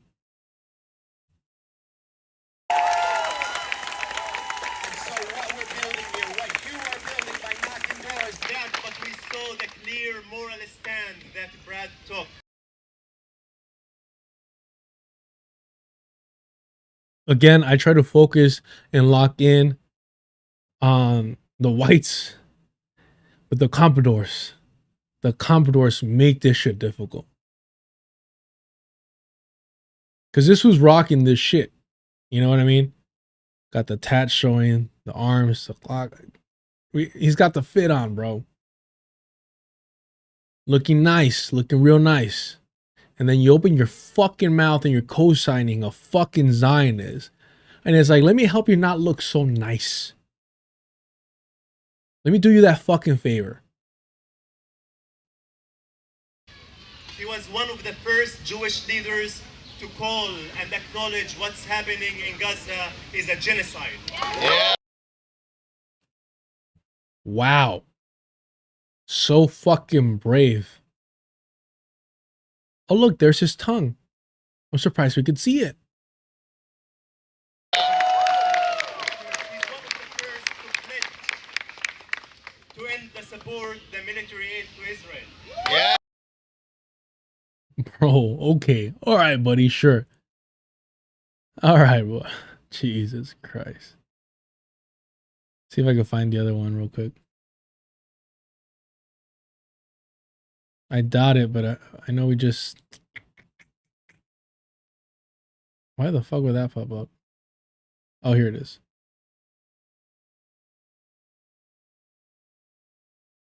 God damn, it's about to be 5 and we haven't got it started on the main shit. Brad Latner, a Zionist who invested NYC pensions into killing more Palestinians. Aberkawas condemns resistance against an occupation force that mass slaughtered, tortured, and sexually assaulted hundreds of thousands of Palestinians. Darelisa Avila Cavalier condemns the same resistance and thinks you should have voted for killer Kamala, who literally let this genocide happen.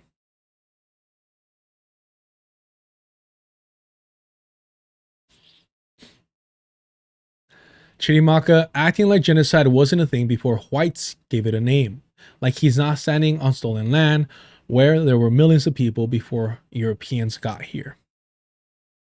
Yeah.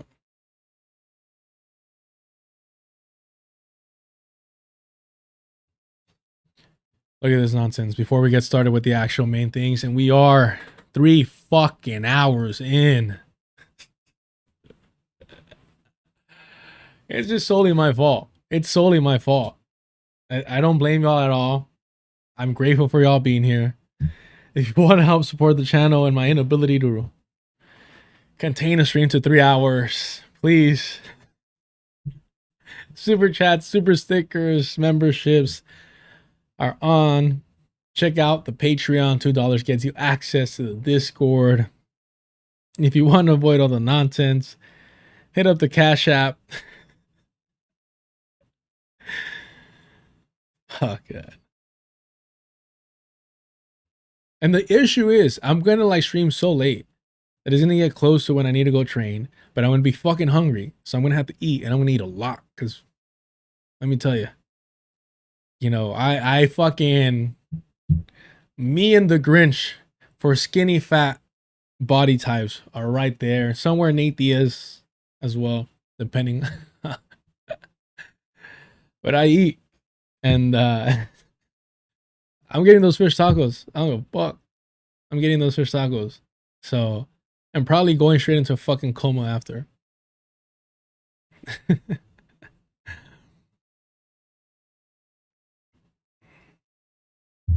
All right.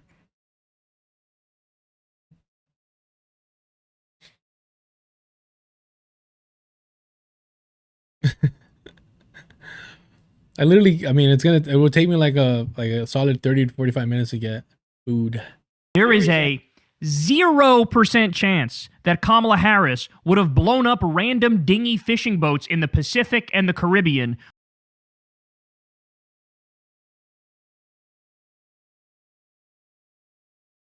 Zero.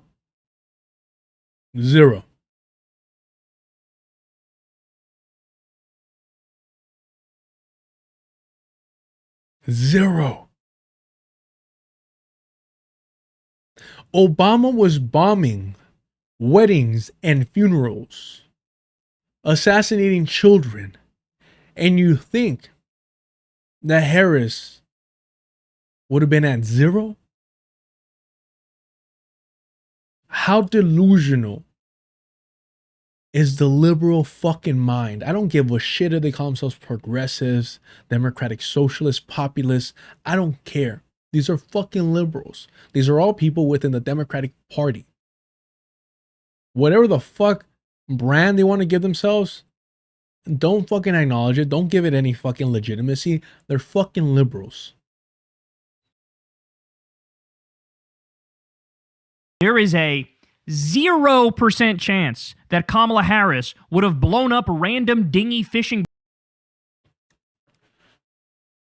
I'm sorry, but I am a fucking child. I'm immature.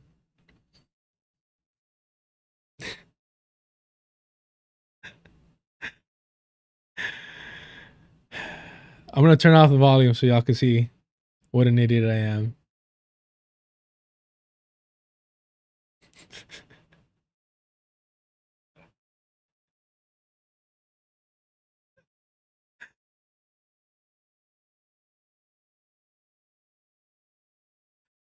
I need to eat.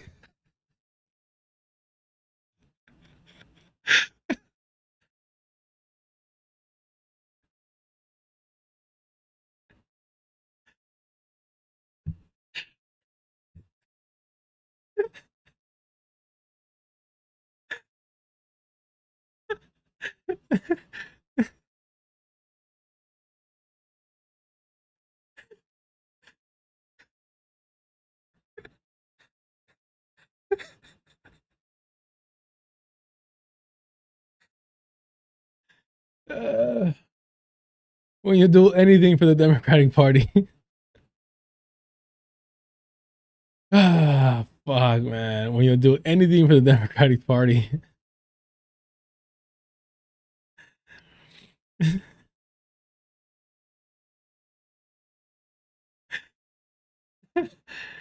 Oh shit. When you're just begging on your knees for the Democratic Party's blessings.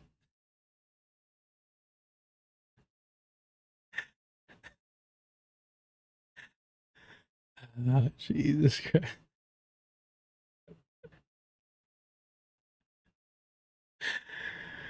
Fuck. These people do not deserve your respect. These people should be mocked and ridiculed and shamed any chance you get. God damn. I try to keep this family friendly. I try to be above it. Next time I need a bigger lunch or something, because, yeah. Jesus, man. Would have blown up random dinghy fishing boats in the Pacific and the Caribbean, which Trump has now done dozens of times, hundreds of times, killed at least 200 people doing that. There is a 0% chance Kamala Harris would have carpet bombed little girl schools in Iran. Zero.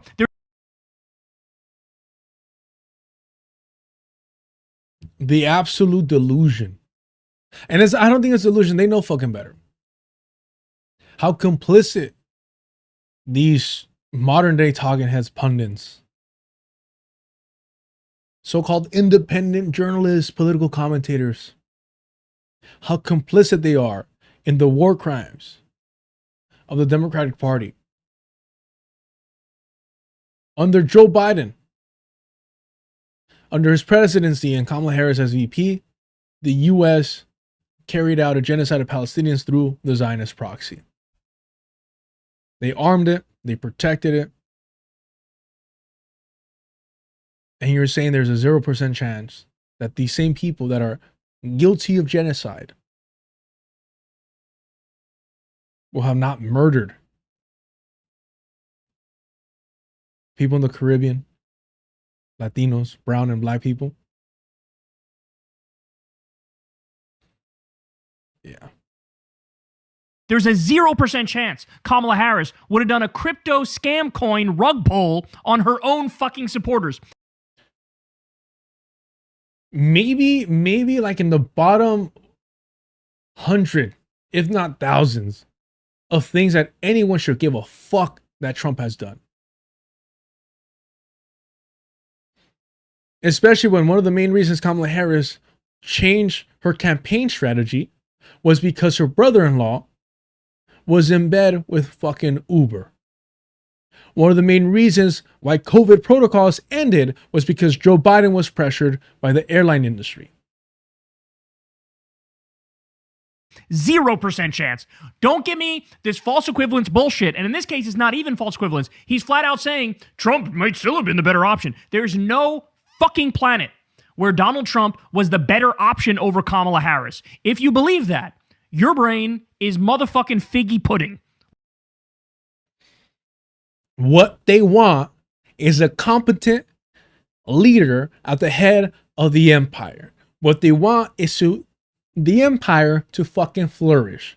It's the same fucking position that Bernie Sanders and these liberal Zionists like Sam Cedar, Peter Beinart argue for, campaign for, are praying in Yom Kippur and all these fucking holy days during Hanukkah for the Zionist entity to re-embrace liberal Zionism, because they want to follow it in the footsteps of Golda Meir, do as much as possible and say as little as possible. That's what they fucking want. That's what these fucking colonizers want here. An effective, efficient, and subtle death machine of an empire. That's what they want. Let's be serious.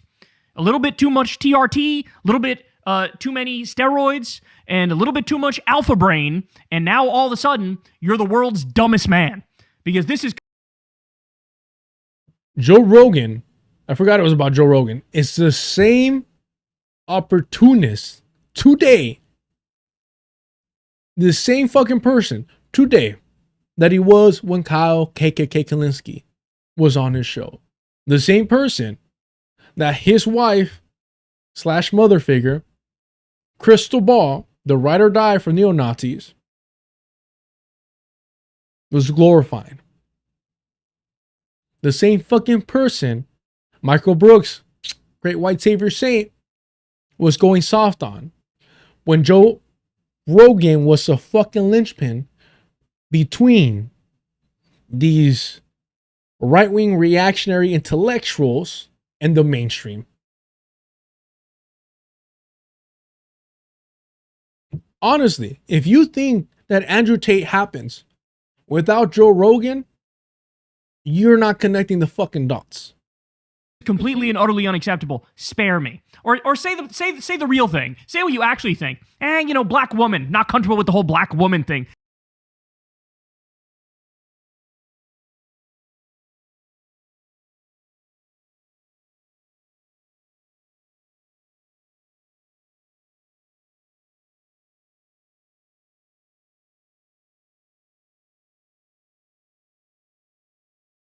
Are you fucking kidding me, bro? Are you fucking kidding me?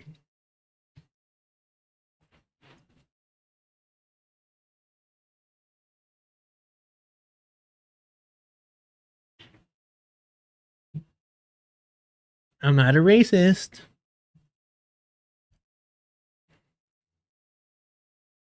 God damn, bro. It's the shamelessness. It's the hypocrisy. It's really just the insult to injury. God damn it, bro.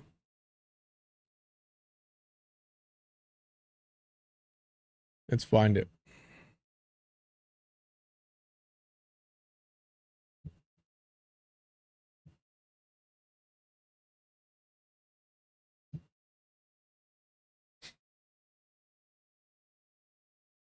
Oh, that's another one. Jeez, I forgot about that.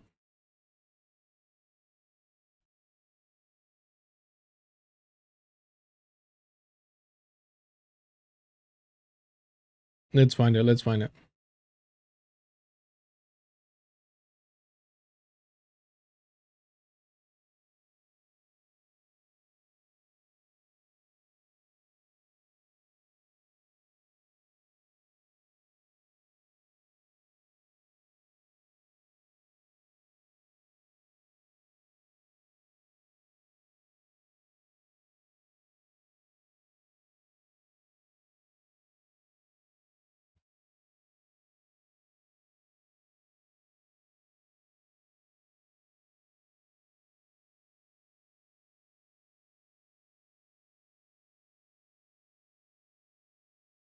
This is completely and utterly unacceptable. Spare me. Or say the real thing. Say what you actually think. Black woman. Not comfortable with the whole black woman thing. Because that's probably what they're actually feeling.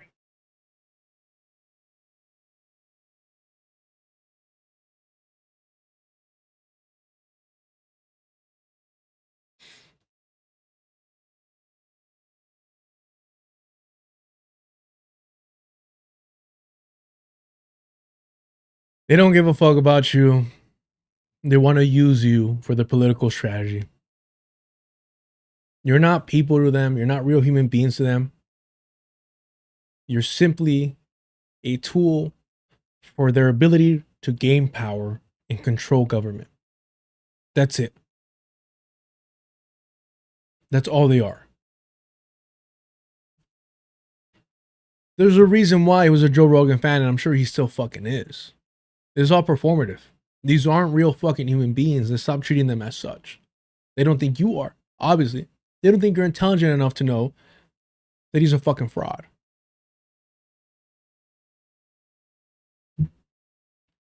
So is it no fucking surprise? Is it no fucking surprise? Look what we got here. Which, by the way, if you listen closely, and y'all know my history with Revolutionary Blackout Network, you know my history with Fred Hampton Leftists. I'm blocked by Nick Cruz, the man who wants white approval more than almost anyone on the internet. But just realize that the Vanguard's so fucking racist that they made one of their individuals who was calling them out accurately, despite whatever political disagreements I have with them. I think it was Compton J, their main fucking soundboard, right? While they literally have Kulinski on. Like the irony, like you don't have to agree with none of the RBN guys. I sure as fuck didn't. But isn't it ironic that these white dudes get together defending a neo-Nazi and then use a sound drop of a black man accurately criticizing them?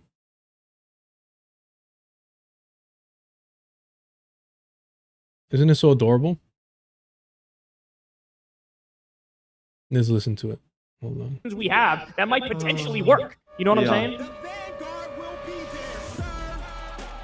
Well, you mentioned Graham Plattner, and obviously.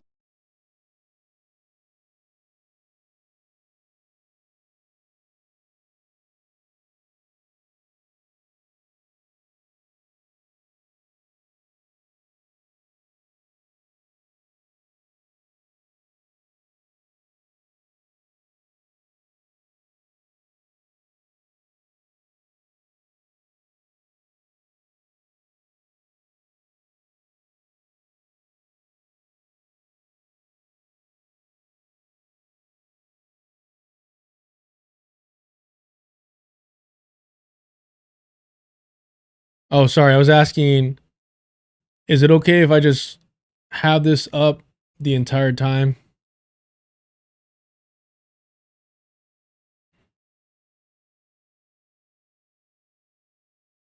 Let me see if I can find it. Is this preview? Yeah, it's preview.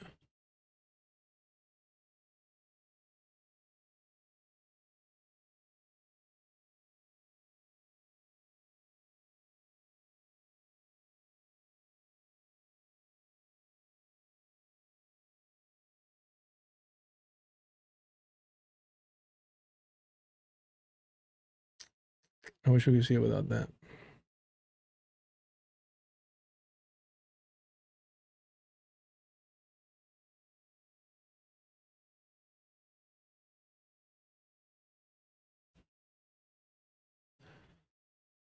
Let's see here.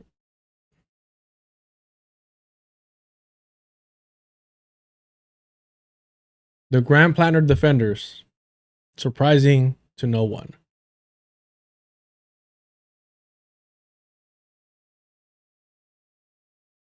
Because I think I could also do this. And then just put it over.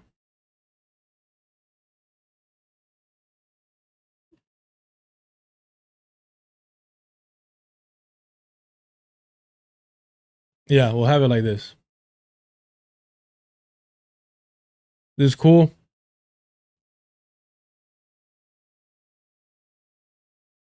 Just so that we know who they are. Cool. I think that's fine, right? Correct me if I'm wrong.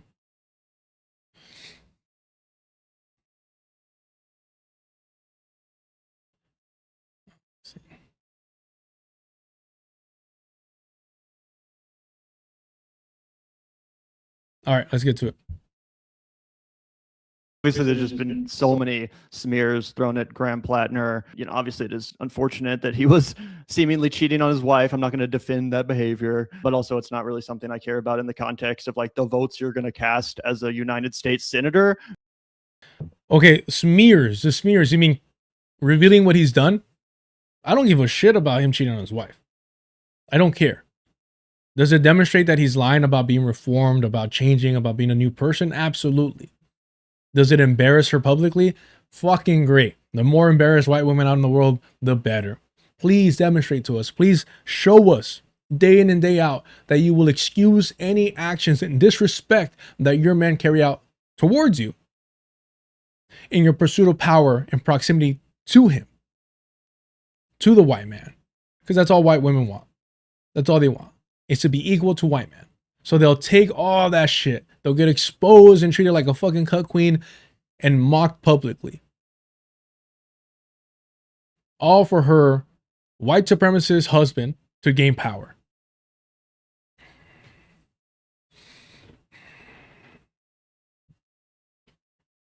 Right? It doesn't really mean much to me. And the frustrating part too is like, now, where do you go with after these white supremacists? Because that's what you are. Once you're defending a neo-Nazi tattoo, once you're defending and excusing a machine gunner in Iraq, Afghanistan, and a mercenary, how do you deny being a white supremacist? You can't evade that shit. So these white supremacists, they want to be on their high horse. They want to wag their finger at you. And if they're willing to excuse an SS Totenkopf death skull, you think they were going to give a shit about cheating? Of course not. So it was a smart strategy to reveal that first and demonstrate that these white supremacists on the left or so-called left, in the Democratic Party, I should say, that these white supremacists in the Democratic Party are willing to excuse anything and everything for their National Socialist project to come to fruition. They couldn't have Bernie, so now it's Graham Plattner.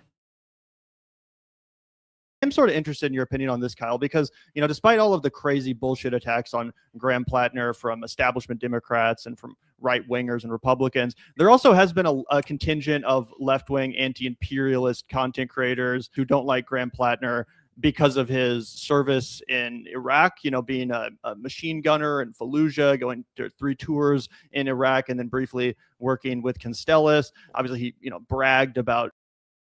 So completely skipping over Afghanistan and his dream and desire to get to the Ghan. Okay. All right, cool.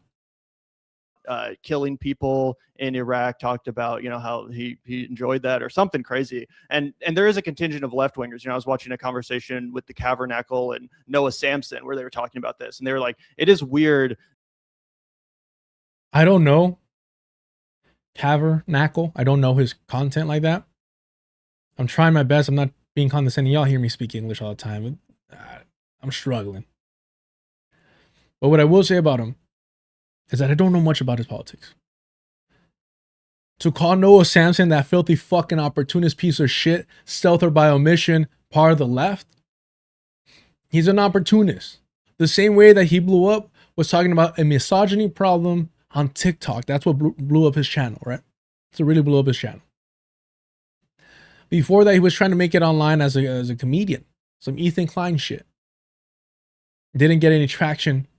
Locked into this white male performative feminist bullshit. So he blew up making a video about misogyny, or TikTok has a misogyny problem. Turns out this was over here stealthing people by omission. Given the condition to have unprotected intercourse, be that he not have unprotected intercourse with anyone else. This motherfucker, as a true performative feminist, weaponized incompetence. Oh, I thought you meant anyone new. I thought you meant anyone after this moment. So let me not reveal the fact that I'm having unprotected sex with other people and putting you at risk, which is what you're trying to avoid, which is the only thing giving me consent. Otherwise, they would just have protected sex. The woman wasn't even saying, don't see other people. The woman wasn't even saying, we can't have sex. She was simply saying, my condition for unprotected sex is that you not have unprotected sex with anyone else. And that you notify me if you do. And Noah Samson said, gotcha. And lied to her by omission. And that's why I call him the stealther by omission. Because that's what he is. That's what he did.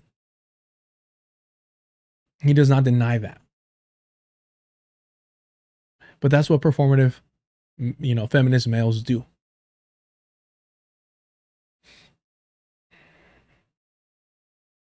And again, Kavernacle, I don't expect these fucking people to talk to me, right?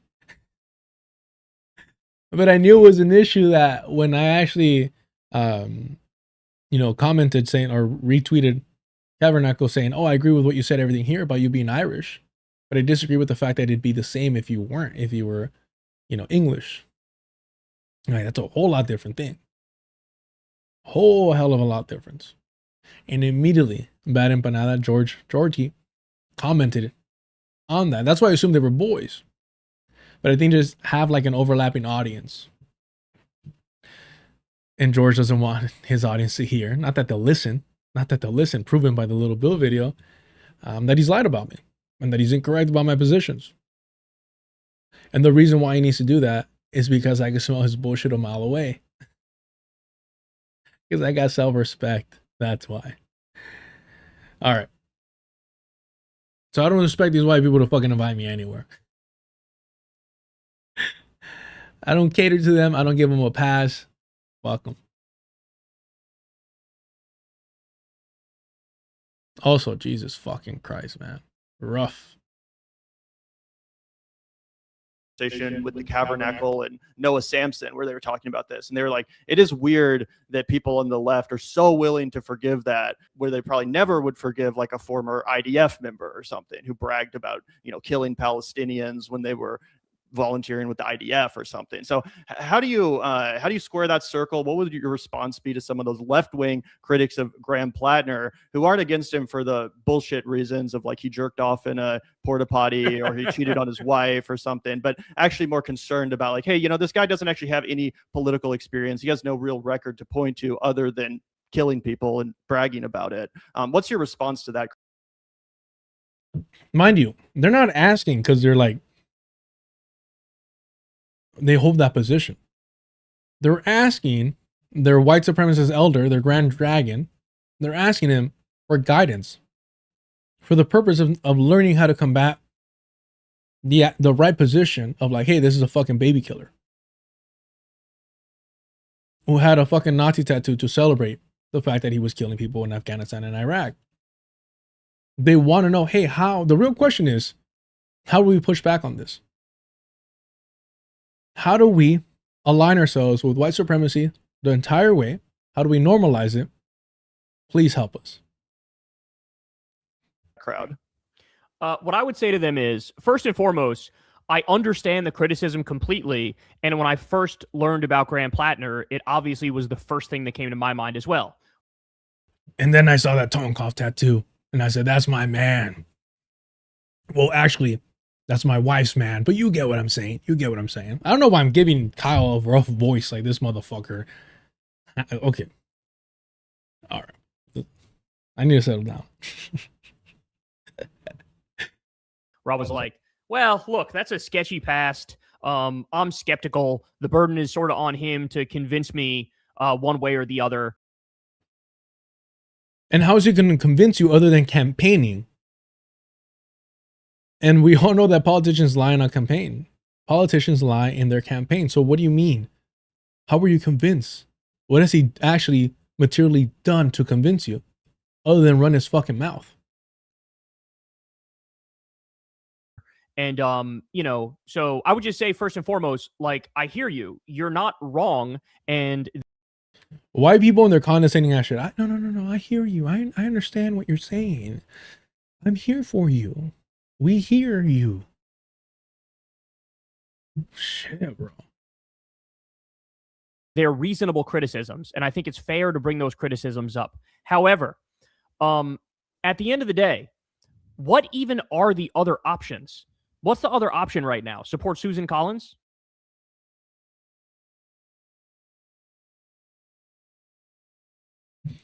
Guys, I hear you.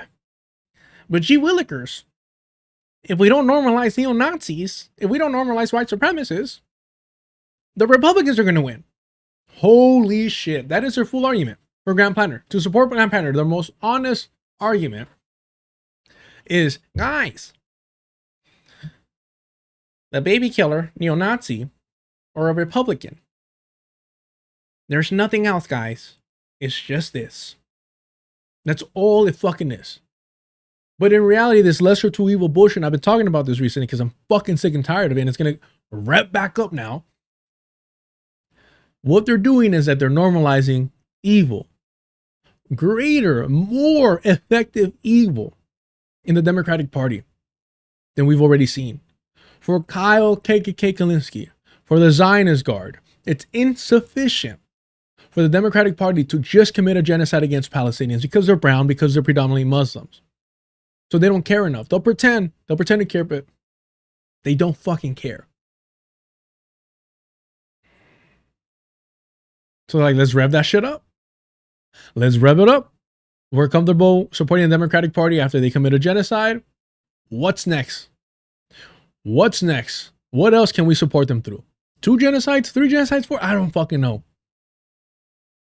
We had a brown genocide. Let's get a black genocide. We had a Muslim genocide. What's the next fucking genocide?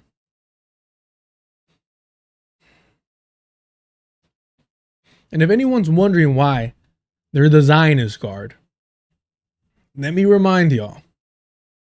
It's been a while since we've seen this one. So just in case you're new to the program, I appreciate you being here.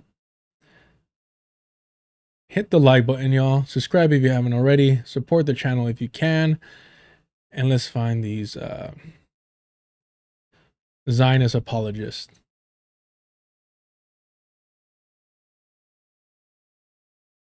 Y'all already know. Can you see it? Yeah, you can see it. What I was trying to give for the benefit of the doubt was, though, is that the idea originally behind the founding of Israel was like more of the idea of like a kibbutz in Jerusalem, right? And for people who don't know what kibbutz are, it was like voluntary, like almost like anarchism, right? That's one of the reasons that Noam Chomsky describes himself as, or not one of the reasons, right? But that's the tradition that he's like borrowing from when he espouses his anarcho-syndicalist principles, because it's like a Hebrew cultural custom where people live it basically like a co-op, like a Jamestown was just a Protestant co-op. Not the beginning of colonization. Kibbutz are just Jewish traditions, anarchists almost, co-ops, if you will, and not the beginning of the settler colonial project into Palestine. It was founded in the beginning of the 20th century as by young Zionists who wanted to live in Jerusalem, and that was going to be an effort for them to live it harmoniously in their holy land, and not an effort to subjugate. Harmoniously in their holy land. Does Little Bill watch the Zionist Guard? Is Little Bill a Zionist Guard fan? Holy shit. It's all adding up. And that was going to be an effort for them to live it harmoniously in their holy land, and not an effort to subjugate or remove anyone else, because with all Abrahamic religion, mind you, the kibbutz, a lot of them were started in the middle of the night. You had these European Jews run in the middle of the night and just set up camp somewhere. That's how a lot of kibbutz, the early ones, were started. So he's literally lying left and right. And he's lying because obviously he has this information. It's not like he's saying, oh, I don't know. He's making the argument. An effort for them to live it harmoniously in their holy land, and not an effort to subjugate or remove anyone else, because with all Abrahamic religions view Jerusalem as their holy land, right? So I don't think that you could fault that concept, that idea. What became a problem was when it became an actual vessel state, after World War II, when the United States started giving it massive amounts of funding, when all of that. The Zionist project did not become a problem until after World War II, when the United States started giving it massive funding. When the British did it, when the French did it, it was fine. Co-signed by the Zionist Guard, Zach and Gavin. That happened because the act of the Zionist movement predates that entire moment in history, which is why I was just trying to give her the benefit of the doubt. As a Jewish woman, she was, I could see her trying to make the case for that. They're talking about Marianne Williamson. Marianne Williamson gets the benefit of the doubt because she's Jewish. How is that not advocating, supporting, and demonstrating that you have this inherent Jewish exceptionalist worldview, sympathy? I mean, what it really is just you see a white woman that reminds you of your mother, your aunt, or maybe your older sister, and you want to give them the benefit of the doubt, even when they're preaching genocidal, revisionist history about the Zionist project. Because your mother's probably a fucking white supremacist too. The way Marianne Williamson is a Jewish supremacist. And say like, no, it actually had a pure spiritual beginning that was then co-opted by the actual political and governmental state. One of the beginning first. So I clarify, mind you, they owe me $4 and I might get my money back, homies. The kibbutz were the first steps to ethnic cleansing. An undisputable fucking fact. The kibbutz were the first steps to ethnic cleansing.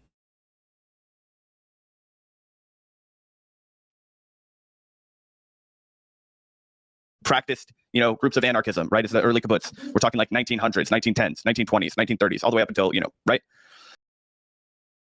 Again, he knows his shit. He knows his Zionist version of history and he's advocating for it. He cannot claim ignorance. He cannot claim ignorance. So obviously the Holocaust didn't begin until later, but the Zionist idea had started to begin because anti-Semitism was still like fucking burnt throughout all of Europe at the time. So while those groups that did come, they became the groups that settled and founded Israel, and that did lead to the ethnic cleansing. I think it's just a little bit too black and white there. Like was trying to play. It's just too black and white. Colonization is too black and white. And I'd rather it all be white, brother. Am I right? Am I right, brother? If it ain't white, it ain't right. A little bit of a devil's advocate at the beginning to provide some more historical context that people don't get all the time. Yeah, I mean, I think it's fair to say that some of the people that founded Israel or some of the people that supported the original idea of Israel had good intentions, for sure. I think that's like definitely something that's fair to say.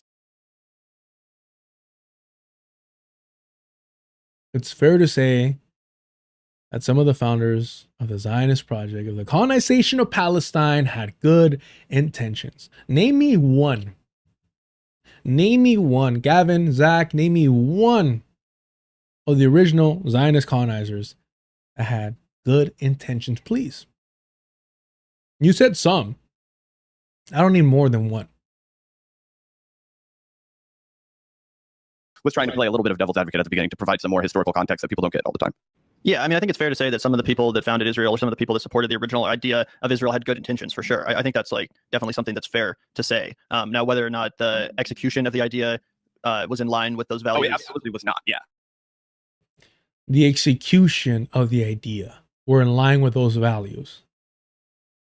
Gavin. And Zach says, oh, absolutely not. I would never defend the execution of those ideas.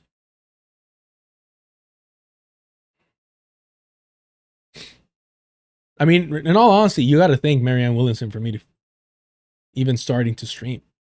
Because it was this and Hassan's stream that finally put me over the edge, where I'm like, the normalization of liberal Zionism is not being challenged to any fucking degree.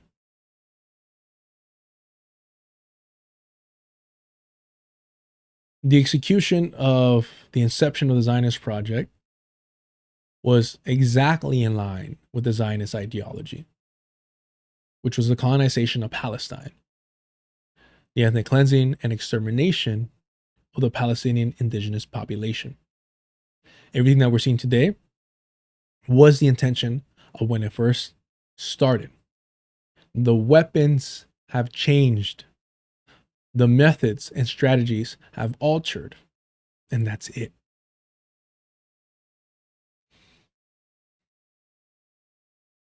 Yeah. Well, she's a MAGA fascist. So, like, we already know Trump is a fascist. The Republicans are ushering in fascism. They're bombing like a million different countries. They're killing all these people. They're building concentration camps. She's aiding and abetting that every single step of the way. And the Democratic Party isn't? I mean, with that logic, why would you support the Democratic Party if they're aiding and abetting that every step of the way? They have been. You could look at every Democratic president, normalize and push discussing fucking horrific actions, and set it up for the Republican Party to just fucking run wild with it. And the Democrats depend on your miseducation, your ignorance, and the memory of a fucking goldfish that liberals have in order to rinse and fucking repeat.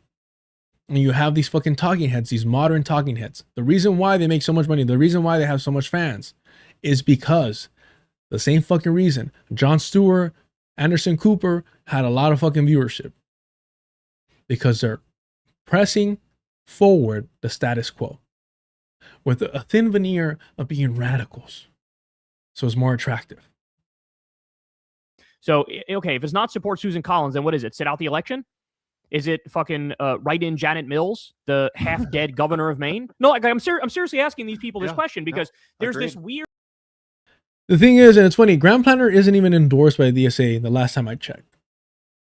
And if you're all about DSA, why not say, oh, you know what? He's not worth the trouble.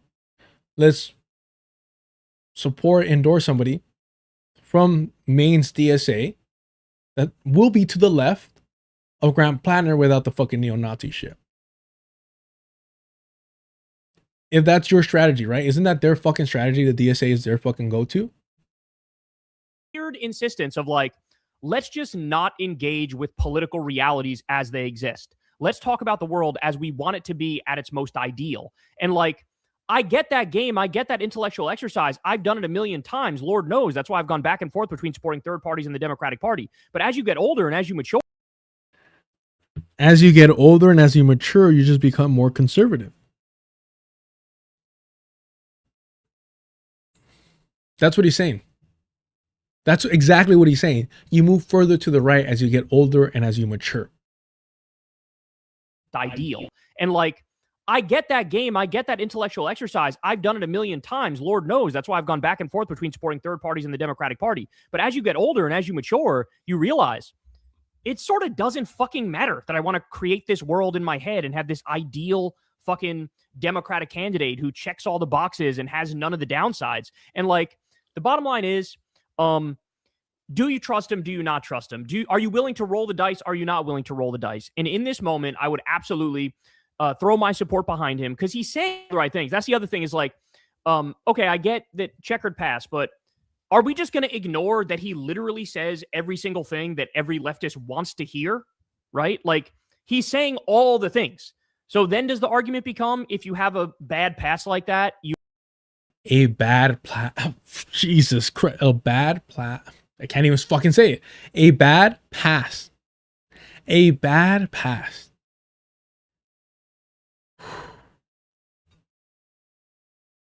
The way they minimize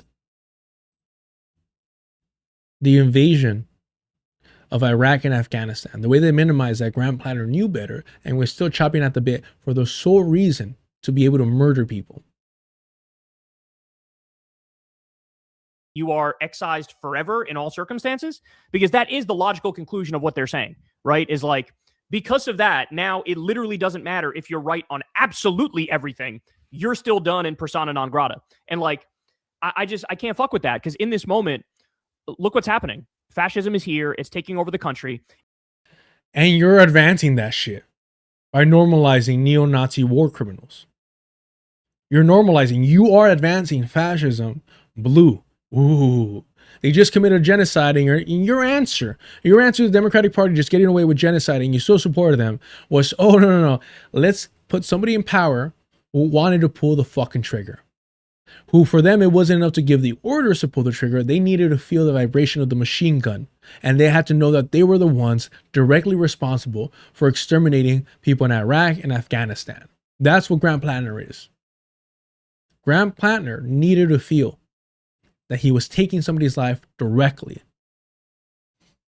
And then the final point is, if you're one of these people, you have to understand that at a certain point, you do start to look ridiculous. Like I said, the criticisms up front are kind of legitimate. It's kind of legitimate, but you look kind of ridiculous when you're opposing a war criminal with a neo-Nazi tattoo that got covered up with a fucking dog whistle. But as time goes on, and you're on your fucking 7th Grand Plattner video as they frog march people into the concentration camps and shoot children in Gaza in the face, and Grand Plattner was shooting children in Afghanistan and Iraq in the fucking face.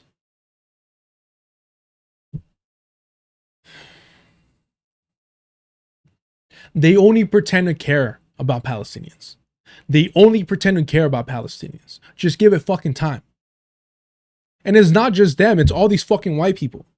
George BadEmpanada was saying that he wanted the US to colonize the Inuit people of Greenland. So he doesn't care about colonization as long as it meets his geopolitical fantasies. They're no fucking different. The Zioguard, KKK Kulinski is no fucking different from George BadEmpanada. No fucking different. They're all the goddamn same. There's a reason why he's normalizing neo-Nazi fucking propaganda. Because it doesn't put him at risk at all. I don't give a shit if it puts other white Jews at risk. I don't give a shit if it puts Zionist colonizers at risk. Whether black or brown, I don't care.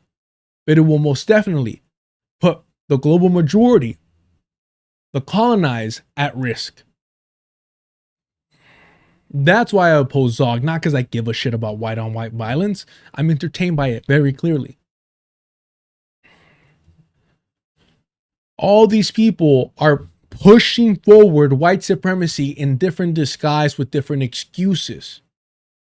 For the Zionist Guard, for Kyle KKK Kulinski, they're pushing democratic socialism, populism, aka National Socialism with Graham Plattner. For George BadEmpanada, what he's doing is advancing neo-Nazism in the guise of not even pro-Palestinian, just anti-Zionism. But he's just stuffing his pockets and rallying up his fucking cults. That's all he's doing. He doesn't give a shit. He doesn't go outside, bro. Of course, unless it's to celebrate a fucking soccer game or to go chase Hassan and get his attention. Other than that, when do you see him outside? He has a fucking fascist dictator in office in Melee. When do you see him outside? When do you see him organizing? When do you see him resisting? It doesn't fucking happen because they just fucking yap. It's all the normalization of white supremacy with different fucking excuses. And it's only going to put more and more colonized people at risk. They're the same fucking people. Different skins. All white skins, though. And fucking brag about it. And Trump is looting the treasury with the Epstein class right in front of us. And you're on your 7th Graham Plattner video, policing everybody who's trying to make the world a better place. Policing everybody. And your solution or your act of making the world a better place is normalizing neo-Nazis. I'm going to sound like a broken record. I don't give a fuck. That's when I sort of start to lose respect a little bit, and it begins to look like a Jimmy Dore 2018 project, where it's like a virtue. Jimmy Dore 2018. You mean when the Vanguard was riding his fucking coattails?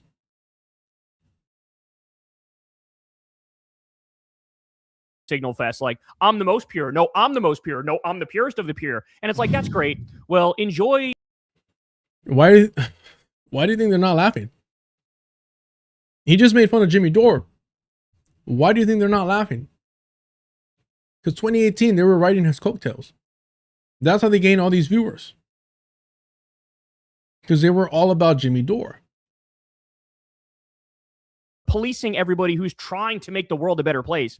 That's when I sort of start to lose respect a little bit, and it begins to look like a Jimmy Dore 2018 project, where it's like a virtue signal fest, like, I'm the most pure. No, I'm the most pure. No, I'm the purest of the pure. And it's like, that's. I wonder if they still have their interviews with him. Because he did like 2 or 3.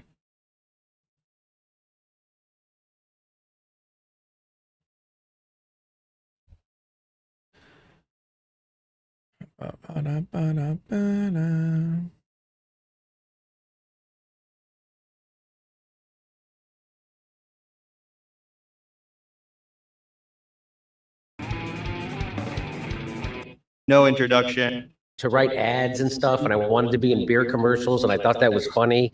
And you could be, it was like a creative, like I was a bricklayer. 5 years ago. A lot changes in 5 years. Yeah, sure. But you see why they weren't laughing? 5 years ago. Kyle was talking about 2018. This was 2021. 5 years ago.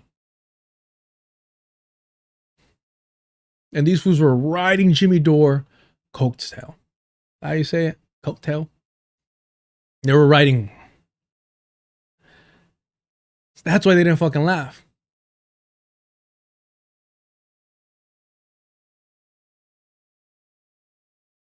I sort of start to lose respect a little bit, and it begins to look like a Jimmy Dore 2018 project, where it's like a virtue signal fest. Like, I'm the most pure. No, I'm the most pure. No, I'm the purest of the pure. And it's like that. That's why I didn't laugh, and that's why Zach immediately turned around. When I sort of start to lose respect a little bit, and it Look, he turns away because, I mean, these are not intelligent people by any fucking degree. There's a reason why it needs to be two of them. Even when they debate as a couple, as a team, as a duo. They're not intelligent people at all. They're not intelligent people at all. Like, they brag about not being intelligent. They want to glorify anti-intellectualism to feel comfortable. They've done it. Look how quickly the kibbutz apologizer turns as soon as he hears Jimmy Dore.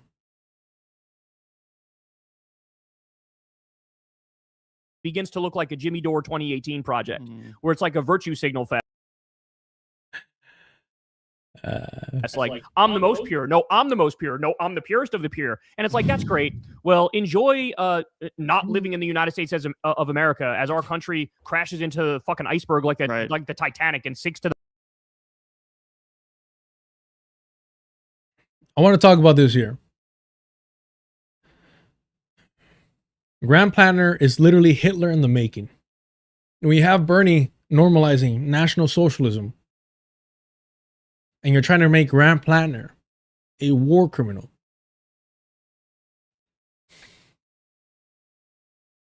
The leader of National Socialism.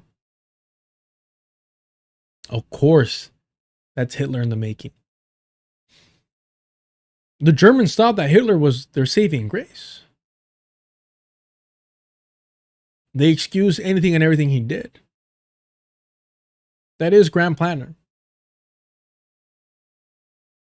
To the bottom of the ocean. It's like, you know, I'm sort of resentful about that too, particularly when it comes to Kavernacle, because it's like, you don't even have any fucking skin in this game, bro. We're trying anything we can, last ditch effort, to try to save this motherfucking country, and you're cock blocking one of the only options we have that might potentially work. You know what I'm saying?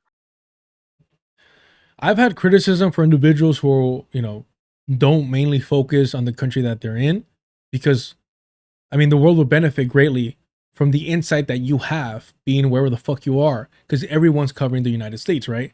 And they should. Everybody has that right. What the fuck? Yeah, that doesn't neglect anything, because we're the fucking beast. We're it. And so our actions normalize a whole lot and influence a whole lot in the world. So you don't get this fucking cop out of like, you're not even here. You don't. Now, individuals that choose to move and still run their mouths, it's like, no, homie, like, if you're about it, come on through. Show us how it's done. Oh, you want to benefit from an impoverished country that's being exploited by the US.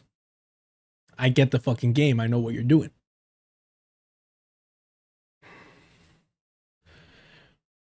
Just keep in mind, if somebody's abroad, I would prefer that they educate us on the inner workings of your country. But that doesn't mean that you can't speak on the way that the US is going to impact the rest of the world, including your, you know, your own government and your own life. Do I think that it's 100%, like, not 100%, but I think it's mostly just for using clicks and they don't really fucking care? Absolutely. But if they're saying accurate information, who gives a fuck? Now, if they're lying, distorting reality, then I give a fuck. Because then you're being counterproductive. Then you're just acting senselessly. But no, I don't like this fucking excuse. No, I totally agree with you, man. I totally agree with you in the sense that, yeah, like, it's not like there's nothing there to be suspicious of. It's not like, oh, they're just, you know, making up shit. Like, it is unfortunate, some of the issues of Grand Plattner's past. I wish he hadn't bragged about machine gunning, you know, people in Fallujah or whatever. But I kind of feel similar about or whatever. I mean, I wish that he wouldn't have bragged about invading and exterminating people of Iraq and Afghanistan. Bummer though, bro. They're not even fucking. What the fuck, bro? You're like from the Midwest. What the fuck are you doing? But the Tom Steyer situation, which is like, I wish he wasn't a billionaire, but also if we're going to look at this and live in the reality that we live in, who's the other option? What is the better option? Because it is just a virtue signal to vote for some Green Party guy who's only going to get a fraction of a percentage of a vote. I mean, not if everyone stops voting for the genocidal Democratic Party if you're staying in the electoral bubble. And mind you, the funny thing is that Gavin, when they first started streaming, was always bragging about being a third-party voter. And of course, once they start making that lana, they start moving to the right. They have literally moved to the right. It's beautiful to watch because that's what white people do when they get money. They become more and more conservative. And act like that's serious. It's just Right. not serious. I'm sorry, but it's not. It is a virtue signal to do that when there is somebody who has far more progressive platforms who's actually a viable candidate running in the election. And let me. The problem is that being a war criminal neo-Nazi should exclude you from being viable with anybody that has integrity, respect, and opposes white supremacy, colonization. But you motherfuckers don't. You advocate for that. You defend it. You excuse it. We've seen it. You're the Zionist guard for a fucking reason. There's a reason these motherfuckers have me blocked. It's because I keep posting that clip. Because it's indefensible. They can't even claim ignorance like white men love to do.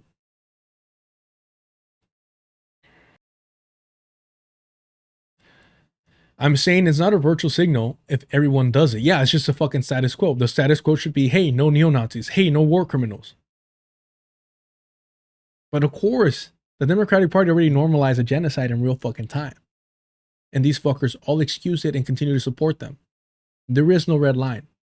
Once they come after you, whether you're brown or black, whether you're fucking marginalized in another way, once they come after you, once they excuse your execution, your extermination, these people, Kyle, KKK Kulinski, Zach and Gavin from the Zionist Guard, will continue to excuse the Democratic Party. Know that. Let me just say, I will personally apologize to all of these people. If Graham Plattner gets elected and he becomes like a John Fetterman, I will absolutely give them an apology. No one fucking cares. No one cares about your fucking apology. Who the fuck do you think you are? Like, how significant do you think you are? No. The only reason we care what you're spewing is because you're putting us at risk. We don't care about your, I'm sorry.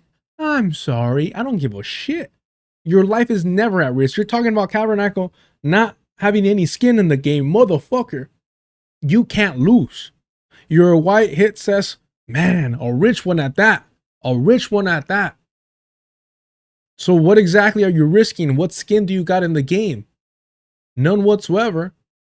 You're not even a fucking leftist. You're not a socialist. You're not a communist. You're not an anarchist. They're not going to come after you. When you're a fucking talking head for the Democratic Party, when you're normalizing genocide, when you're normalizing neo-Nazis in the Democratic Party, like we needed more fucking racists.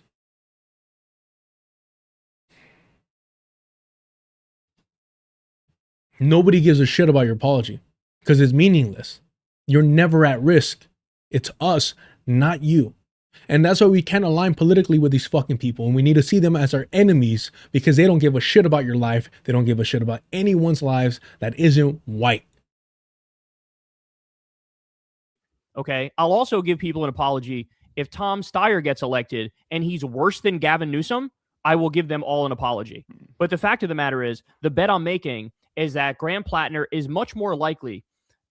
He's most likely to be, I think, kind of like a Bernie clone, right, in terms of his voting record and shit. But worst case scenario, just sort of like a bog standard Democrat. I think that's like his floor is bog standard Democrat. In the case of Tom Steyer, I think his floor is basically like another Newsom, but I think he's likely to be better than Newsom would be, right? And so I'm playing the odds here. I'm playing the hand I was motherfucking dealt. And if in their estimation that shit is a 7-2 offsuit, well, so be it. I got to deal with this reality that I got a motherfucking 7-2 offsuit, right? Yeah. And like I said, my guess is that's a bad hand for our poker or not our non-poker listeners. True. And I'll say I don't. Or fucking man. That's right. Joe Rogan. He used to be cool though. I had to pretend not to like him publicly. don't think that these people will reciprocate. Not a single one of them will say, if Graham Platter gets in there and he starts voting like Bernie and stays like Bernie his entire career, not a single one of these fucking people will say, my bad, I guess I was wrong. Yeah, it's just a fucking game for them. It's just a fucking game because there's no skin. There's no consequences. What consequences will they face? Regardless of what occurs in politics. None whatsoever. They're rich. They were born wealthy. These two went to one of the best schools, one of the best public schools in the country. How are public schools funded? You think the best schools in the country are impoverished neighborhoods? Of course not. The best schools in the country are in the wealthiest neighborhoods in the country because that's how they get funded. So these are fucking little rich kids, affluent, wealthy. Politics have never affected him one way or another. It's a fucking game. And again, the standard being the lifelong Zionist Bernie Sanders, a national socialist that was praising Donald Trump before white people got in the fucking street. Stays like Bernie his entire career, not a single one of these fucking people will say, my bad, I guess I was wrong. If Tom Steyer gets in there and he acts better than Gavin Newsom, not a single one of them will say, well, I guess I was wrong. It turns out the billionaire was a class traitor, and so it made sense to support him. So that's kind of what's frustrating in this moment, is that I think the critics are sort of dyed in the wool and set in their ways and not really open to new information or being rational. And that's probably the most frustrating part. But to be fair, I think they're like unique cases, because I actually think most of the liberal voters are still with Plattner, as I saw in that like local news segment.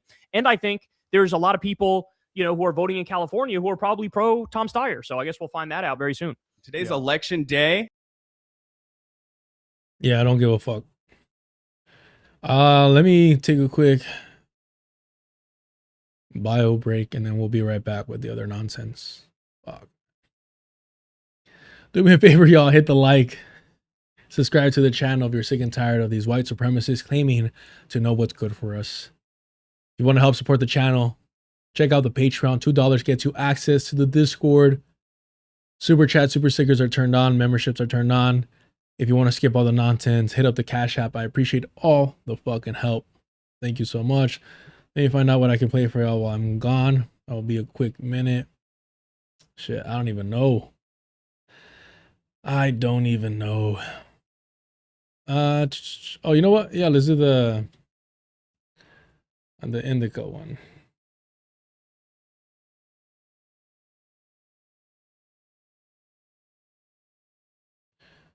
We'll do that. Oh, and they're live right now. I don't want to steal their stream, but so we'll just do this. It's really humbling, honestly, because that I just dropped a little bill. Half, if not more, of the comment section now is just his fans who didn't bother to watch any of my content. So I'm not a follower of his content, but occasionally I watch, and I remember a couple of videos I really liked. The video on Ukraine was dog poo, but anyway, but it started calling out Jewish supremacy at a time when very, very few white YouTubers would do it, right? We came from before, there's no Shiklan and all this stuff. And you're like, what? Wait, this is weird. This is getting weird because we know the tribes that are there that fought and resisted the expansion by New Spain and the Spaniards. They're still there. What are we doing? Awesome. Yeah.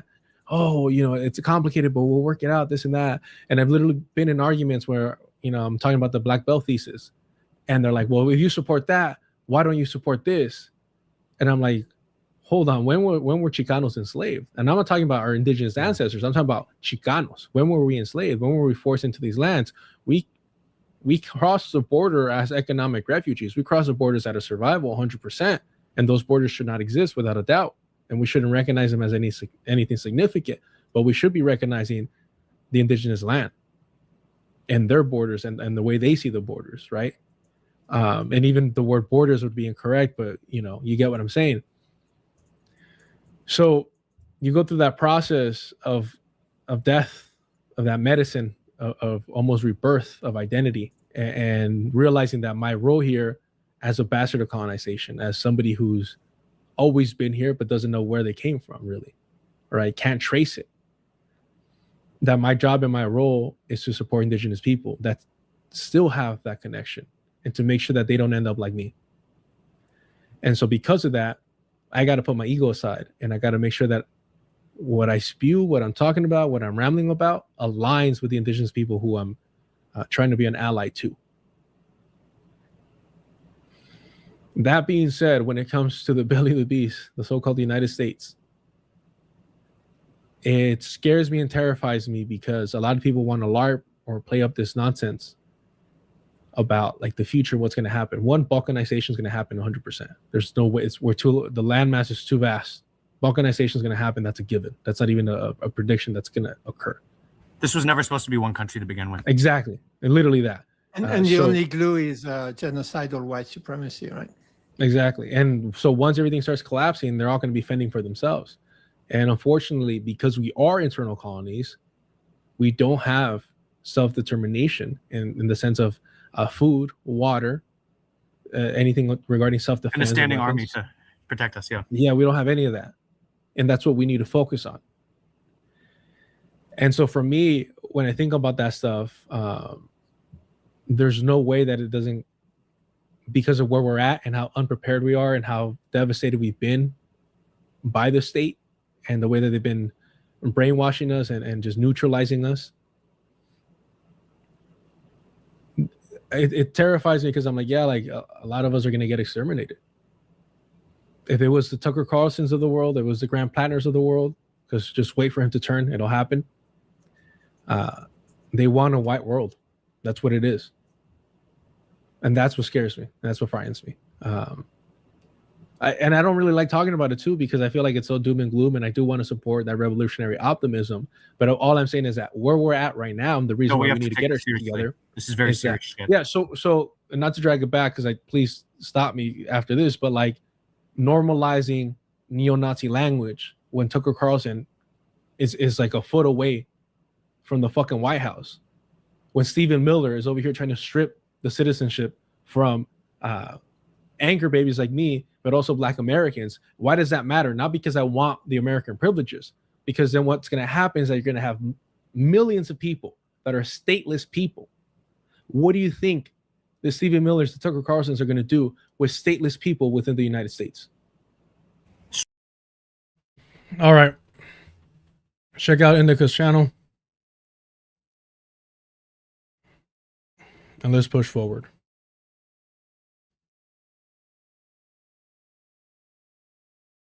What did I miss? What the fuck did I miss, y'all? Oh, why did I leave the tweet?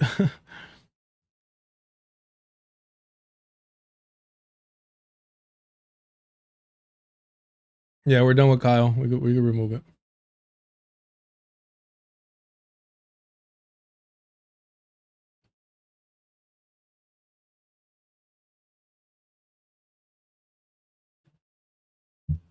I gotta show a little bit of this.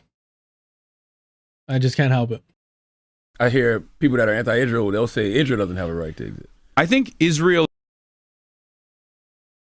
Charlemagne said, I hear people saying Israel doesn't have the right to exist.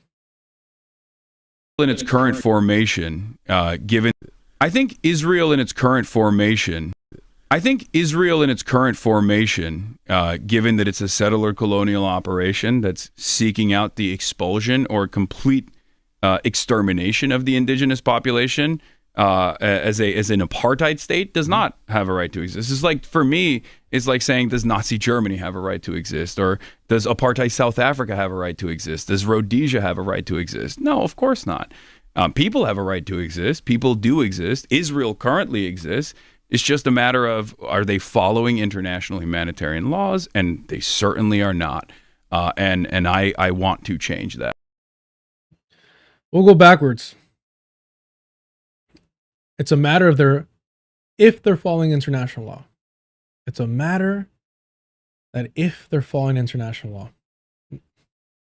No, it's a matter that they're a settler colonial project. I don't give a shit if tomorrow the Zionist project says, you know what? Every international law we're going to abide by. But we'll skip forward. Talks about Rhodesia, South Africa. Again, not outright advocating for decolonization, because those are easy as superficial examples. But South Africa actually disputes the conclusion that all it has to do, that all the Zionist project has to do, is follow international law, and you're A-okay with it. Your very own example of South Africa disproves that. We'll go to the beginning.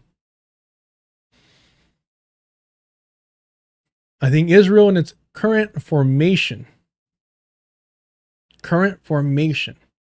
what formation of the Zionist project would make it stop being a settler colonial project? Other than, of course, ceasing to exist. Other than, of course, being dismantled completely. Other than, of course, being destroyed. Absolutely. None. Everything will still make it nothing more than a settler colonial project with perks. Congratulations. You replicated the United States. Wow. So what? So that the Zionist project takes over the American project the way that the American project took over the British project? All right.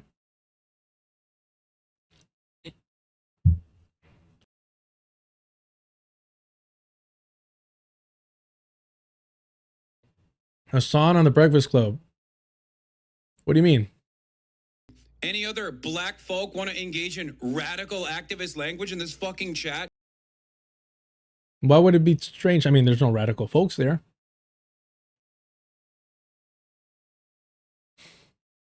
They probably share the same fucking PR management team. No. It'd be wild if he was on Black Liberation Media. That would be wild.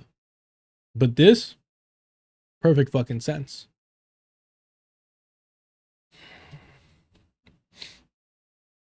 And remember, we know this fucking, as its current formation, is a liberal fucking Zionist talking point. And here's why.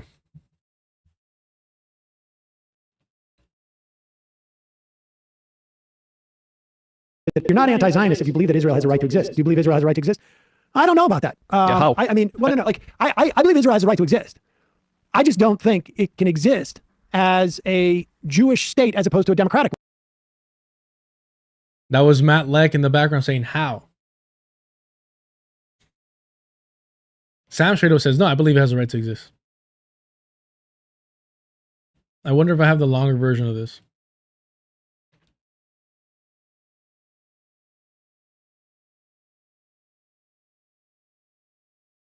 No, I don't have it saved. I don't know that I've ever really considered myself anti-Zionist per se. But if being a Zionist is to support Israel as it is currently configured.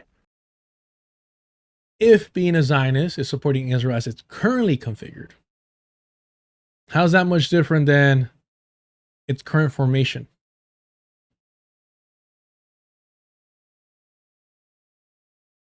Being a Zionist is to support Israel as it is currently configured, fundamentally so, that we have a tier of second-class citizens, and then also maintaining, what is now appears to be a permanent occupation, not annexation. Then yes, I am an anti-Zionist. But I don't think that Israel should disappear. Calling yourself an anti-Zionist and immediately following that up with, I don't think Israel should disappear. I mean, it's almost the picture-perfect definition of a liberal Zionist, which is what Hassan is. I hear people that are anti-Israel, they'll say Israel doesn't have a right to exist. I think Israel in its current formation, given that it's a settler colonial operation that's seeking out the expulsion or... And then he just word salad to continue supporting the existence of the Zionist project. Because he needs to get that Bernie interview. He needs to get Bernie Sanders in his room.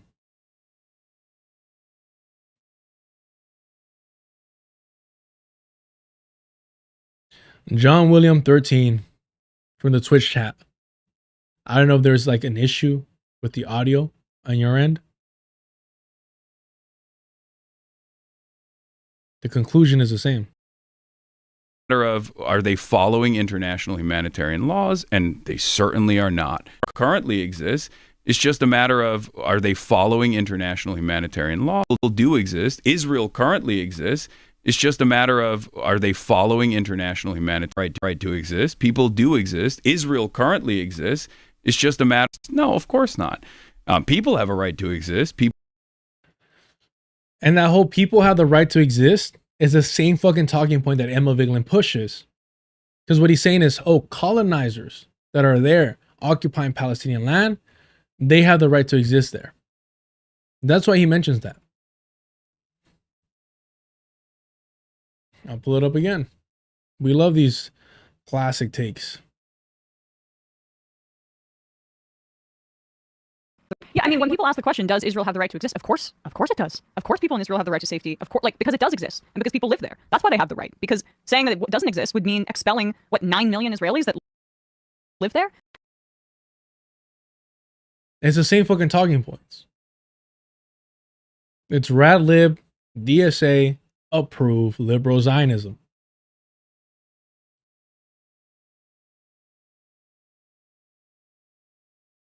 Yeah, I mean, when people ask the question, does Israel have the right to exist? Of course it does. Of course people in Israel have the right to safety. Of course, like, because it does exist and because people live there. That's why they have the right. Because saying that it doesn't exist would mean expelling, 9 million Israelis that live there? Yeah, I mean, No, of course not. People have a right to exist. People do exist. Israel currently exists. It's just a matter of, are they following international humanitarian laws? It's just a matter of the Zionist project, a settler colonial project, following international laws. So yes, Sam Cedar, Emma Vigeland, Hassan Piker, same fucking bullshit talking points. Same liberal Zionists. Distractions. It's beautiful to see.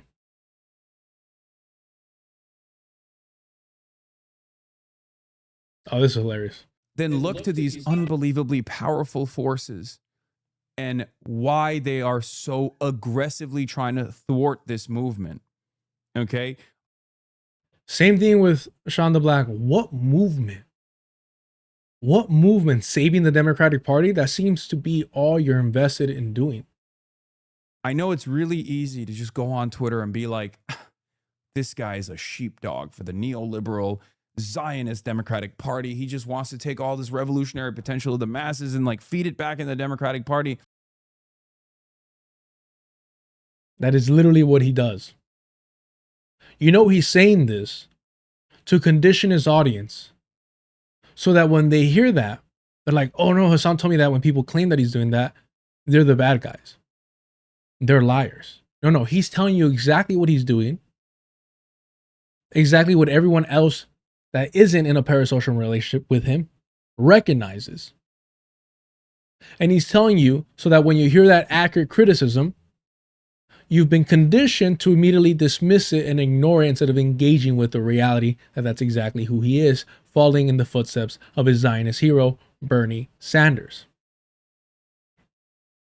This movement. Okay? I know it's really easy to just go on Twitter and be like, this guy is a sheepdog for the neoliberal Zionist Democratic Party. He just wants to take all this revolutionary potential of the masses and feed it back in the Democratic Party. But there's a reason why they're not going after hammer and sickle Twitter users. Nobody's going after you, bro. It's all performative. It's all a circus. It's all for fucking show. It's all to contribute to your legitimacy as the left's spokesperson. It's all to entrench your young, impressionable followers to defend you from any criticism, from you being a sheepdog to you calling the cops on your ex-girlfriend because she dared to ignore you. But ACAB, right? And they're going after my bitch ass, okay? My Democratic Party sheepdog ass is getting ass fucked on a daily fucking basis. I mean, this individual is such a fucking absolute degenerate. And what I mean by that is this is a sex tourist. This is a confirmed sex tourist. This is somebody who has called the cops on a sex worker because she dared to ignore him. This is somebody who was encouraging nudes, explicit sexual content to be sent to him on Snapchat, where there was no method of age verification. So we don't know what photos he got from who. Well, some people did. His homies, his friends that were around him, they got to see. And his obsession with this degenerate, sexually explicit, consistent, every fucking stream, every goddamn clip, he's saying some grotesque shit at almost 40 years old, talking like a high schooler, is a reflection of his degenerate sexual proclivities of trying to have complete and utter control of women's bodies.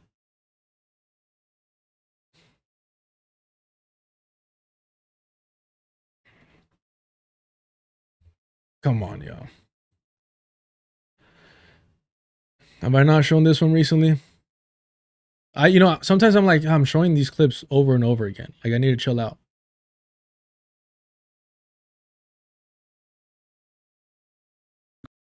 Genuine question. Why did you choose to call the cops instead of another type of wellness check service as a safer alternative? I did not know. At the time, I did not know. The excuse of a white man. I don't know. I don't know why I did that. I don't know. Hey, why'd you call the cops on your ex who was a sex worker? I don't know. Hey, don't you like run a stream about like anti-capitalism, ACAB, and all this? Look at this. He already has like the red flag behind him.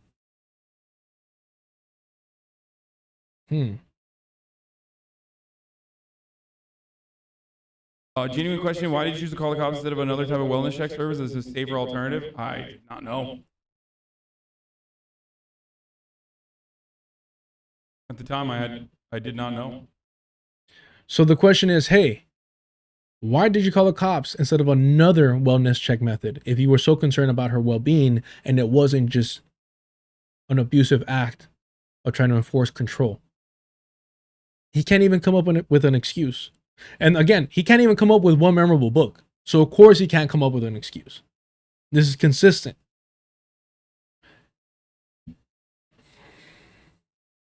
His ex, her friends told him that she was fine, that he did not need to call the cops. But she dared to disobey him and ignore him. So of course he was willing to risk her life, not just by generally speaking calling the cops, but also her being a sex worker, which increases her vulnerability to violence and outright death by these pigs. Hassan Piker already established at this point as a socialist, communist, what have you.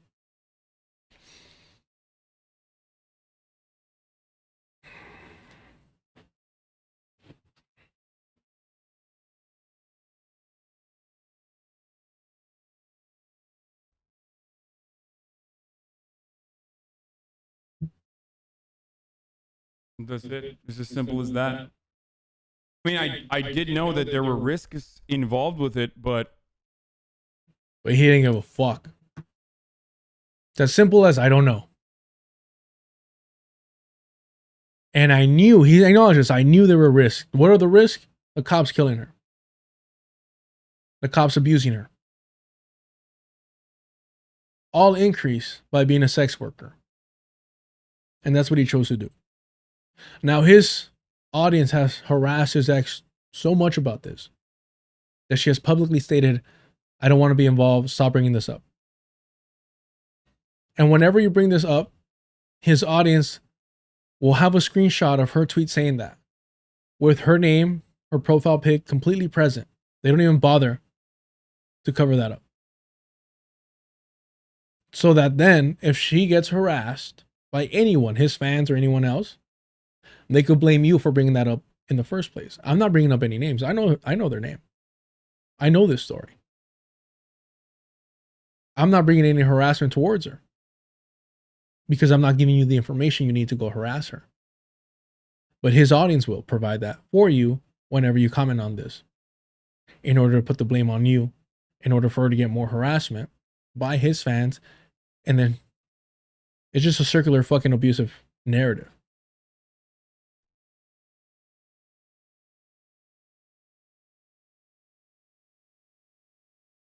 By numerous governments. Why the fuck do you think they're not coming after you? Should have covered this a while ago. Was it Texas?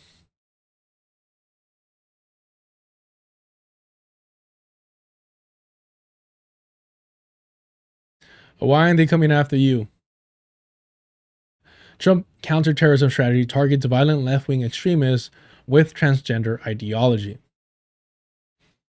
This is from essentially a month ago.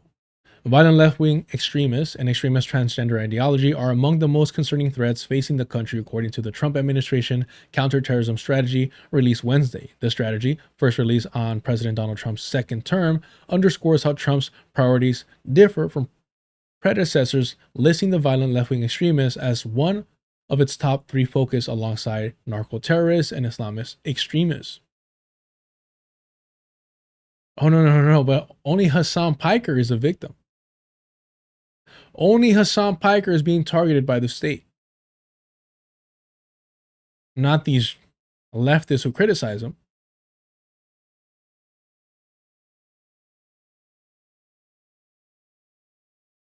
Jesus Christ.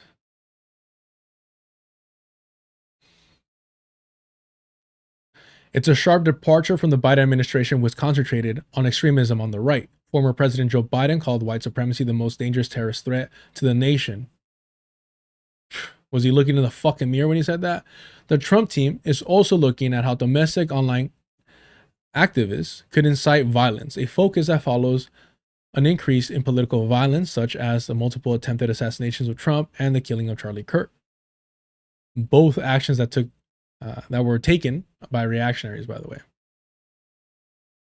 Quote, we see a threat, we will respond to it, and we will crush it, whether it is the cartels, the jihadists, or violent left-wing extremists like Antifa, like the transgender killers, the non-binary, the left-wing radicals who killed my friend Charlie Kirk. We will take them on head-on. Senior Director of Counterterrorism, Sebastian Gorka, told reporters on a call Wednesday.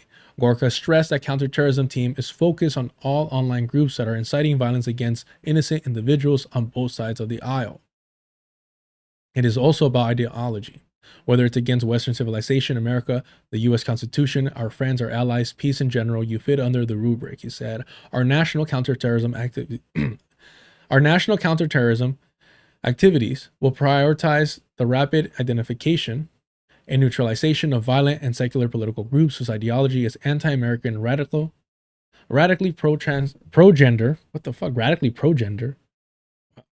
I haven't heard that one before. Or anarchists such as Antifa. We will use all the tools constitutionally available to us to map them at home, identify their members, map their ties to international organizations, Gorka said, of the modes the administration will use to target the left-wing groups. The Trump administration formally designated Antifa as a terror group in September, short for anti-fascist. Antifa is an umbrella description for far-left leaning militant groups that resist neo-Nazis and white supremacists at demonstrations and other events.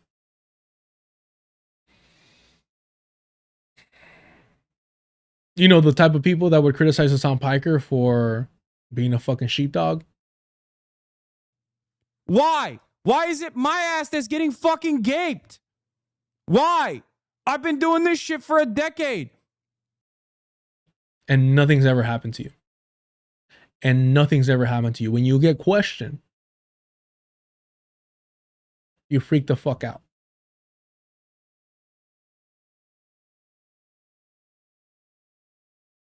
And until recently,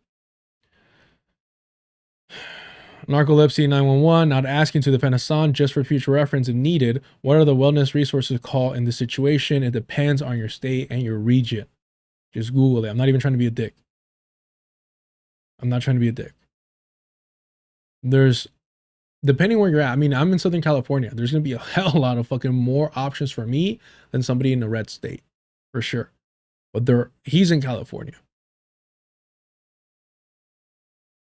Why those words? Because he's a fucking degenerate.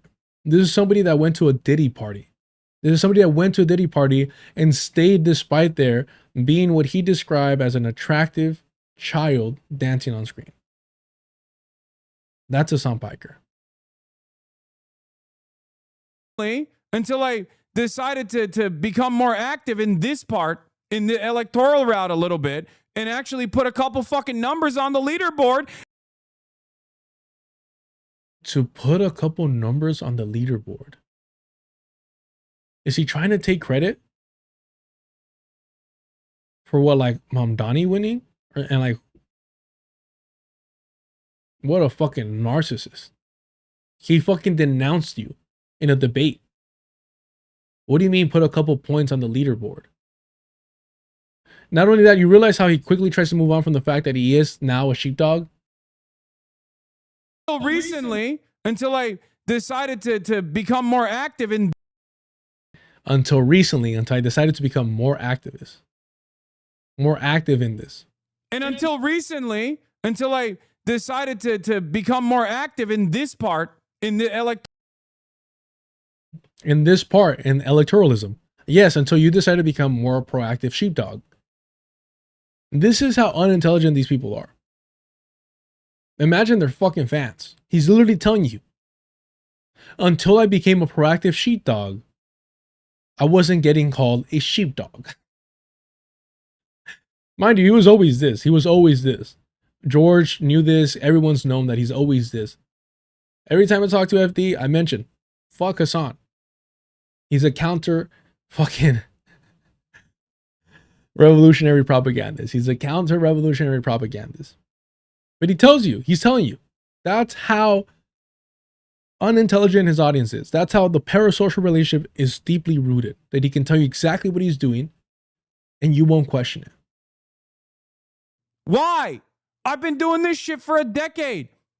And until recently, until I decided to become more active in this part, in the electoral route a little bit, and actually put a couple fucking numbers on the leaderboard, ain't nobody was gaping my ass. And now it's gaped.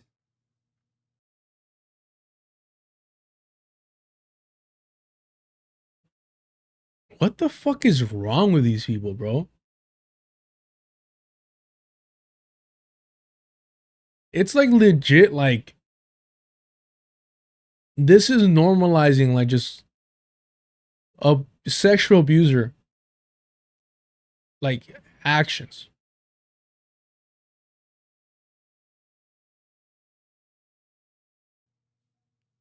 Why do you think that's the case? Why are they not yelling at you? You got the radical points. You're posting about Yahya Sinwar all day. Why are they not treating you in the same way? And that is the second time that I've heard Hassan Piker disparage Yahya Sinwar.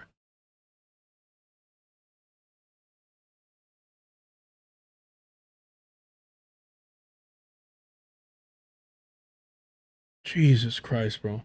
We don't hate these people enough. We don't hate these people enough. God damn, bro.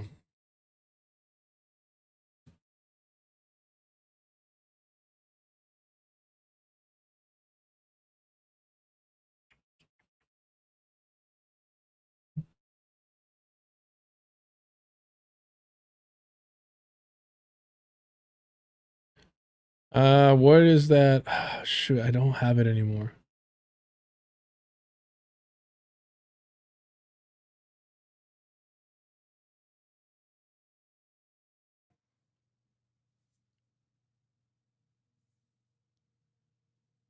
I don't even got a problem with that posting too. And yet you yell at me. Wake the fuck up.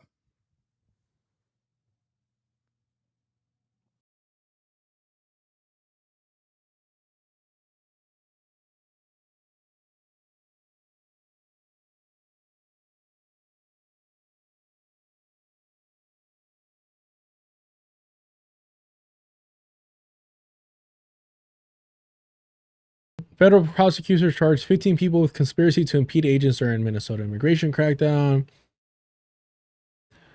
Is this what I'm thinking about? I think so. Jesus fucking Christ, bro.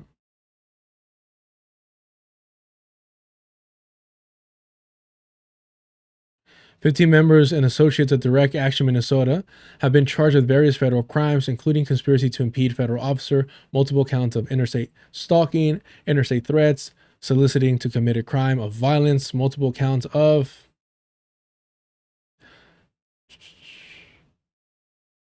assault on federal officers and destructions of government property.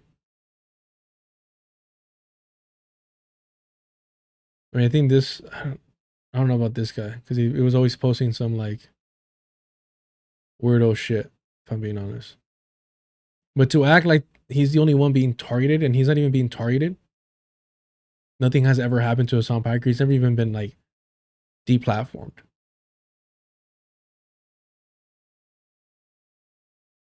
This shit is funny. If it wasn't a last second switch up and we already had prior clearances or no, like if it wasn't a last second impromptu situation, and I still wish I went, and I'm still beating myself up over it. Bro can't even go outside. He can't even go outside. Like, what the fuck, man? Why is it though? But people in my people on the back end on my team were like, you are not allowed to do this. We will not allow you to risk yourself and other people to. For sure, other people. Yeah, that sounds always thinking about other people. For sure. Yeah. That's what's happening. That's what's happening there. Other people. And it's hilarious because he's always like, if you remember the day Charlie Kirk got, this one was almost crying on stream. He was all nervous. And then some time passes and this was in Ireland, fucking drinking, making fun of Charlie Kirk, having the song on, and now he does it all the time. Like he's always making fun of Charlie Kirk. That's cool, but I reenacted that shit day of when it just happened. I couldn't show it on stream, so I replayed it for you. I reenacted it. I got into character y todo, right? Hassan was almost crying on stream, nervous that he was next. And then some time passes, realizes it was another reactionary that did it, realizing there's no threat in his life whatsoever. Why would there be? He's not challenging anything. And suddenly now he's afraid again. It's just what rich white people do. He was inconvenienced and chose not to do it. Or worse, they told him he couldn't. Who the fuck is telling a multimillionaire what he can and can't do? A so-called independent fucking media personality, right? To do this, considering the amount of very like the amount of overt and also credible death threats that I receive, even leading up to events like.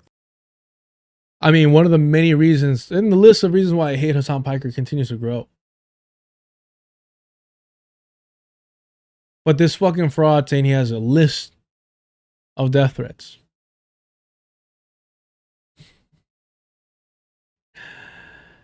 I mean, this fool considers destiny a threat on his life. And that's how fucking soft he is. There's real fucking people doing real fucking work that are putting their life at risk day in and day out, who aren't white multimillionaires in fucking Los Angeles, that don't cry like this motherfucker, that don't make excuses like this fucking Nepo baby. Daga doing, he can't go to the Knicks finals game though, but of course those horrible seats. And he wasn't on the Jumbotron. What's going on? Let's skip to the not coming up part. This is normal. The Jewish Insider? Wait, what? Is he also making anti-Semitism accusations? No, there's no way. I think he chose the opposite lane of that on that conversation. What the? Yeah, didn't this guy literally do a video about GDF's like anti-Semitism back in the? Here's the funny part. As much as he likes to play like a fucking tough guy,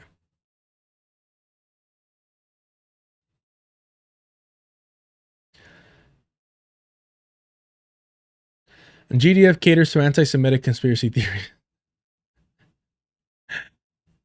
A year ago, and now he's using Zog.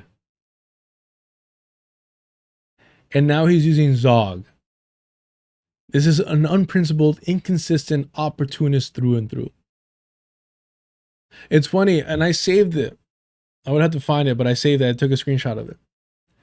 There was this complete fucking maniac who was straight up saying like the Holocaust didn't happen, all this shit, right? Like, I was like, who the fuck is this? It was straight fucking You say we. Who are you referring to when you're talking about Sam, huh? Well, I don't get it. Europeans. Hold on. You're talking about white people, or are you talking about Jewish people? No. and I was like, who the fuck is this? And then I started looking through like, and they're a huge BadEmpanada supporter until they pushed BadEmpanada about the Holocaust. And I don't even know who the fuck GDF is. I don't know who this is. See, I got like 2 minutes into this, under a minute. And I started fucking laughing. I just started laughing. I'm like, I don't need to watch this shit. It's just the fact that he literally titled this, Catering to Anti-Semitic Conspiracy Theories. And now he's over here spreading Zog, normalizing white supremacists. And I don't even care about the anti-Semitic shit. I sincerely do not give a fuck about anti-white fucking anything. I don't care. The reason I'm concerned about it is because it's going to put the global majority, the colonized proletariat, at fucking risk. They want to make Graham Plattner president. They want to make JD Vance president. But go ahead, continue like spreading shit that protects the WASP, please. Oh, but the point is, BadEmpanada was forced to denounce this individual and be like, "You're an idiot. The Holocaust did happen." And it's like, homie, just go all the way out. Like, why are you playing this fucking game, bro? It's actually fucking pathetic. Oh,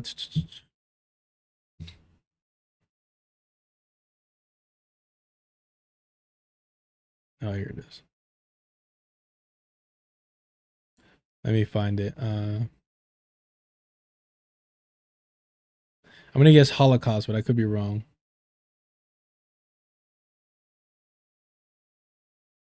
Oh, here it is. I found it. Jesus, man.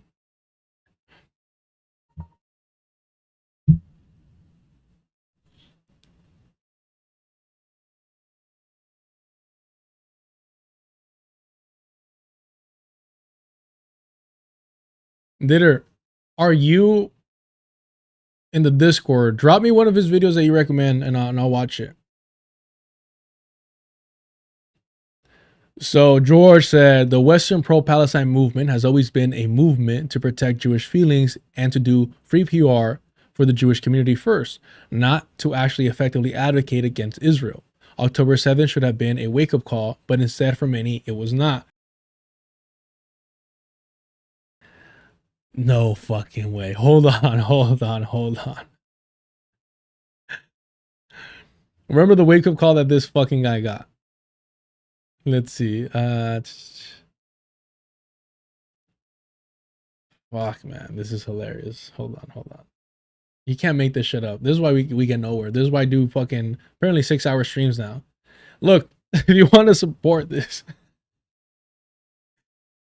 hit the like and subscribe. Hit the notification bell if you want to know when I go live. Support Patreon, Super Chat, whatever, Cash App. You already know. It is what it is. I'm going to be here anyways. I can't even think straight. Hold on. What am I looking up? Oh, yeah. Senseless.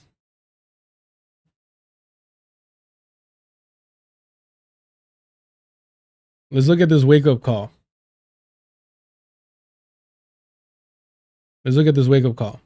Hamas's methods are certainly brutal, senseless, and counterproductive. Strategically, they've probably achieved absolutely nothing. Hamas's methods are certainly brutal, senseless, and counterproductive. Strategically, they've probably achieved absolutely nothing.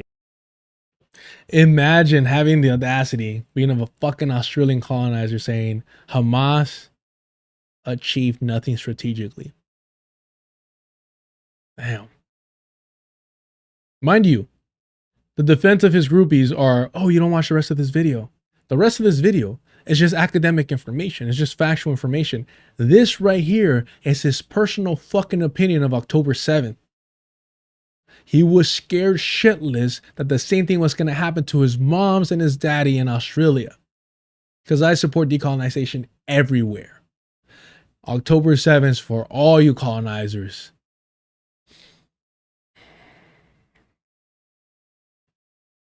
Claudia, thank you so much for the super chat. I appreciate you for the great work. Thank you. I appreciate it. I'm just talking shit. We don't have 7 minutes.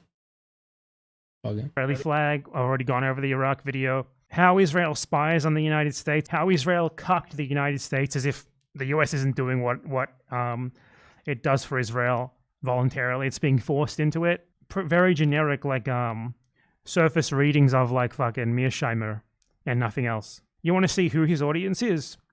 Let me show you. I'm going to do this in real time. I haven't actually looked at these comments yet, but I bet I'm going to click on this video, How Israel Cucked the USA, and I'm going to look at the comments, and it's going to be full of fucking anti-Semites. But like every single one of these comments is like, yep, Israel controls us. I remember the 5 dancing Israelis on 9/11. There's one. Free us from AIPAC. Being anti-Semitic is a badge of honor. Hold on, bro. He called Free Us from AIPAC anti-Semitic a year ago. Oh, man. How does anyone believe this motherfucker to be principled and consistent? I don't know this JDF fool. I don't give a fuck about him. I don't know him. But this shit's funny as fuck. Dancing Israelis on 9/11. There's one. Free us from AIPAC. Being anti-Semitic is a badge of honor. Okay. There's less. I think when he said okay, he's like, oh, okay, it is. It is a badge of honor. Okay, yeah. And then he just endorsed that. I don't know who we were talking about.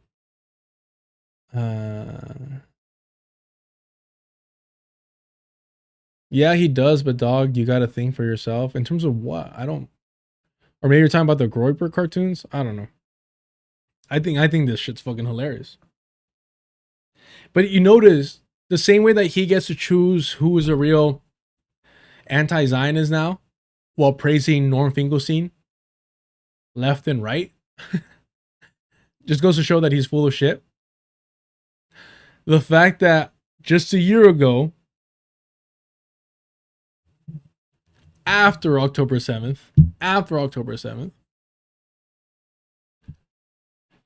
Jesus Christ, man. Wow. I'm honestly amazed at what a complete opportunist this fucker is.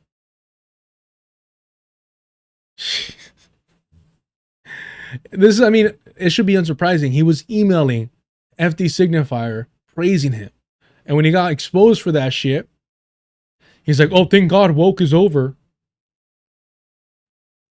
Ah, come on. Just own one thing. I mean, did your father not teach you how to block a left hook? I mean, how to take ownership and responsibilities? Come on. I read that fucking article of him crying about his pops publicly to get attention and sympathy. Bro was hiding behind a light post in fear of potentially running into him. As a grown-ass fucking man, you didn't stomp that fool out. Putting hands on your moms is wild to me. Pathetic fucking creature. Wow. Open and obvious anti-Semitism than there was last time I looked, but it's still here. If you want to know who rules over you, just see if you can attack your neighbor without repercussions. That's like a repurposing of a white supremacist quote. He's criticizing somebody for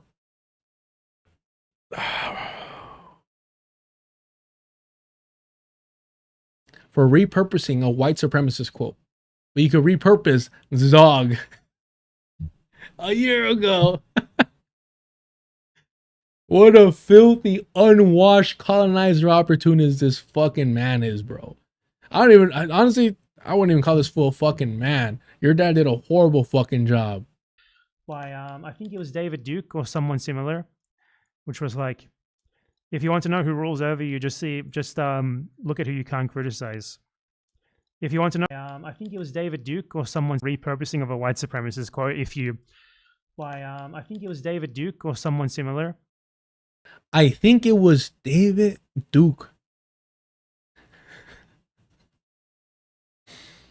But if you tell him that the Nat Turner Diaries popularized Zog, that's perfectly fine. You know what it was, right?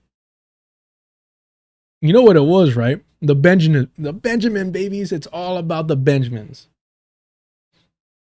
I think he probably started losing viewerships, and it happens. And this was like, what can I do to get more attention?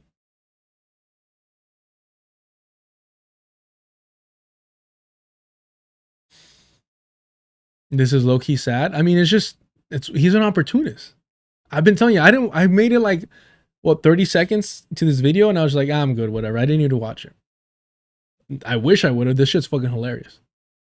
What a fucking sad, pathetic opportunist. Do not trust white people. Don't trust these fucking colonizers. His whole gimmick is America bad now, which he also used to criticize. I think he made a video about like Ben Norton or something like that, right? That your politics shouldn't be American bad. Boom. All he is American bad now. He made a video a year ago that being anti-Semitic is bad. Boom. Meanwhile, I don't give a shit about anti-Semitism. I don't give a shit about white on white shit. I care how it affects us, black and brown people. That's what I care about. Which was like, if you want to know who rules over you, just look at who you can't criticize. And it was about Jews, obviously. If people really knew Israel's role in 9/11, they would be shocked to know we have been fighting the wrong enemy. And they still say it's a conspiracy theory. I'm 100% sure that's referring to Jewish control of the world. The more I learn about Israelis and Jewish control of the world, you mean Zog? If you control the US, you control the world, right? their alliances, the more I understand why the Europeans never let them fully settle in their lands or have their own nation. You know what he's fucking talking about there. He's talking about Jewish expulsions, and he's saying that he understands them. Probably like 50% of these comments are fine. 30% are borderline. You know, like somewhere in the middle. Potentially yes, potentially no, depending on the intent behind them. And then like 20% are just straight up openly anti-Semitic. He is literally calculating and policing this GDF's community. And when the same is done to him, he fucking throws a tantrum. He was doing this a year ago. This is how you know his audience, his subscribers are fucking brainless sheep. He's literally policing somebody else's community and giving you the percentage of like what is anti-Semitic and what isn't, like the chart, like the radar. He's the anti-Semitic police a year ago. He was playing the role of the anti-Semitic police a year ago. And he wants you to take him seriously. This is why he doesn't fuck with me, by the way. Because it's so fucking obvious. People say that we have similar politics. No, we fucking don't. I've been consistent since day one. October 7th, I was fucking celebrating. I called that shit beautiful, homie. You call it brutal, senseless, counterproductive, and that it achieved nothing.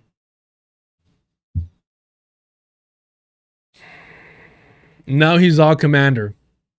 He'll put on whatever fucking hat, whatever fucking uniform will make him more money and get him more attention that his daddy didn't fucking give him. Who really controls US foreign policy? Israel, apparently. Let's find out.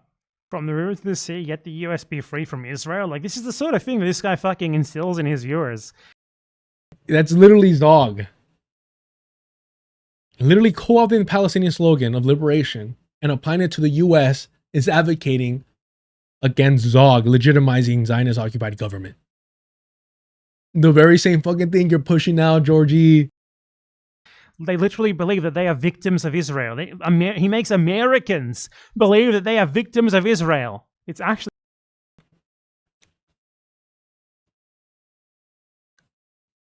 I mean, if he publicly apologized to JDF,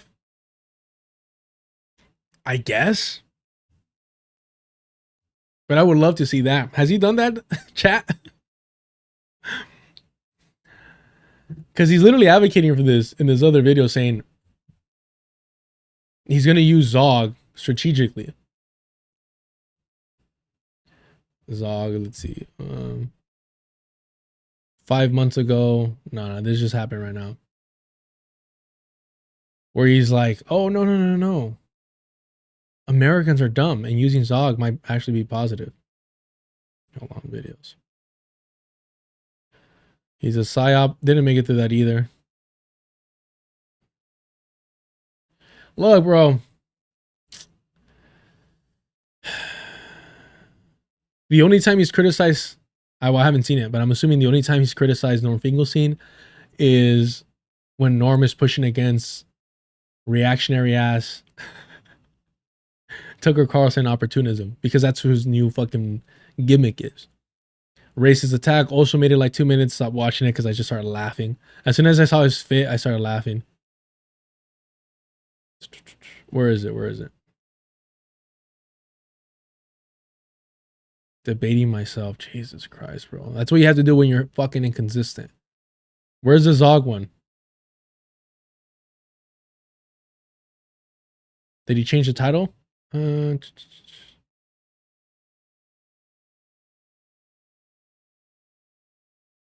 There's one where he was talking about Zog.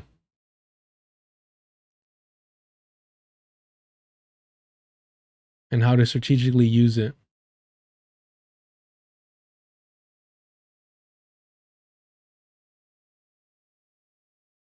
Y'all remember which one I'm talking about? I don't know. I don't keep track of this shit. Yeah, I don't remember at all. Was it this one? This one was fucking funny, man.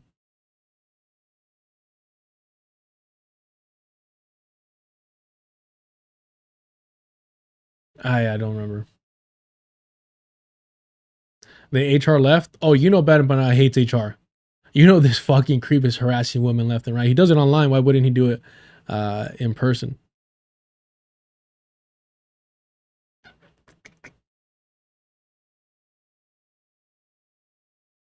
Oh, well. Let's get to it. Oh, yeah, so this is how this got started. The Western pro-Palestine movement has always been a movement to protect Jewish feelings and do free PR for Jewish communities first, not to actually effectively advocate against Israel. October 7th should have been a wake-up call, but instead, to many, it was not, including you. This fool, a lunatic. Yes, it absolutely did. Otherwise, Golda Meir's dream, the liberal Zionist dream of Palestinians being exterminated silently and the world not listening or watching or paying attention would have been accomplished. And again, who gives a fuck what I think? What did Palestinians think? Do you think Sinwar Yar just fucking like made a I'm sorry. I don't know if you're asking in good faith or not. My apologies. You're probably not, because you're asking how. I don't know how much more evidence you need. Compare the criticism of the Zionist project and the pressure that it's faced before October 7th and post October 7th. The litmus test: if people agree that Jews and Zios are brazen liars, but refuse to investigate historic narratives like the Holocaust, over which they have total monopoly, then they still worship Jews. Communists and red leftists are once again gifting Nazis and the right wing a whole topic. George says, I investigated the Holocaust for years. It happened, and you should.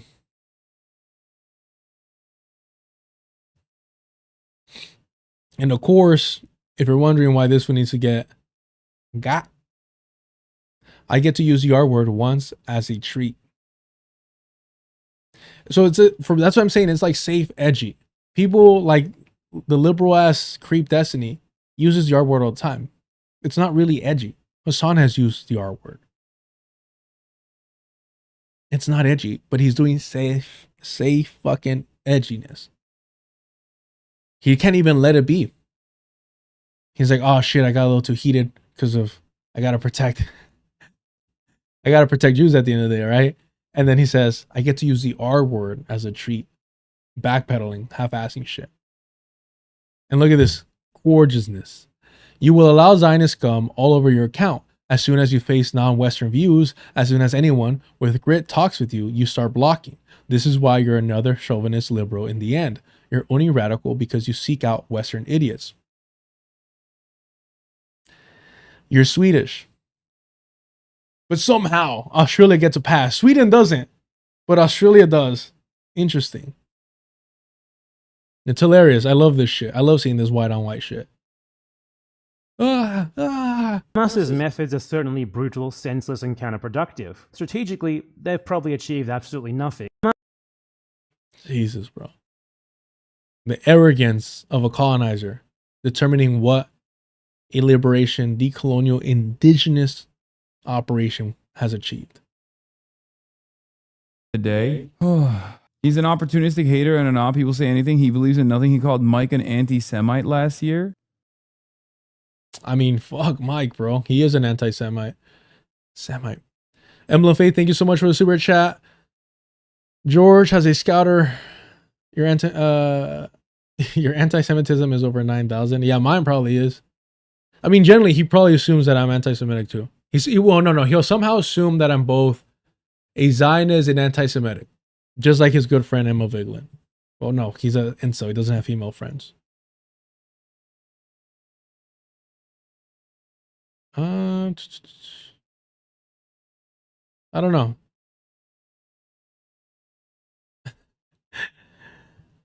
No. Lindsay, getting red from a Swedish Holocaust denier. Aye.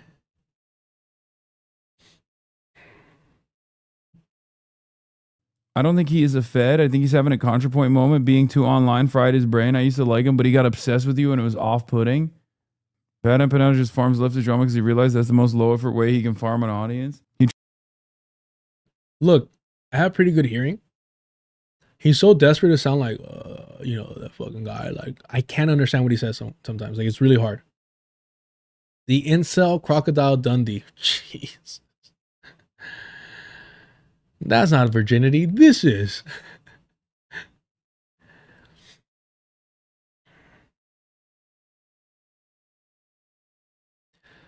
Oh, why does he have the South African flag? No, it's not random. It's because he's anti-black and he thinks it's funny. Look, if he uses the R word as a treat, you don't think he's using the N word in the background? Come on now. He tried to promote Maureen Galindo, but was talking about being an army wife. Exactly what he complained about Plattner and was pushing for her. What the? I've never said that BadEmpanada is an op. I've always said he's crazy, but I always thought he was sincere and unhinged. But lately, I'm beginning to change my attitude on it. I no longer think he's sincere. I think he's bad. I mean, he's totally bad faith, and not just like, oh, he's bad faith because he's insane. Like bad faith because I think he's like actively trying to. I think he's actively trying to cause chaos within any kind of like online organizing surrounding anti-Zionism. Online organizing surrounding anti-Zionism. These people are afraid to get off their ass.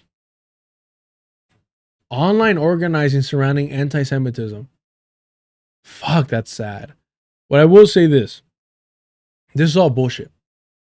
George BadEmpanada knew who Hassan Piker was since day one. Hassan Piker knew who BadEmpanada Georgie was since day one. Hassan Piker only plucked him and used him because George was so fucking desperate for his attention to be in the cool kids table that he was willing to be his attack dog against Ethan Klein. Only after Hassan had a falling out with Ethan Klein post October 7th. BadEmpanada looked past the fact that Hassan has always been a sheepdog for the Democratic Party, looked past the fact that Hassan was literally in business with the Zionist family. He was wearing IOF Fresh for free. Hila Klein's, the IDF fucking veteran, her clothing line. BadEmpanada, Georgie looked past all that shit to try and get in with Hassan Piker. The same way that he tried to email FD privately and get in his good graces there. And people believe that he's principled and consistent. But this is bullshit from Hassan. BadEmpanada has never hidden who he is. A desperate child seeking nothing but attention. And the only way he knows how to get it is not by being sincere. He tried that shit with his pops. It didn't work out. Patrick, which is great. Patrick, will you give me permission to read from your screen? Go for it. Can we scroll down? Yes. This is a great moment for me, taking over your show. People who, because he uses the right language, and there are always going to be people who want something more radical. That there are always going to be people in this community that go, no, I think he's fine. I think he's just fine. He's just a little mean. He's just a little mean. Buddy, if you're talking about a doctor that went to Gaza and you're saying that a doctor that went to Gaza to save lives is actually not a real anti-Zionist, you're out of your mind. You know, what have you done? Here's the thing. I don't know what he's referring to. But that's like saying that like there are Doctors Without Borders who don't have any faults. Are they great fucking people for the actions that they're taking? Are they brave? Absolutely. Does that mean that they couldn't be fucking like bigots or have some fucking leanings towards Zionism? No, it doesn't. I mean, a paramedic could still have bigoted views and still save people's lives. They could be transphobic and still save a trans person's life, right? Like, these things are possible. I don't know what specifically he's referring to. But to act that like one completely negates the other, that just doesn't make any sense. You've done nothing. You've literally done nothing. He said his approach is Sinwarian, which is absurd since Sinwar's whole thing was uniting different factions. Yeah, what the BadEmpanada? See, and then there's the stupid people. Chat feels like IDF signifier. Get your American heads out of your American asses. BadEmpanada applies agitated propaganda as he sees fit. Dog, you know what's really funny about this? BadEmpanada used to always say, like, my fans are a part of a cult. You're literally a part of a cult. Both of you fools have cults because you depend on getting rich by attracting people who lack critical thinking abilities. Both of you depend on that they follow your every fucking word. BadEmpanada fans literally refuse to watch what I say, like my own fucking words that I've been saying since day fucking one because I'm consistent. I don't have to backpedal. They'll ignore all that shit, refuse to even engage with it, and just go off the narrative they've been sold by George. Hassan Piker fans can't even defend the fact that he's called the cops on his ex-girlfriend who was a sex worker. They can't even defend the fact that he's a fucking sex tourist. They can't defend any of this shit, that he's a Democratic sheepdog herder, that he smears third parties. They can't defend his opportunism, so they just right out block me. They can't defend voting for Holocaust heroes in California. Countless fucking examples. They require people that lack critical thinking skills as their primary fan base to get rich off of them and to use them as their fucking attack dogs. Okay? You're straight up a part of a cult. I don't know what it is about like left position, left like ideological tendencies, like different ideological tendencies, but it's always strange because like there's always people like that. There's the Larishites, there was the Black Hammer cult, right? I usually have a pretty good the DSA knows. Regardless of my naivete, I have a fairly decent nose at like cultish behavior and cultish thinking, and this is turning into a cult. So what he's saying is like it takes one to know one. He's like, no, I'm an expert on this. And I see that his fan base is following the steps that my fan base follows. I mean, at least he admits it. Not really, dude. I'm just tired of American exceptionalism. Yeah, that's what we're doing here. American exceptionalism. His impact is marginal. You give him more. Absolutely, they are. Absolutely, they are. It is absolutely American exceptionalism. Because it's National Socialism, what they're advocating for. Attention than he deserves. It distracts your community from actually doing organizing and focusing on stupid Twitter beefs. Yeah, no, these are like the shining path guys. This is how. All right, we're done. They're like the shining path. Holy fucking shit, man. And do you really believe him when he says that his life is at risk? I mean, whatever criticism I have of Georgie, mainly that he couldn't defend his mom, but, you know, whatever criticism I have of his cult, I'm not calling them or comparing them to the fucking shining path in any degree, or I don't even know, like, fuck, man. I can't. I'm fucking good, man. I forget how much I fucking hate listening to Hassan Piker. Like his voice, like, oh god, like these guys are like the shining path, bro. Holy shit, man.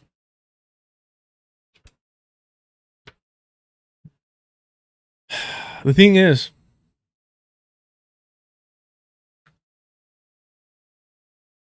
can I train BadEmpanada like for a year? Like I promise I won't hurt him, but I'll train him for a year. So you go after Hassan, mano a mano. I mean, he's not going to go face to face with me, but what if I'm like, listen, old school Kung Fu movie style, I'll reluctantly teach you. Motherfucker's going to be like a spider monkey. All right.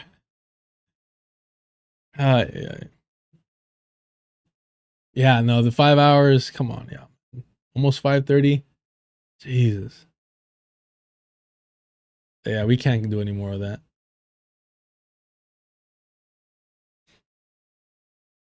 Support the Patreon if you can. All that good stuff. No stream tomorrow. Hopefully, if everything goes well, I'll be on with Dr. Ball on Friday. That's going to be a fun one. Don't miss that one. Whole lot of nonsense. Would I debate Hassan? Hassan has me blocked. Which was funny because I had Hassan muted. So I didn't even know. Because I didn't want... He's so fucking... How people just follow somebody who is so fucking ignorant is beyond me. Man. Kung Fu? Yeah, that's right. Remember what Glenn Ford told us, especially after that PSL article. I think it took up most of our time, but it was good. It was solid.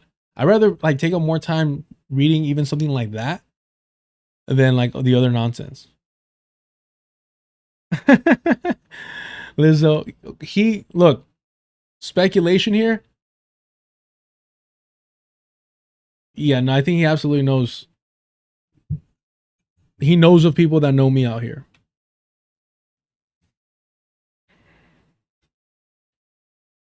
You got to tune in Friday to find out what we're going to talk about. I'm going to go grab those fish tacos. I'm going to crawl over there if I have to. But remember what Glenn Ford said. We went through the article, the PSL one. So it's super important, now more than ever. Organize with eyes wide open.